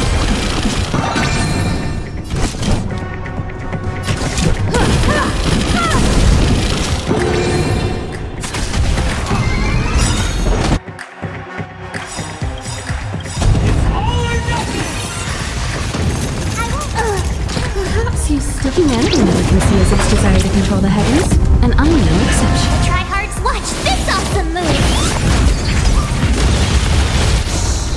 In the abyss's revelation, your prize rise! Offer you a requiem. Tough luck running into me! Here! Time for Down from above. Be intoxicated.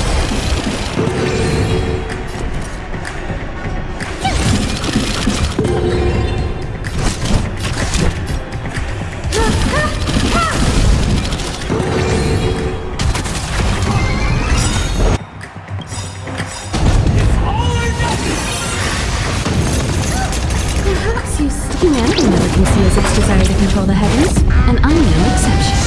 In the abyss's revelation, your prize rise! Every day's like that, down to the last player. So why can't I be happy too? Why can't I feel that free?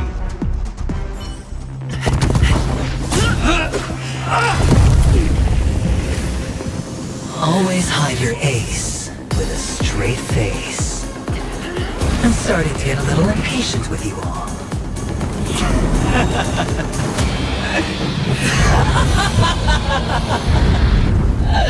Friends, to fully relish this, I'm betting every last chip. Only by casting aside reason does one truly gamble.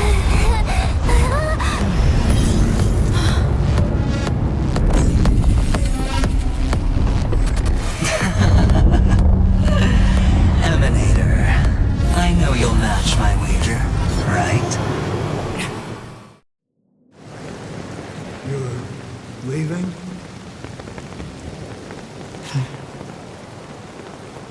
Perhaps. I might pass through the place you mentioned. Penacony. What do you hope to find within a dream? I'm not looking for anything. They aren't in a dream.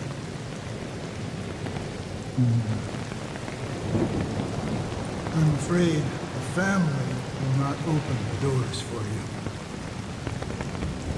Why? Because the path you walk is not accepted by the Harmony.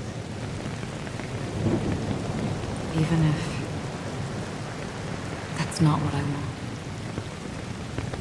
Precisely because it's not what you want. Because they are not like other eons. They have never glanced at anyone, and they never need to. They leave woven strands of fate for humans to walk, and together, they leave a great shadow. And this shadow silently envelops them. There are always those who rise from the shadows.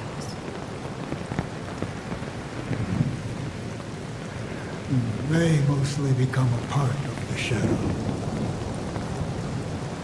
In your eyes, am I the same? You still have a strand of color. But not much.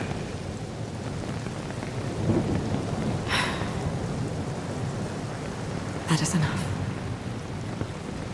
Before they vanish completely, I will reach the nihility's end.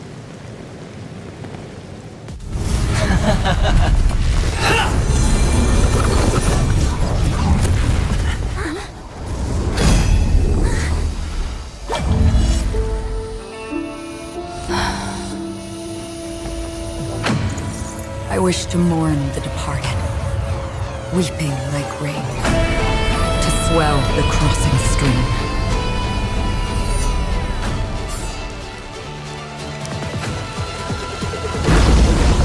As the tide arrives, leading you back home.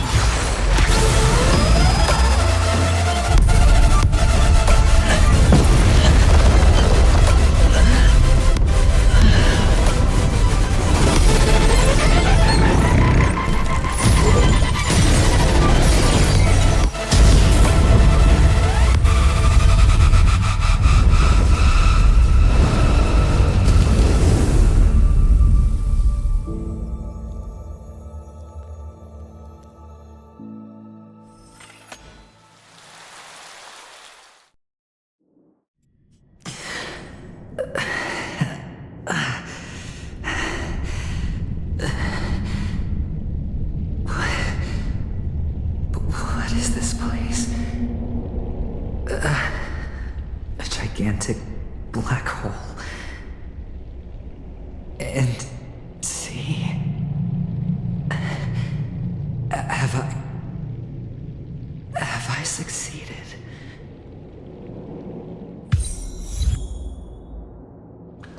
Welcome to this sad world, Kakavasha. Your good luck is the most precious wealth we, all Avgin, have. If you come out alive after 2 days, it proves that you're the real deal.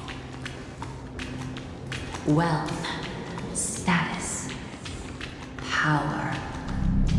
The IPC will give you whatever you want. As for us, we will reunite in Kakava's next Aurora. It's a pity this is not the place you were expecting.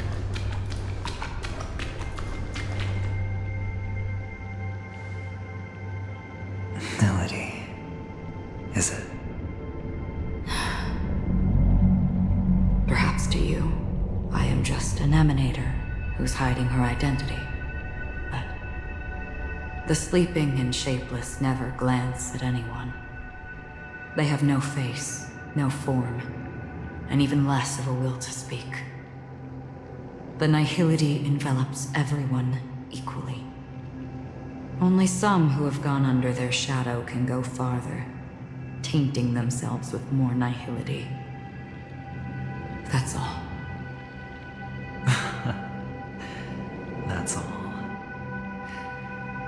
My friend, you really leave me at a loss for words. So, is this my final destination? The land of the dead? This is all but a fleeting dream. One of the thousands of manifestations of IX. Under the watchful eye of nihility, we momentarily linger here before moving on to our own paths. It seems that my death has already been determined. Even if you wish for it, I can't promise you anything. Now that you've accomplished your goal, I think you can be a little more forthcoming. What do you mean? Your performance at the theme park was wonderful and grandiose. A simple yet practical technique that fooled almost everyone. No one would have ever thought that you would have gone to such lengths, even staking your life just to prove a fact that had seemingly been disproved long ago. Real death does not exist in Penacony's dreamscape. Why would I do this? Because this is the only way you can uncover a secret that is even more unspeakable than the serial murders. To use this dream death to get there. To that promised land people constantly seek in this grand gathering. Penacony. The legacy of the Watchmaker. The true land of exile. How did you find out? I never imagined that something I learned about unexpectedly would become the key to connecting everything. It's that person's identity, isn't it? I see you're in the know. Let's just say I'd put money on the possibility. The murder isn't nearly enough to disrupt business as usual. Even if there were 1 or 2 murders on Penacony, most people wouldn't be personally affected. And that won't create any waves. This dream of theirs isn't a boundless sea. It's a lonely island. The family used the Harmony to build a high wall and isolate them from the vast and treacherous ocean of the outside world. That barrier they built keeps death out. But it also keeps the secrets that are lost in that watery abyss from floating to the surface. In a beautiful dream, free of suffering, who would want to go fishing for those secrets? No one. Unless... Unless someone goes to the other side of the barrier and lives to tell the tale. Someone already has. I got the idea early on, chewing on that masked fool's little hint. If a mute isn't someone who cannot make a sound, then it has to be someone who cannot speak. Someone who survived the treacherous depths, but is unable to take the stage and speak the truth. Well, I'm happy to know she's safe and sound, and still on Penacony. Hint. Is that not proof? Well, proof is the one thing I don't have. The only thing that can prove these conjectures is for the family to come clean. And with the way they buttered up these outsiders, it seems pretty clear they're intent on covering their tracks. But you don't need proof to have a suspicion. And for me, suspicion is enough. I didn't need to find the memory zone meme. I just needed for someone to kill me like it killed that silver-haired girl. You don't sound very confident to me. Going out of your way to make citywide broadcasts in an attempt to involve more people. You are simply betting on the possibility of someone being able to break down the barrier. You're very lucky that fate has decided to let us cross paths. I happen to be equipped with a very sharp blade.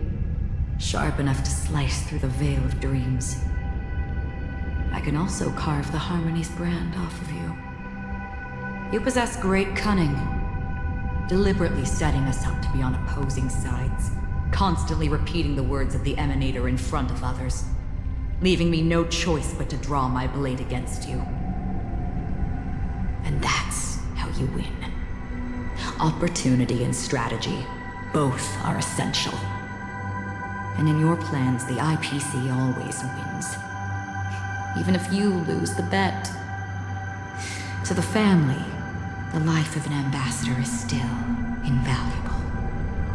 Well, it's a huge gamble, isn't it? But allow me to point out a mistake. The IPC's success is not guaranteed. I, unfortunately, have no contingencies for such an important matter. Detonating a Stellaron. I can't do it. The Aventurine Stone is too broken to even safeguard my escape from the stage. If, at the end of the day, you did not unsheath your blade, I would have lost the bet. It is pointless to discuss what-ifs. You have won. Your prize is an entry ticket into that deep sea. And after this, whether you can return from the abyss is another gamble of yours. Have you never wavered? Wavered? Of course I have. But I can only bank on my own good fortune. Because other than that, I have nothing. Wake up from this dream and go to where you should be. Your gamble is not over yet.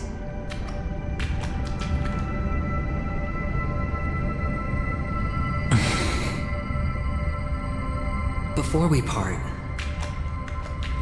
can you answer one more question? As someone who has traveled on that road, can you tell me, why are we born into this world? If it's just to die.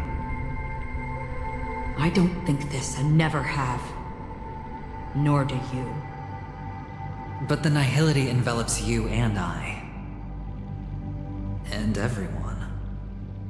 And because of that, it's pointless.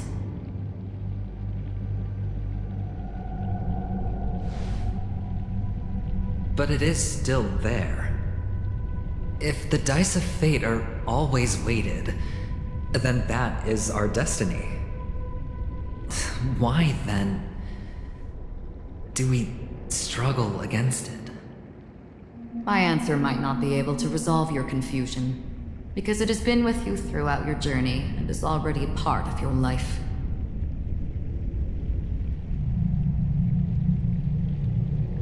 But you said, sleep is the rehearsal of death. So why does life slumber? Because we are not ready for the final rest. So you can definitely understand why we want to be prepared. Even if the ending has been predetermined, that's fine. There are countless things that humans cannot change. But before the end, there are many things that humans can do while on their journey. And because of this, the end will thus reveal a completely different meaning. Take a good look at your pocket. Your friend has already given you the answer. Good luck.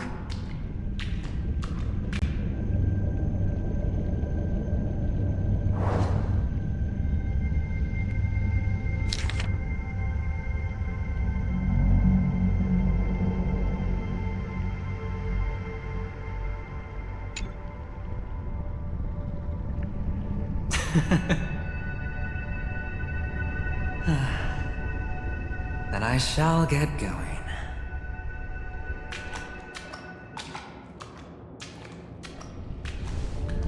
Mister? You're leaving? You ultimately chose to leave this dreamscape? Yes.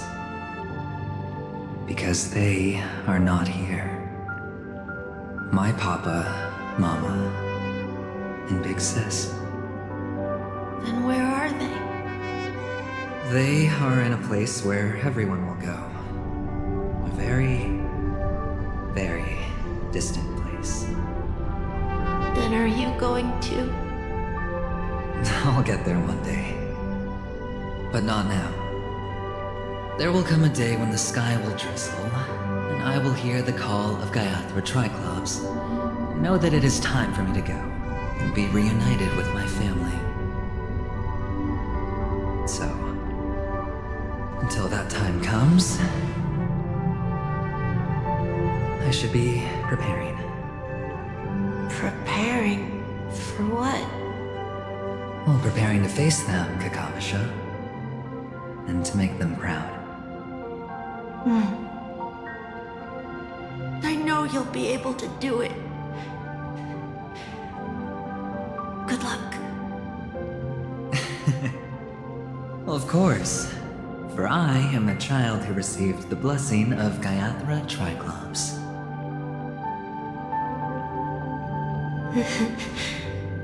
But you still seem nervous. Well, I seem that way because I am nervous. You know what? Maybe you can help. What do you say? One last time? Put our palms together?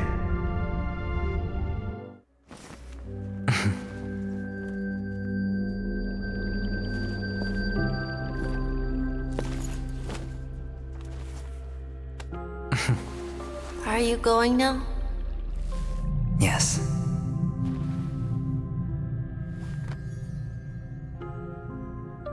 May the Mother Goddess thrice close her eyes for you, keeping your blood eternally pulsing. May your journey be forever peaceful, and your schemes forever concealed. Our paths will cross again beneath Kakava's shimmering auroras. Farewell, Kakavasha.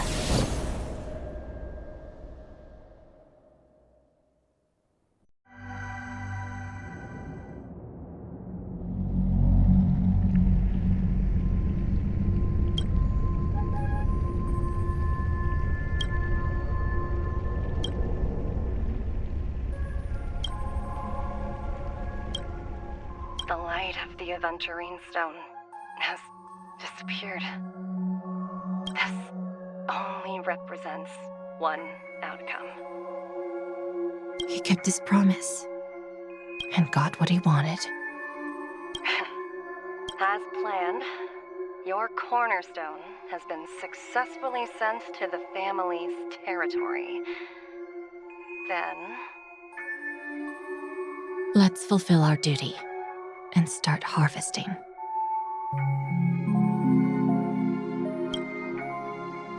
I come for an audience. I come to fill wine, and I come to claim.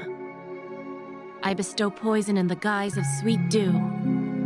Come the toil of spring and yield a fall.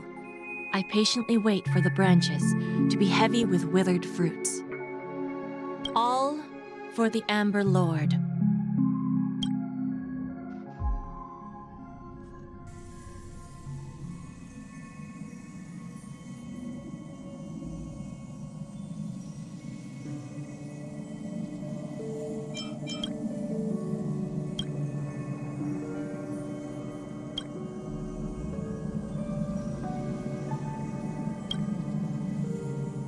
You're awake. I've been waiting on you for quite a while.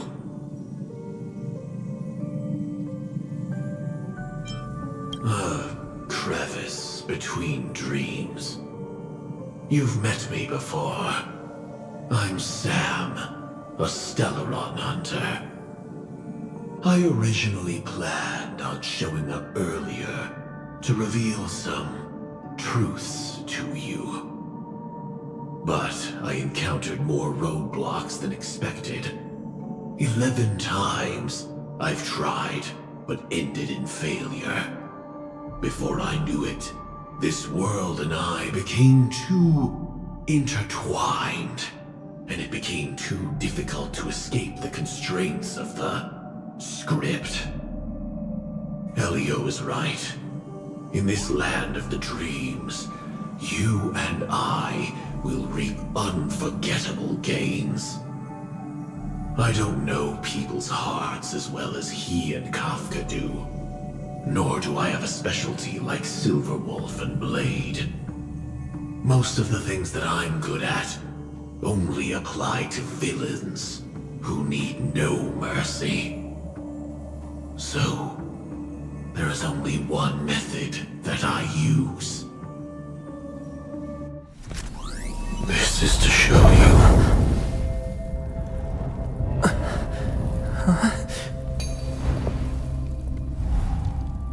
All that I am.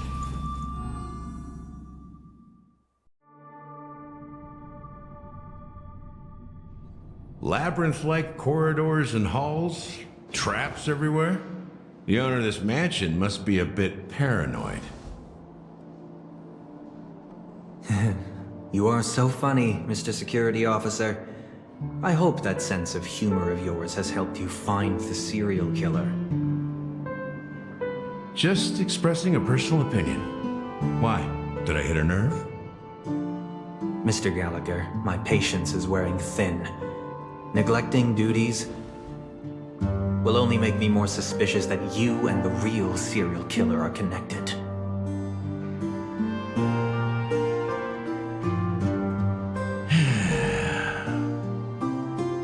Scoundrel, punk, drunk, hooligan. I have heard this trash talk all too often. But I have never once thought that I'd be treated as an accomplice to a murderer. I take back what I said. Your problem isn't paranoia. You're just crazy, you know? Lunatic.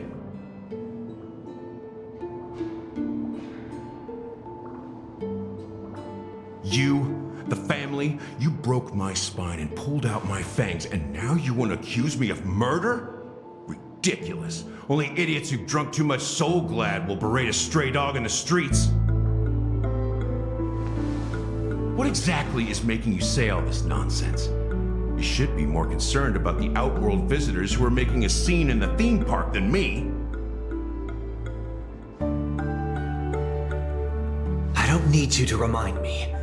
The moment that ambassador walked out the doors of the mansion, I knew what he was trying to do. My servants see everything. His little magic tricks may have fooled me, but no matter. I'm happy to see how things have turned out. Why do you think that I just let him go? And why do you think I emptied the theme park stage? Because my target from the beginning has always been you, Hound.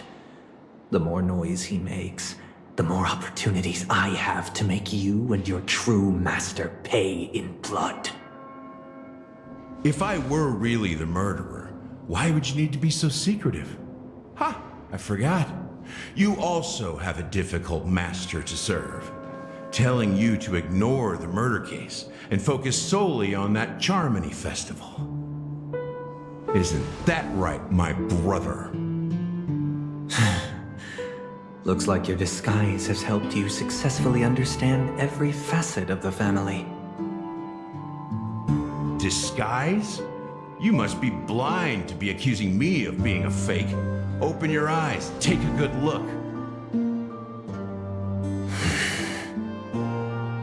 Indeed, every part of you is real. The brown hair, soft and curly like Benny's. The orange eyes, which make me miss the gaze of Sir Whitaker.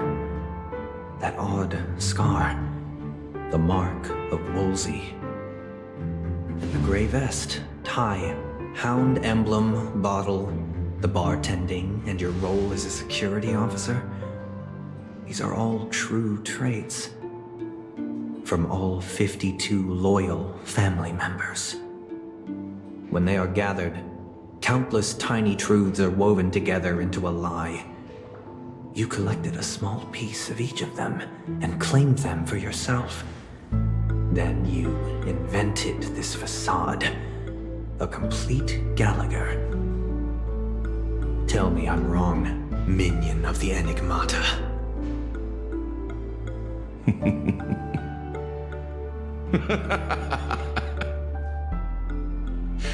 You have guts, I'll give you that. Not bad. I severely underestimated you.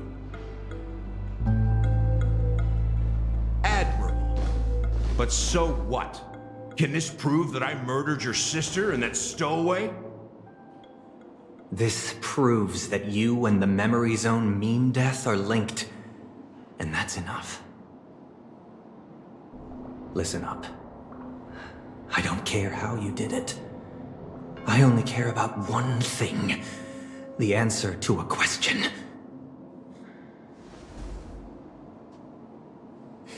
You devil.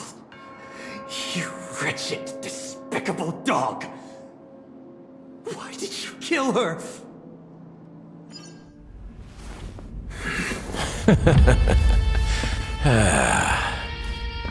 You know, in the thick of things, people are blind to the grit in their eyes. Yet they can always feel it scratch. Want the answer? I'll give it to you. The whole thing is just fate playing a cruel joke on us.